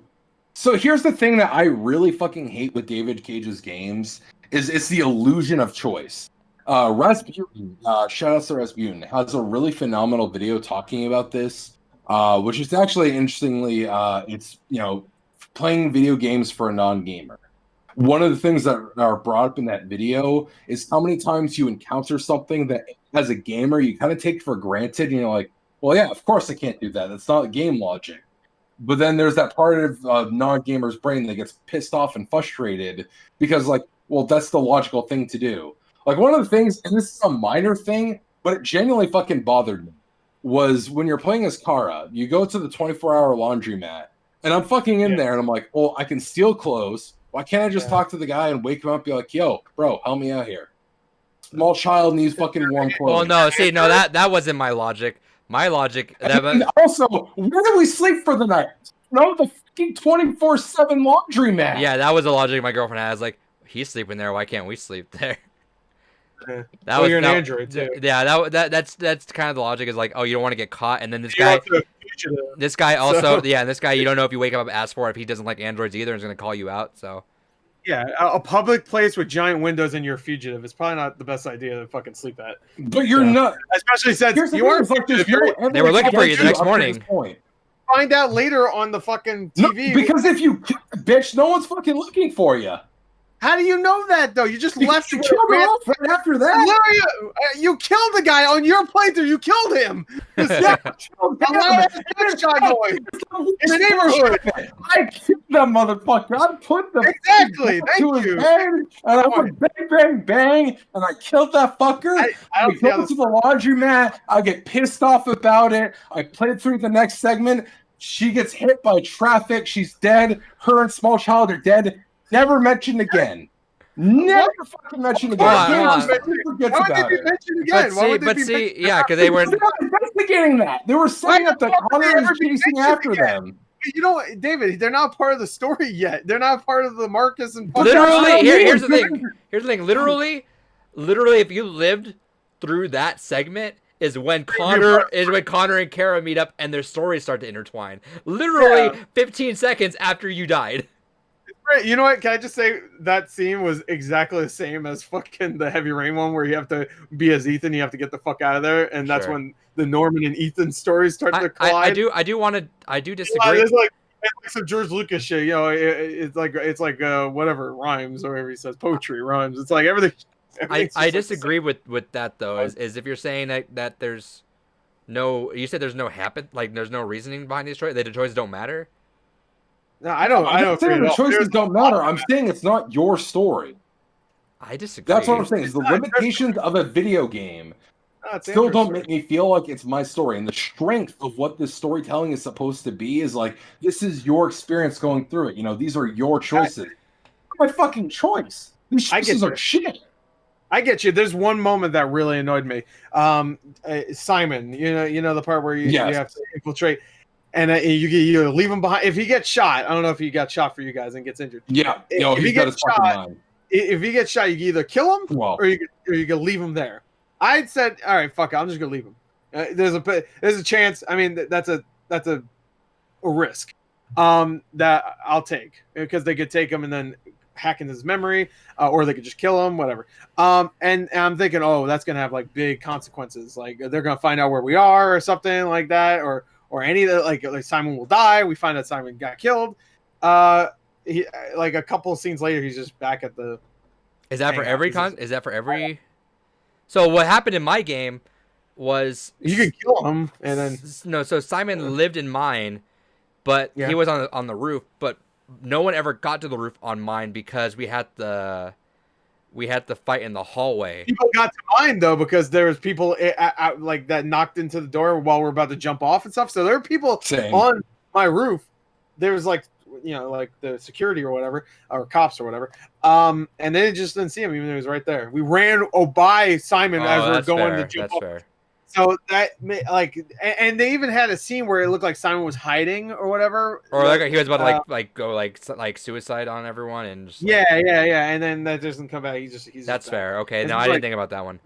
So weird. Like there's choices in here that don't matter. I agree. Exactly. and I could see through it. I could see through it. Like whenever, like I don't know, like a character like North gets pissed off, like we should do this. We should kill them. Like I know if I don't kill them, it won't matter.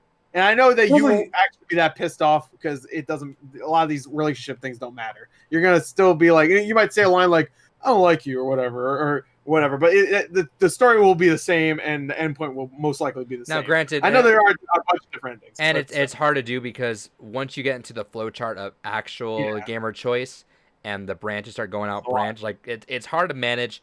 Like I think for what it does, there's still so many choices that still actually do matter. Like things just don't have like things will just like you lost a whole third of the story. Yeah, you did. Because you died that early, and that's fine. From what I read about Kara's story, I'm fucking glad I did. Whatever. Yeah, Kara's story is the only one that kind of just is there. I still liked it a lot though. I liked her story too. Her story was it was self-contained. No, that's not the reason why I liked it. Is because the other two stories were so like dramatic. You know what I mean? Like everything's at stake. Yeah, everything's at stake. Where Kara is just like, I just want to get me, this girl, and then later on our big friend. Now we want to just get out of here. And I like that it was so self-contained, sure, but it was so like grounded than the other ones where Marcus is like a big guy, he like touches everybody and they all come with him. And then of course Connor is just the detective guy who has like he investigates murder scenes and stuff. Kara can come into the fold again, and she's like captured. Yeah. But anyway, so again, David, let's give a quick summary of like what just give me that quick like, oh, this is what my character did and this what happened, then So Kara's dead as shit. Ultimately everyone died at the end of mine. So Kara died at the escape from Connor. Marcus ended up dying because I had to martyr himself at the riot. Because again, he was playing ultimate pacifist, so I guess that's his time to die. I'm not expecting to actually die there. I thought something would have caused. See, that's funny. I played ultimate pacifist too, and I lived all the way through. Yeah, I did too. You know, I played it more realistically. Like I like that Marcus was a character that was like he had a breaking point, and like I was playing pacifist, I was tagging everything with the whatever. I wasn't breaking anything. And then when we got into that first march that you do, the first one where the cops show up and that's where I got him killed. Is that where you got killed? Not the second one? Okay. Well, that's early. Okay, still that's like a little early. Still kind of early. That's like 60% of the way through the game. But all right, I thought you were talking about Connor for most of the game. I thought you were talking about the second march. No. Okay.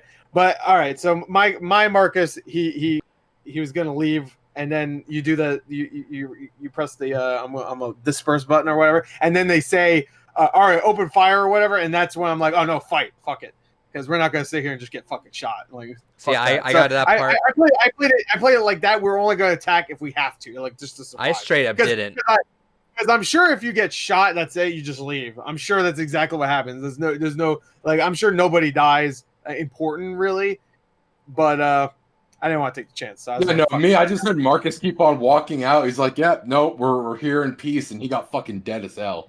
Yeah, no, we ran as soon as the bullets went up. Nobody died, right? No, but I think there are little like things where it's like if someone gets caught in a crossfire, you can have to save them if you're fast enough. Yeah.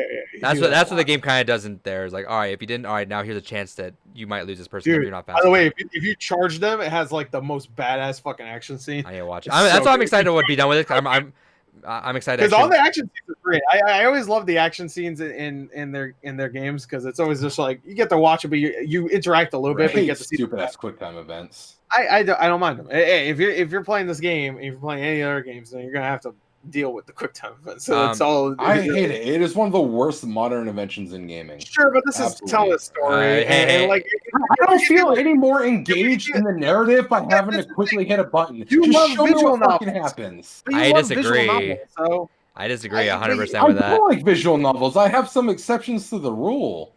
Your rules are weird. You can't call them rules. You gotta call them just preferences at some point because there's no rules. Yeah. There's no rules if you're just like straight up not keeping to it with a lot of. I don't like visual novels. There's two I fucking like. Yeah, what? Doki Doki and House of Fata Morgana and Doki Doki. I'm sure if you played more, you'd like anyway, I kind of like them because like I love them. I really do. No. Especially during like the awesome action scenes where you're an android, so you have a like in Heavy Rain. Besides Norman Jaden, it doesn't really make any sense Sure. why like Ethan's doing like kind of badass stuff. In this, it makes sense. So when you're an android, you're just like fucking doing like these cool ass maneuvers and stuff, and you're like picking up pieces of metal to protect yourself from bullets. Yeah, like some of the smaller ones, like okay, I don't really need it forever, but it's Quantum Dream. I knew I was getting into, so I didn't complain. And the music always ramps up at the perfect time. Yeah, but I will say is it gets intense too whenever you miss something, and then you start to like kind of fumble a bit, and then you have to like get your bearings. I'll say in two instances, it's in Quantum Dream games where they overdo it. It's like all right, that's the whole game, or Resident Evil 4. Oh, Resident Evil 4? Okay. Where it first brought it up to you and it like surprised you for the first time. You're, oh, what the fuck? And you die from that. Yeah. But now when games overdo it and it's like, I don't really need to. Because like any other game, I like put the controller down. I kind of want to watch for a little bit. But at that point, David, I disagree with you because at that point, you're literally watching a 8-hour movie. And I'm not about watching 8-hour. I want to have some sort of I don't agency. care. I don't feel like it engages me anymore. But I don't get how you can. I don't. You just explained why it does because you walk too much and then you died. Where I didn't and I didn't die. So I don't like, get. I don't get how. Well, no, that's not a quick time event though. It's just a fucking choice. If it's telling you the move, then I mean, it might as well just be a quick time event. Like, but that's the thing. That was just an example. You died from a quick time event, though, David. You can always die. Every time you fight, you die from a quick time event. I put the controller down and waited for her to die. Exactly. Thank you. So that's your choice. So how do you feel like you didn't have a choice in any of this when you? Yeah, you killed her by not doing it. Jesus Christ. That's like if you walked into the middle of traffic. Choices I want to make in this kind of story. You made the choice you want to make. You said you wanted her to die. It's not the types of choices he wants to make. I understand. Like, besides just killing people is not the choice you want to make. He wants to make just stealing from an ass in a fucking laundromat, or just fucking sleeping in a weird fucking back alley, or sleeping in a weird fucking house. Yeah, these choices holding a fucking ATM dude at gunpoint and be like, "Yo, asshole, give me your money." There's enough fucking choices. This is not a fucking story. They are choices. This is like they're not a very specific thing you want to say, but you are not fucking competent enough to create a cohesive narrative for it. This is gonna be a fun one. It's not fun. No, fuck David Cage. Well, okay, but no, seriously, this is where I get pissed off about this, and this is why I really fucking hate a lot of this. Is because this comes across as someone that had a really cool idea, and there's definitely snippets of an interesting idea throughout this game, but it does not come across as someone that has the competency to create a cohesive narrative. So instead of actually figuring out how to fill in the flaws of his story writing, he's like, come up with a couple ideas and we'll just leave it up to the player. It's player choice, and if you like how it comes out, great, you did it. You're the one that caused it to happen. If you hit it, well, that's your choice. You caused it to fuck up. Go play the other choice. Like, as much shit as we gave Gore on the whole concept of, like, Sniper Elite, of, like, well, yeah, that's the kind of whole message, is that you were the one causing the action. It's like, yeah, I get the message, but it's fucking stupid. That's how I feel about David Cage. Fuck you. You're a competent story writer. You come up with interesting ideas, but you have no idea how to thread them together. So you're like, oh, fuck it, let the player figure it out. I think you just don't like him because he's more great as a tabletop game, but fuck you, that doesn't make a good video game. I don't think you like him just because he's a more famous David. It's true. It's because he's a more famous David. Yeah, David Cage. TTV Rocket in the chat says, I agree. Quick time events are the perfect example of keeping games as games rather than interactive films. David got the L's on this one. I highly disagree with that because a quick time event is nothing but an interactive film. That is literally what it is. It's just a film pretending to have some gameplay element. Well, I would agree with Telltale for most part because most of those choices don't. No, see that's what I think of. See I agree with that. See that's the thing, and that's why I'm so opposite of David right now, especially as someone that's played a lot more of these. I'm guessing than David has, seeing as I've gone through a lot of Telltale games.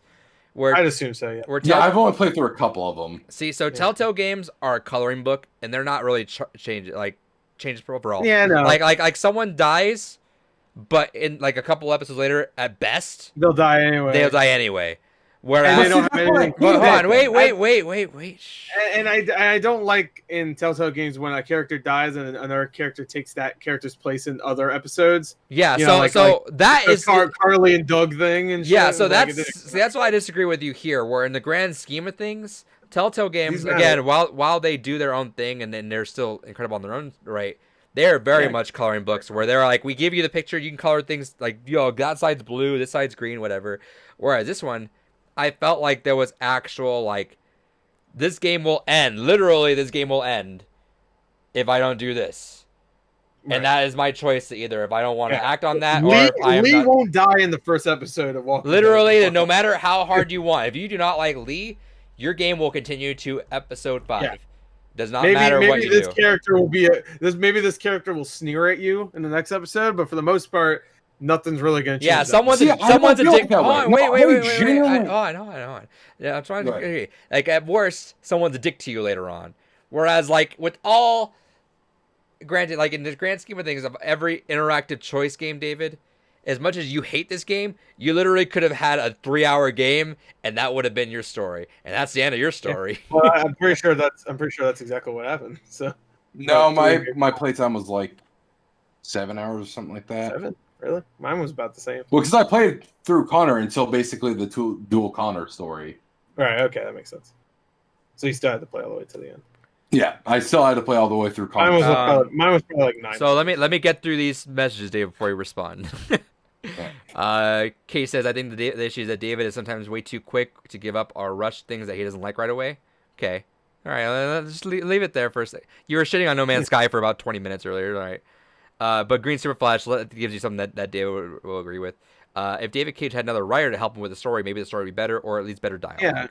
I wish he wouldn't fucking just single-handedly write this like an entire game. Like, he Yes, always I think, does. again, He's such a fucking like Because- he just needs because- to calm it down. Yes, because even the best writers can't all write the. I guess sometimes maybe there's would be like a 1 or 2 exception, right? But like the best writers can't write a whole world with constantly shifting characters with completely different. Like it's hard for one person to write thinking what David's gonna do like as a human being. Because you can take contingency for your character as a writer, right? As a writer, you could say, hey, my character's going to be a little bit of a dick, but he has these motivations. I can't predict what David wants to do with his character. What David wants to do with his character, if I'm writing a video game, I got to take this back. Maybe David wants to be a dick all the way. Maybe his vision does not line with my character that I have right here. And I got to take agency for that. But the problem is, when you have one person, they still have a direct vision of this game, right? Anyone who writes a specific story thinks this game, my ideal version is going to end right here, and I'll give you a little bit of agency towards that. Maybe you'll lean all the way this way, maybe you'll lean all that way, but it doesn't take account that, hey, maybe the person doesn't even want to end up there. Maybe they want to go the opposite direction. Maybe they want to go that way 100%, which is fine, that's a thing, but you do need more people to take in that consideration, that fact, because one person is always going to be one way. Regardless of how many times you flex it, there's always that opposite way that another writer will be able to take it with other eyes. See, and that's why I definitely agree with Green Super Flash there, and that's why I say I feel like David Cage would be a great writer for like tabletop games or something like that, because I feel like he wants to be more open-ended than the genre of video games allows. It's one of those things that, again, he has great high concepts, which is why I was genuinely like, all right, I'm down for Detroit, because it has everything that I love. And so going into this and playing it, it is nothing that I love. And it is infuriating to be going through an experience like this and to have it just kind of presented the way it was. So can I ask? Yeah, go ahead. I want to ask a question, just open-minded before, because I know Gore and I still want to go through time with me and Gore, but I want to ask you a question specifically.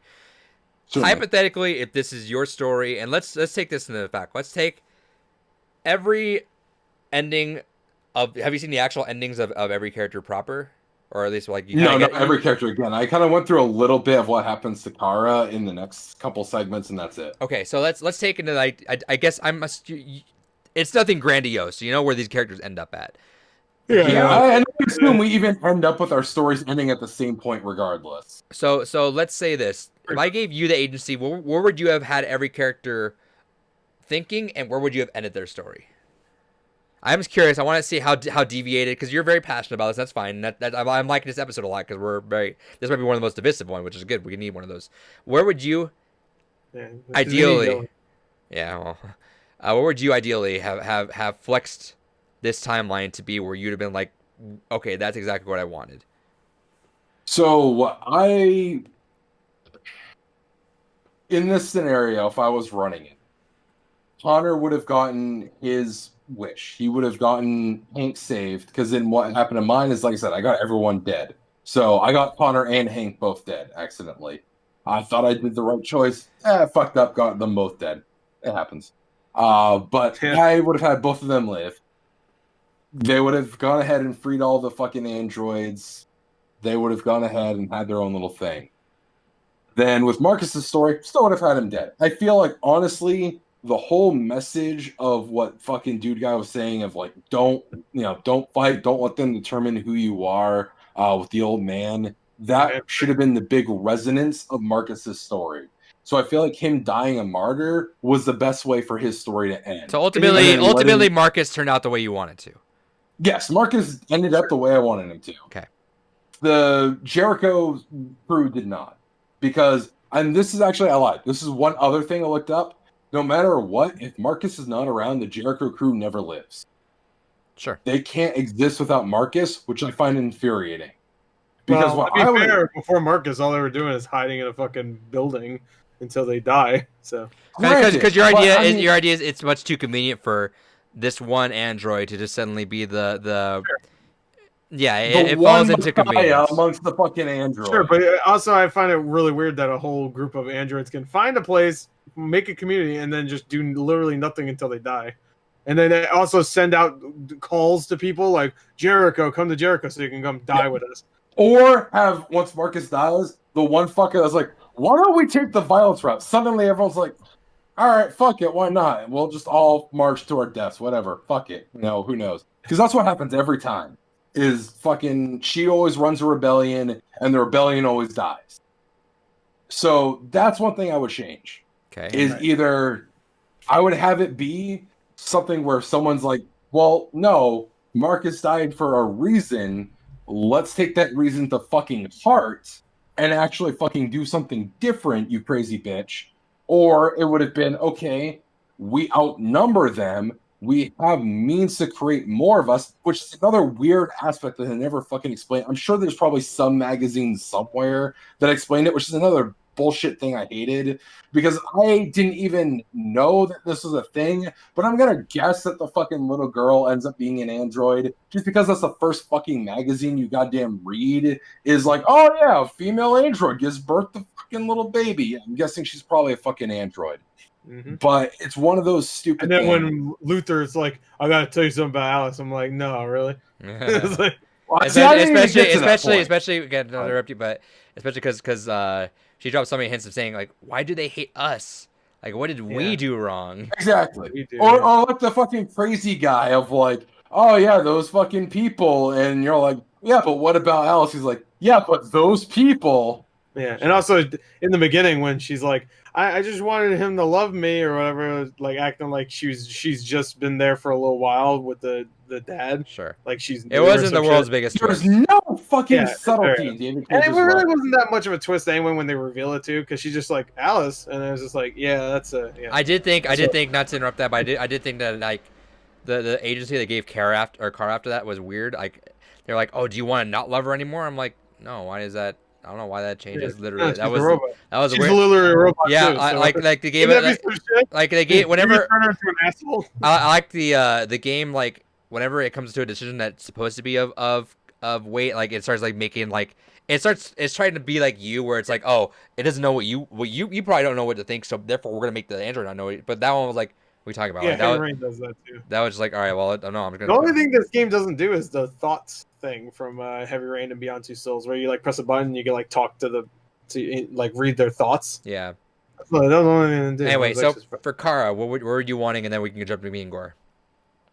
So for her, well, one, I wanted to fucking put her in a goddamn David Cage game, but barring that, I would have actually had it be a much stronger story of survival, because I feel like that's where the moments in her story were the strongest. Granted, again, from when I physically played, wasn't the longest, but even after what I saw after that of the whole mansion and that fucking gross fucking bullshit, was still a matter of, I feel like the kind of mother-child kind of concept that they were going for is one of the strongest elements of that. I would have rolled more with it, rolled some more elements in of that, and have there be more of an immediate direct bond that still tied more directly into the plot of like, okay, yes, horrible fucking human happened.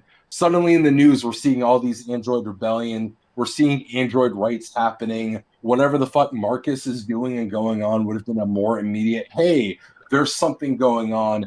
Maybe we can tell our story. Maybe we can go ahead and do something to kind of get this kind of going. Maybe even bring in like a lawyer to really kind of amp up like the crime drama aspect of it and really bring in that aspect. That's what I would have done with that. Also, what I honestly found most interesting about this fucking game is the weird war side story with Russia going on. I would have fucking brought that more so to the forefront because I found that infinitely more fascinating than half of the shit that was going on in this game. I did. So that's the one thing is my girlfriend was asking me, like, is this stuff like necessary? I'm like, no, it's world building, but I did like some of that stuff. I wish we kind of, like, I talked about how, like, the president was like a vlogger and how, like, it wasn't like how she was just like straight up like a YouTube personality pretty much and just like, oh, now she's president and how World War that's III why was I always see. there. Yeah. That's why I say I'm frustrated with David Cage making video games, is because if this was like a tabletop RPG setting, I'd fucking buy this in a heartbeat. This would be a great fucking setting to run a campaign in. You know, this would be a great like Cyberpunk 2077 or a Shadowrun style game to be like, all right, let's fucking run this. Here's some great story threads. I can go ahead and pull players in through a whole dynamic story and really get player agency and player choice in. As a video game, it's not good video game material. I'll be the first to say it. I don't think things like this are good video game material. Oh, you're never not the first person to say that. No, but I feel like I'm the only one that's a big proponent of it on this podcast. Oh, sure. Well, But wait, what do you mean? What do you mean? Like this kind of story, the cyberpunk? So this kind of like it's your story, it's your narrative where you're really going through and your choices matter. It's because and when you tell David, hey, what you could do whatever you want, it's your story.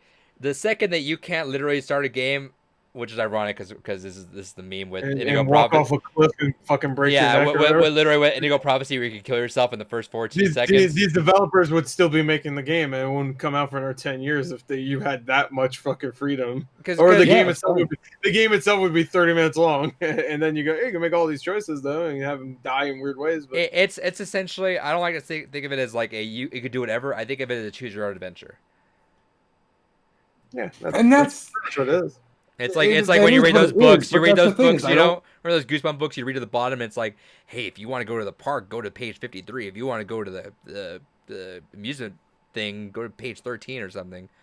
But that's what I mean is like those give you the illusion that like what you're doing matters. Because even with this game, here's the thing: is we can make the argument of like, yeah, what you do does matter because obviously the story changes. But there's clearly a right answer throughout the whole fucking thing. Like I said, there's a gray area. Like I said, David Cage, as any one writer would, regardless of how good of a writer is, every one writer has their vision of the story, right? No person ever just puts like a story out and just like just thinks of like, well, unless you're J.J. Abrams. David Cage always does this, where it's like there's no middle. It's always good or evil. That's it. The androids are good.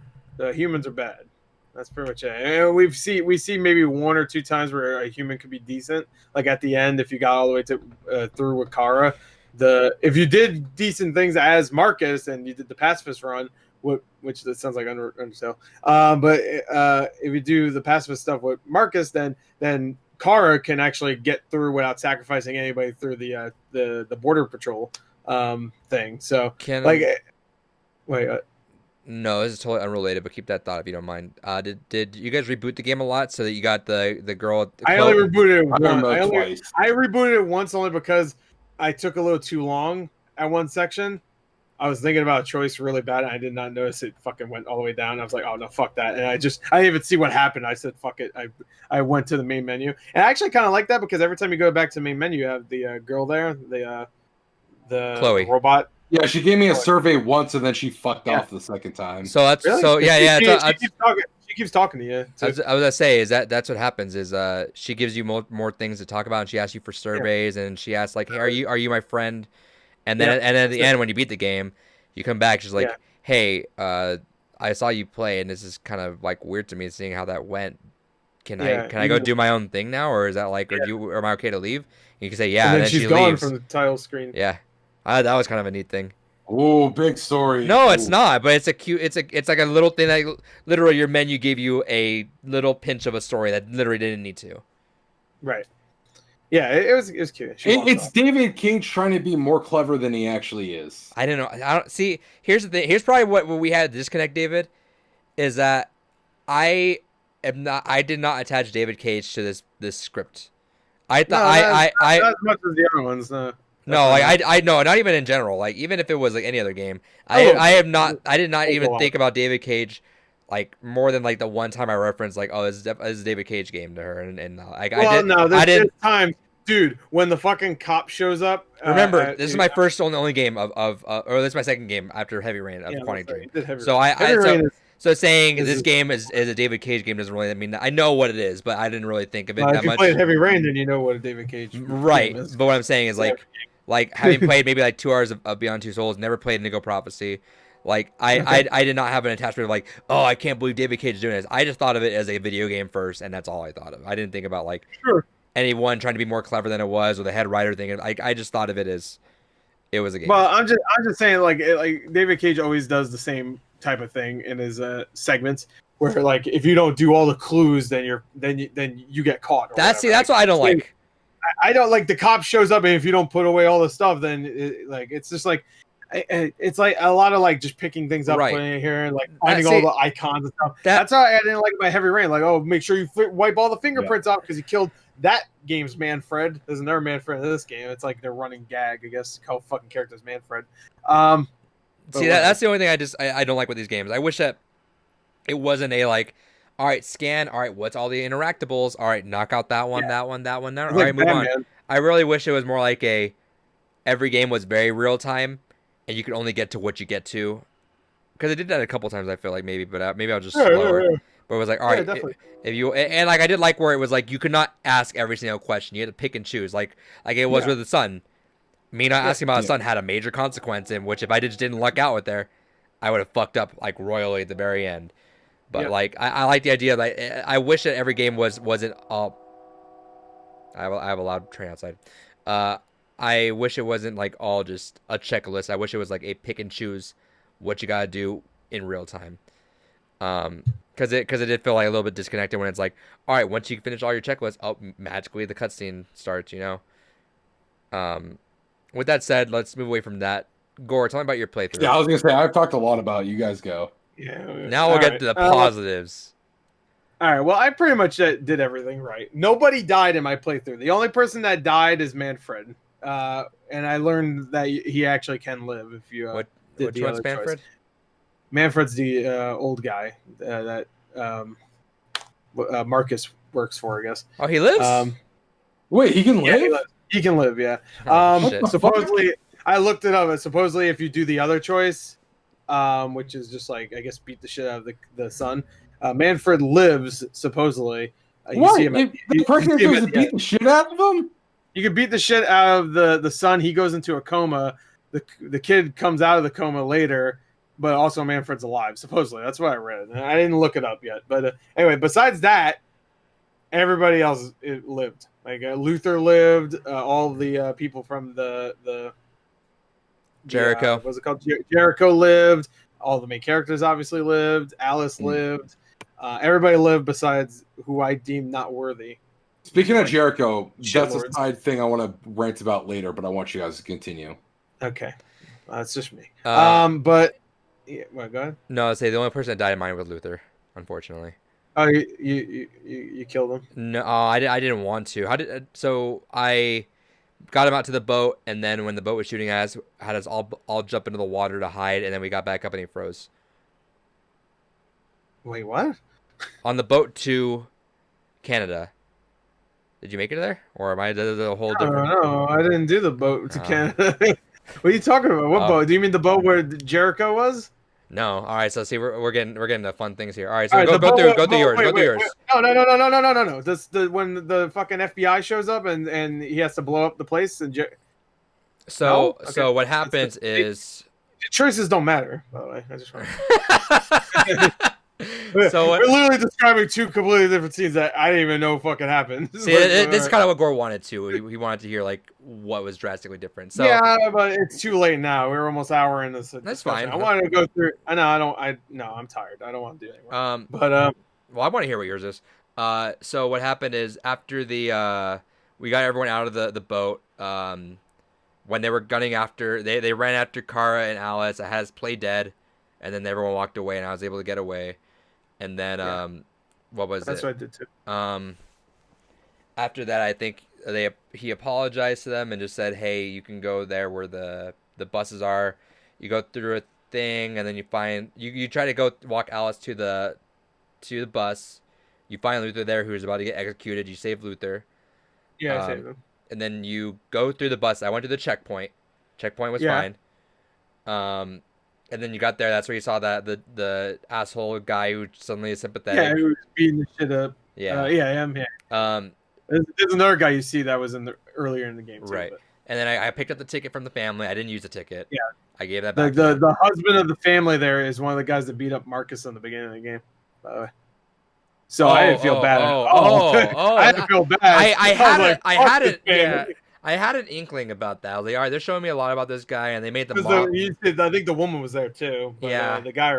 Yeah, and that sucks. But the mom was the baby, so I'm like, all right, that's fine. I just gave it to him. No, you gave him the ticket. I said, fuck that. Because they're humans anyway, and also we're doing the pacifist android shit anyway, so they're not gonna fucking kill humans anyway. So I was like, they're fine. Fuck it. What's gonna happen? Like, yeah. So I gave the ticket back because it was a baby. I was like, all right, whatever. And that went up with Alice because I was playing very morally because I'm like, whatever is the way that Alice would want to go do it, I'll do it. And she was happy with me giving the ticket. She went every time like. Opportunity to save Luther. Obviously, I went to save her or anyone. So, like my relationship with Alice was like fucking like maxed out at that point. So what happens is you go through and then you run into that one boy from Rose, the son who and he pulled you guys aside, and then Rose is there and she was like, "Oh, I thought you guys were killed. I was worried, so I came down here." So she picks you guys up in the car. You guys go. Yeah. She's like, "I'm gonna take you to a boat to get you across the river." Okay. And then in mine, you do meet Rose and the son also, but you do it at the border patrol. She's there. Just I don't know. I guess she has to leave because they're getting androids, and she had a bunch of androids, so she had to get that they had to just barely got away. She's at the border patrol, so she's on like a line with us. Oh, okay. And in the border patrol, there's a thing where if it scans you, it'll say if you're android or not.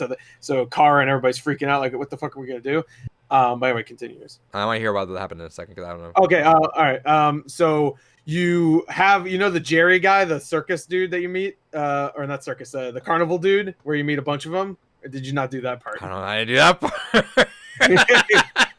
part. Choices don't matter. Anyway, there's a dude you meet. There's an android named Jerry. There's a bunch of them, but you go to this like this. Yeah. Where they look like a zombie apocalypse. The carousel, for a second. The carousel part. Yeah. It's the same guy. But anyway, you meet one of him there, which is a little convenient. But he's there on the line with you, and you also have Rose there, and I think, you have Luther. So you have three people you could sacrifice to get through the border patrol. Oh, you sacrifice someone? No, or you could choose to sacrifice nobody and hope that the guy that scans you is cool. And I was just like. I'm doing I'm trying to because I was thinking the public opinion of the androids for me at this point was not mine was pretty so high, but it was up there for me. I don't know if it was maxed out, so I was like, I'm hoping somehow this guy's just like, it's fine, go, and that's exactly what he did. Nice. He's just like he looked at it and he scanned, and I was like, that's like the one time where a human wasn't being a dick too. It's just like you're good, go. Welcome to Canada, they say, and you just go through. And that was it. Mine wasn't as action-packed, I guess. You go on a boat. No, so you go on the boat, and then there's like a whole thing where it's like, you give your goodbyes, and then you go on the boat with a couple other androids, 3 boats, and then as you're going across there, and then this is where they hit that convenient like, all right, what are you guys excited to do in Canada? And Kara's like, I'm excited. I'm telling my girlfriend, like, someone about to fucking die. Yeah, this is the famous last words where it's like, what are you excited to do? And Kara's answer was like, I'm excited to lay and look at the stars. I'm like, oh no. And then sure enough, as we're like almost there, one of the patrol boats comes and just like guns down everyone. And it was like, this was fucked up. One of the options was use Luther as like a cover for you and Alice. And time dead already at this point? No, he was there. He was alive. Oh, okay. I'm like, what the fuck? I went through all this time. You're gonna have me like sacrifice Luther to you? It took me. It's like taking now. Like you got 10 seconds aside. I paused on that for like 3 seconds. I'm like, what the fuck? What the fuck? Yeah, that's fucked up. I'm glad when you pause, you can still see through it too. So you can see through the pause, so you can still see the choices. So I'm gonna look at it and go. Oh, I didn't even pause. I just went through it. And Oh, you said you paused. no. I mean, I physically like. Oh, physically pause. Yeah. You can pause and just like look. I did that a couple times. I'm like, I oh, freaked just out. look. No, I hit stuff. So it was that. It was like you like just to get the boat running again or try to like swim, or it was like jump on the side of the offside of the boat. And it was like Yeah. everyone knew that the water was super super cold and it would like freeze you. Like they Yeah, made yeah. a comment about that. So we jumped off and then we got back on, but then we got back on. Luther was like pretty much freezing up, so he died after that. And then like Yeah. the boat starts like trying to sink, and it's like, all right, what do you gotta do? You gotta make the boat not sink. And you're like, well, all right, Luther, sorry, buddy. Flip. Yeah. Yeah, get the fuck out. But then we got to the end of Canada. And Even that's though how- you might have been able to repair him. I'm assuming, right? I'm assuming these androids can be repaired. I'm assuming that there's a way you can keep him, and you can try to keep the thing going. But I was like, he's dead, so I threw Yeah, him you off. should have did what I did. He would have been repaired. You should have given that ticket back to those fucking assholes. I forgot it was, but there was a mom with a baby, and Alice was like, oh, you know. I realized that only after the fair.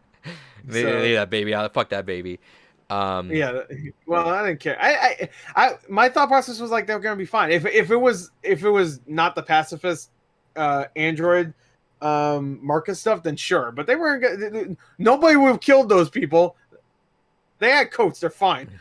It's just like whatever. Sure. But then fuck them. And then for I'm here for my own. For Marcus, I was all pacifist all the way through, no breaking point. Like I was like stern on like, all right, we are staying, we are 100%. That's cool, but then you end up being like a little pushover. I didn't want to do that. I wanted to show. I still had the pacifist run at the end, but I still had that part where it's a badass action scene. I'm sorry. I'm gonna watch it. I know you don't. I'm gonna watch it's really good because it starts off as you're fighting the police officers and you're not killing them, you're just beating them up, and then something happens with how North is the female. Yeah. She's fucking bloodthirsty. Then she does something where she kills someone, and then Marcus is like, "Fuck it," then he just starts killing motherfuckers. And I'm like, "Whoa! I didn't want this. I just wanted you to beat him up." And he just starts shooting my head. But it doesn't matter. At the end, I was still pacifist. I was strictly pacifist, but every time I would talk to people, I would be very determined about it. So the very first part of his speech, I was like, "Y'all had us as slaves. You guys kept running over." Like it was still like a mix of like of determined, but also calm at the end. Like I would always start off like a very harsh. So like that guy when the guy like meets you in the middle for like that talk. Yeah, I was very direct with them. I'm like, no, we're not standing down. We're gonna die here if you need to. Yeah, I got fucking. Yeah, fuck that dude. Fuck that dude. The only good human character in this game was fucking Hank. Like everybody else was. Hell yeah. Well, Rose is great. Oh yeah, Rose is good. I forgot about it. You're right. The son was a little dick, but for me at least, he redeemed himself with me. Yeah, I think he probably just does that. Period. Yeah. Unless you get fucking caught by the cop. I guess the cop was kind of cool. He wasn't a dick. He's just doing his job. By the way, the cop that shows up to Rose's house, same guy that plays Paco, and also he was in Beyond Good Two Souls. I was gonna say Beyond Good and Evil. Yeah, same guy that plays Paco. He's always in those games too. It seems like just has small roles. Overall, and I fucking love the Connor scene because as soon as it set it up, as soon as they're rolling around, I'm like, oh, this is gonna be interesting because it's gonna be that kind of like. Yeah, I called that. No. Again, this is not the most groundbreaking game, but it hits the cliches and it does them well. And it does them well because I think Hank sells that better because you can kind of tell Hank already knows who it is, kind of. Yeah, because he's asking directly. It's so obvious because that other Connor is a fucking idiot. It's just. He couldn't even emulate a human. He's like, I would have said that too. I would have said that. Like the other Connor. That's what I like though. Is that right? Because Connor like is a deviant now, right? He's a deviant and he has emotion. I did roleplay that though, as I did. My girlfriend was asking me, she's like, "Why are you so hard-strung about letting Connor admit he's a deviant?" Like I was always very much like, "I'm not deviant. I'm not deviant. I'm not deviant." Until you met up with Marcus, and then in which case I'm like, "Yeah, I'm a deviant." I'm a deviant. Yeah, so I very much roleplayed him that way, but I don't know. I like the way I like, and I like that scene, but it's still cliche. No, very much. It's 100% cliche. Dude, that's some shit you'd see in a fucking like a Spy Kids movie. Yeah. But it was fun. Like as soon as it was setting up, I was like, all right, that's a fun scene. It is a fun scene, and it's really well done, especially when Hank finally shoots the other guy, and like just he does his usual Hank shit. That's funny because I thought I was getting conned hard. Because I didn't know anything about the son, So I was like, Right. oh fuck, and I answered a question. I'm like, oh fuck, maybe he doesn't have a son. Maybe, or I just started questioning myself. I'm like, maybe that was a trick question. Maybe this is the wrong Connor. Oh, yeah. Maybe I was thinking like all grandiose, and it was like, no, I just guessed lucky. You guessed lucky. But and I do also want to say is I love the scene where they do break out and beat deviants, like that kind of whole like cutscene where it's like they're like really, like breaking into wireframe and doing all that. Thought that was a cute Yeah, I little love thing too. That was cool, but there was no consequence to it because No. you just like, but which is fine. But I like the idea. I just wish I do like that Marcus has been doing that the entire time. Then Connor does it once. I'm like, oh yeah. He does it like once or twice. I'm like, yeah, there you go. Connor, because they all have their distinct features. Connor has his what does he have? He has something distinct. What does he have? Someone help me. He has something distinct, but Marcus has that, and then Kara has something else. I don't know. It's like 1 o'clock. It's like, they all have something distinct about them. I know they do for a fact. Sure. Like a gameplay feature. I'm too tired to fucking think about it anymore. Yeah. So I was gonna say something, so you got me distracted trying to think of what it was that you were talking about. What does Connor have? Connor has something like distinct. What the fuck does he have? Huh? The coin is the only thing that comes to mind. No, I'm talking about gameplay wise. He has something distinct about him that you don't do with anybody else. I feel I like. don't know. I guess like the investigation stuff. Sure. Or like whenever you're like finding clues. Oh yeah, the fucking reversing the thing, like and finding the clues. Right. All right, I don't know what Kara is. Kara has something. I know she does. Gun.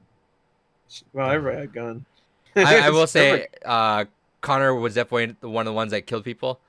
Like especially like Connor said fuck that when he went to Cyberlife. He just started killing he did a Captain America Winter Soldier. Yeah, that's exactly what I say. Winter Soldier, where he's just chilling there. Dude, when they walked into the fucking elevator, I'm like, I was like, anybody want to get off? I wish he said that. Well, just give it a reference. Fuck it.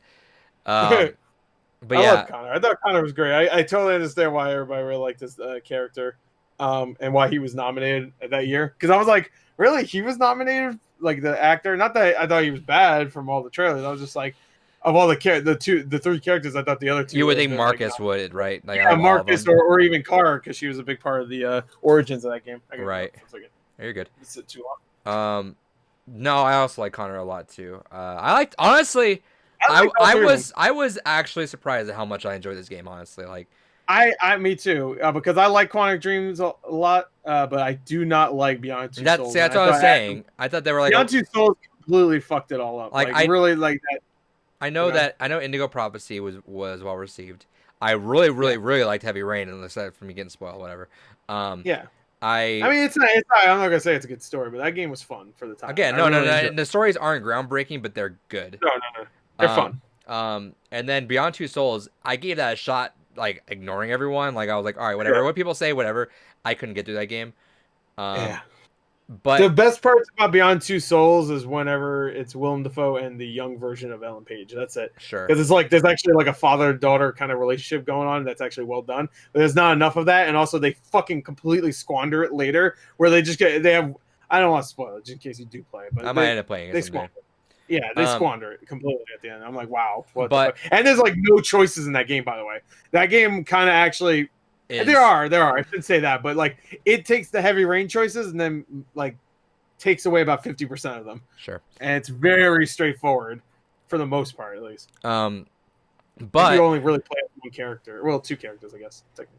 But I was worried about this going in. But I was like, but you know what? That first scene was so well done. Like that was a great start. I think that was a really strong start to like get me into it. Cause I was like, I wasn't dreading it, but I was like, I don't know if I'm really up for this kind of game right now. Like sure. But I can understand why they kept showing that one scene at like every Sony event for the last few years. It was a really good scene. It's a good scene, and that is a great example of that flowchart system where you could get your character killed right there. You could die right there. You can have the little girl die too. The robot could take the little girl and jump off. You could do so much there, and I think that's a great example of the kind of choices you can make. And sure, it's not amazing. But still, one of my favorite fucking moments I laughed so fucking hard at was when you were taking off the case and you're like, all right, Connor's like, I need to go down there to go get evidence. And you're like, and yeah, Hank's, the bromance line. No. Hank's like, we were off the case. And Connor's like, please, just let me get some time. Hank's like, all right, here, fuck it, here, you got like 5 minutes or 10 minutes or whatever. Yeah. Immediately you walk out, and you could kind of like, you could L1 for a second. I had to hurry though, so I only watched it for a second. By L1, and you see Hank just walk over to him. I went back like, oh, I gotta hurry, and all you hear on the subtitles, "You piece of fucking shit," and you hear him start fighting him. I'm like, Hank, you beautiful bastard, you fucking incredible. I love it. I love Hank. I love one thing I do want to say though, I didn't really watch the fight or anything. I just heard it while I was watching. Yeah, that's what I did too. I do love the next time you see the FBI agent has blood. He has a bloody nose. Is fucked up. Yeah. Him up. Yeah. That's so fucking good. All right, David. What's another thing you want to rant about? Oh, so maybe this is because I I just didn't find out how. But how the fuck did Simon live through all that shit? That's what we just said. We weren't sure. We're talking about that's one plot hole. Like we don't. Yeah, know. so I zoned out. I'll be honest, I fucking zoned out through that whole thing. But where you find out, I have no idea, but I don't think so. But yeah, that was one of those weird moments where I was like, so, fuck. Yeah, but Simon's a great. Well, that's one thing I do kind of like about the game is that all the androids. Obviously, there's multiple different versions, so you see a lot of Marcus androids. You see a lot of car. At times, you can see Kara androids like that look like Kara. Same thing with Simon. Simon was the same guy in the beginning that was taking the girl hostage. Yeah. So I do like that. So there's like kind of like a mystery. Like, is this actually Simon or is this like a? Sure. I was thinking like they captured Simon. That's what I was saying with me and Connor at the end, because there was some ambiguity, right? There was like a little bit of hinting of ambiguity at the end, especially when you had that whole like trigger at the end where they're like, did you have that at the end? Oh, with Connor, you mean? With Connor and Amanda at the very end? Yeah, Connor. Yeah, because she didn't like me at the end. No, Amanda was betrayed. But because I didn't execute the one android, the guy, the fucking. I didn't kill any androids. Yeah, but you got that too, where he said, "I always put an emergency exit." Yeah. Yeah, so that I got out of there. But there was that thing where because he had the gun out and stuff, and he put it away, but he kind of still looked like there was something wrong with him at that point. So it was like a little ambiguous. But then they had the post credit. Yeah, the post credit scene where he just gives Hank a hug, a big old hug. That was a good way to end it though. Like that was like, all right, they're partners. Oh yeah. I mean, I got all good happy endings either way. So. Yeah, I lost Luther, but that was like a sacrifice. That was sacrifice. I got a good ending to it. Yeah. I like Luther, but a lot of his performance is just looking at the two girls and going, smiling. Yeah, I like Luther, but he's just like the gentle giant kind of character. He doesn't have much of a personality. No, but the fact that he kept trying to save you guys all the time and how much like Alice loved him, I was like, I got to keep trying to save him. And also, it makes sense for his model of android because he even said he was just like built for picking heavy shit up pretty much. So he wouldn't have a lot of things to say, but I mean, everybody's supposed to have their own personality. I don't know. And we can get into the whole like, why does everybody have their own personalities or whatever when they're all like built to be one specific thing? And there's a whole like if you want to get into that, but RA9, that whole thing they don't really even discuss. Yeah, that's the one thing I really wish they say it's like God. But I think it's just supposed to be what the code is for the deviancy. That's what I was thinking. Like that's how you have an error code like 404 whatever. That's the RA9. They put 404 everywhere. Yeah, they do put 404. But that's what I was thinking what the RA9 thing is. Sure. Because when Connor's becoming deviant, the thing that keeps going up that says you're I forgot. Whenever you do something, stability your stability, yeah. But at the end, it says RA9. It keeps saying RA9 all over. I'm assuming that means it's an error code. Yeah, it's probably just an error.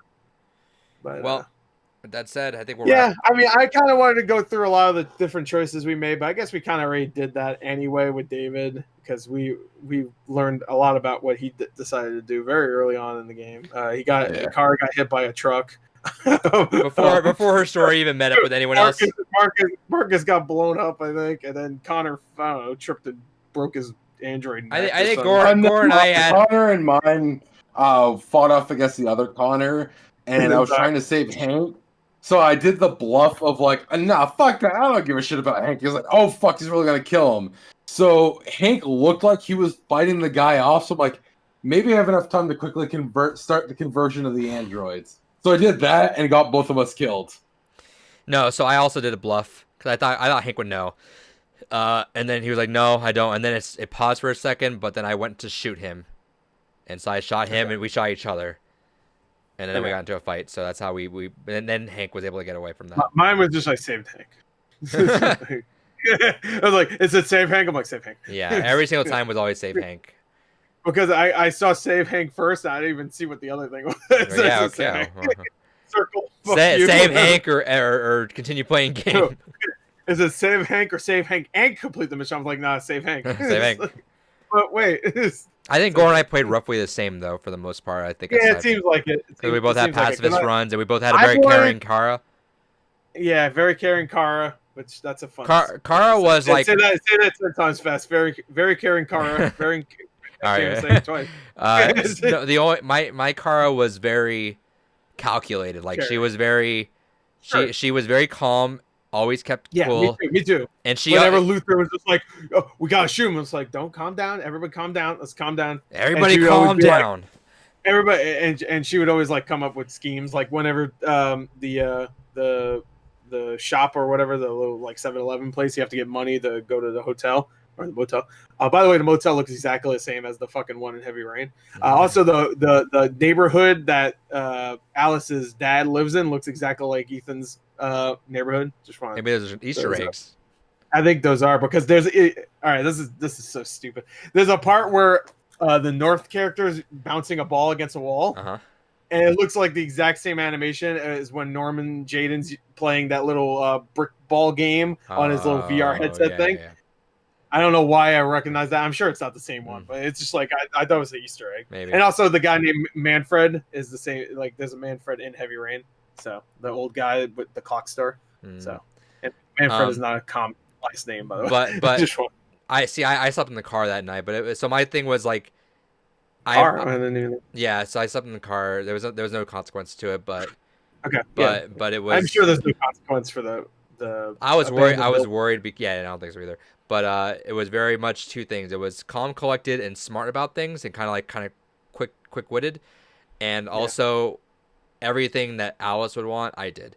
So if it was like anything, like I didn't steal. I was like, oh, Alice is gonna be like probably get upset. I stole the clothes because I was like, I gotta like. I didn't want to steal for Alice. And I took the tickets. That's about it, though. Yeah, I didn't steal either because I thought it was bullshit. That was my only option was to fucking steal. What was the highest rating you had for what did it say for Alice at the end? I don't remember. I'd have to look again.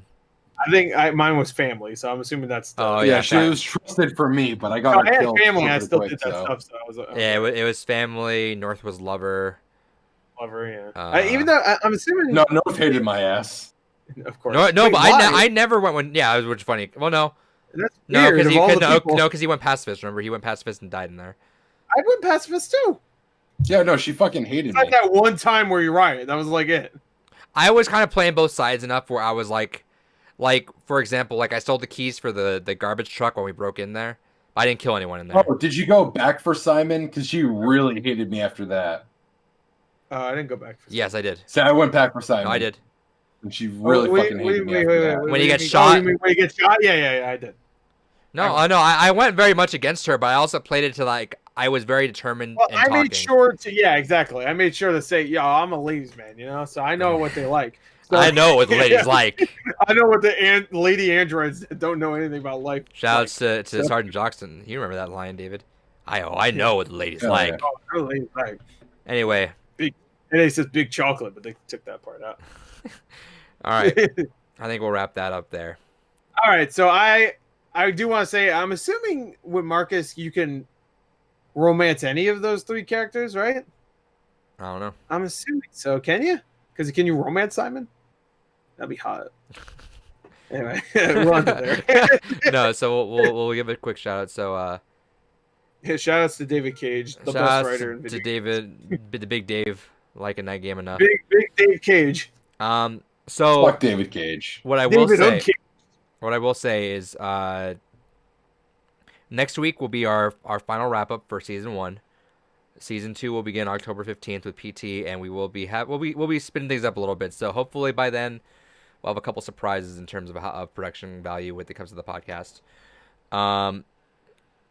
So let me pull out the dates again for the games that we have here. Yes.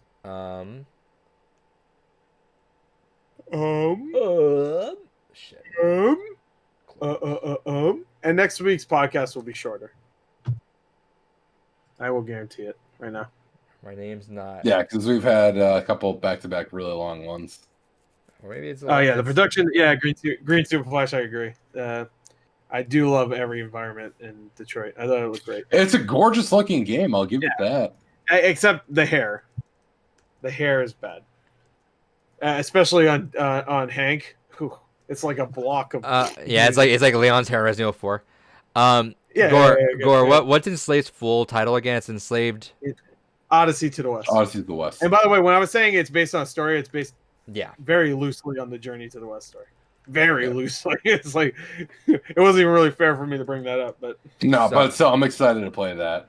It's a great game. With that said, again, next week will be that, and we'll be talking retroactively about every game. Probably give almost a mini 5-minute reflection on the past games. Talk about maybe we liked them more in hindsight, less in hindsight. We talk about a few more things too that I will show the guys later on. With the dates, October 15th begins Season 2 with PT, and October 29th with Silent Hill 2. November 26th is now Enslaved Odyssey to the West. December 24th is Grim Fandango, and January 29th is No Man's Sky. Green Super Flash says, "Man, I really want to play Fable 2." Fable 2 will probably be back. I think Fable 2 will probably it'll be a Def Jam scenario. I think it'll be my February. Fable 2 will probably pull a Thanos and say Fable 2 will return. I'm sure that will. It might be my February. So we'll see. Yeah, we got a couple months for that, so we can announce that later on. But I know David and I were excited for Fable 2 as well, so I'm sure they'll be back. And then so Ranksters Tuesday. Me and David playing Halo on Sundays. BRP at bluerupees.com if you want to chime in with some suggestions for games or thoughts on some past games too. If you have any thoughts on any of the past games, on keep them to yourself. On what we've done. In fact, let me see if I can pull up a quick list of everything we've done before we head out here, so I can give everyone a quick reminder of what we're doing. Is Enslaved backward compatible? Yeah. Cool. I'm playing on Steam. I don't give a fuck. Oh well, good for fucking you. Yeah. Yeah. There's no choices in the game, so don't worry about it. Yeah, it's a good consistent story. Actually, that's not true. There is a good. All right, so I think. Where am I lying? All right, so I think these are all the games. Detroit Become Human. Yeah. I'm just gonna go in out of order too. Barkley, shut up. I think I remember a lot of them. Undertale was the first one. No, I know. I got it. It's gonna be out of order. Okay. Unless you want to go for it. I know. I Undertale, Dead Space, Limbo. No. All right, you go. All right. Wait, so no, I do got it. I got it. Okay. No, I got it. All right. Barkley, this is in alphabetical order. Barkley, Shut Up and Jam, Gaiden, Bloodstained, Curse of the Moon, Brothers: A Tale of Two Sons, Chrono Trigger, Dead Space, Def Jam Fight for New York, Detroit Become Human, Doki Doki Literature Club, Frog Fractions, God of War, 2018, Gone Home. Did we do Gone Home? Yeah. No. What the fuck? That's in that thread from the first time we tried doing this show. Get that shit the fuck out of here. Yeah, David's gonna love that game, right? God of War 2018, Inside, NieR Automata, Shadow of the Colossus, Street Fighter Cross Mega Man, The Last of Us, Undertale, Watch Dogs 2, and What Remains of Edith Finch. That is your season 1 of Games Gone By. If you have any thoughts on any of those games prior, shoot them to at brp@bluerupees.com.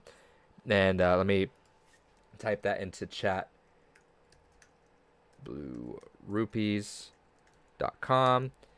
In the description for this video, if you want another quick reminder, I will post the actual full list of Games Gone By stuff so you can copy paste it. If you have a quick review on every game, we'll gladly read it on the podcast. That will be a big send off to season 1. I think a very successful season. I think we've done very well. I think that was more games than we thought we'd do. For sure. That's like 19 games, I think. for season 1, which is pretty crazy.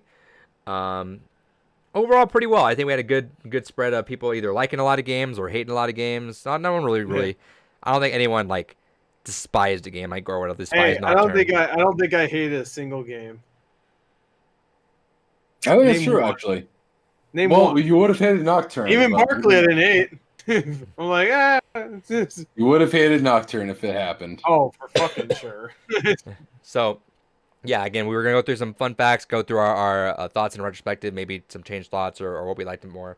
All that fun stuff. And I don't know if it'll be a short episode. We'll keep, assuming no big news happens, I imagine we're going to probably get some more big news because video games these days. But we'll see. Yeah, We'll try. I mean, Tokyo Game Show is still going. Yeah, so. Tokyo Game Show we got like fucking 17 more days of. And then It's only for the rest of the week. but yeah, so I don't know if I'm promised a short episode, but we'll see what we do. But I think that'll be a fun episode to kind of send it all off on. With that said, thank you for watching. Hell yeah. Fuck you. Go to hell. Go to Give us bed. a like, comment, subscribe, and a copyright strike. Yeah, send us the cover because you could just do that. Man, that would be a YouTube dream if you could just start sending copyright strikes to people you don't like Depunked. What's her name again? Samuel to Geek. The Rondel show you. Yeah, it's David. All right, goodbye. Bye.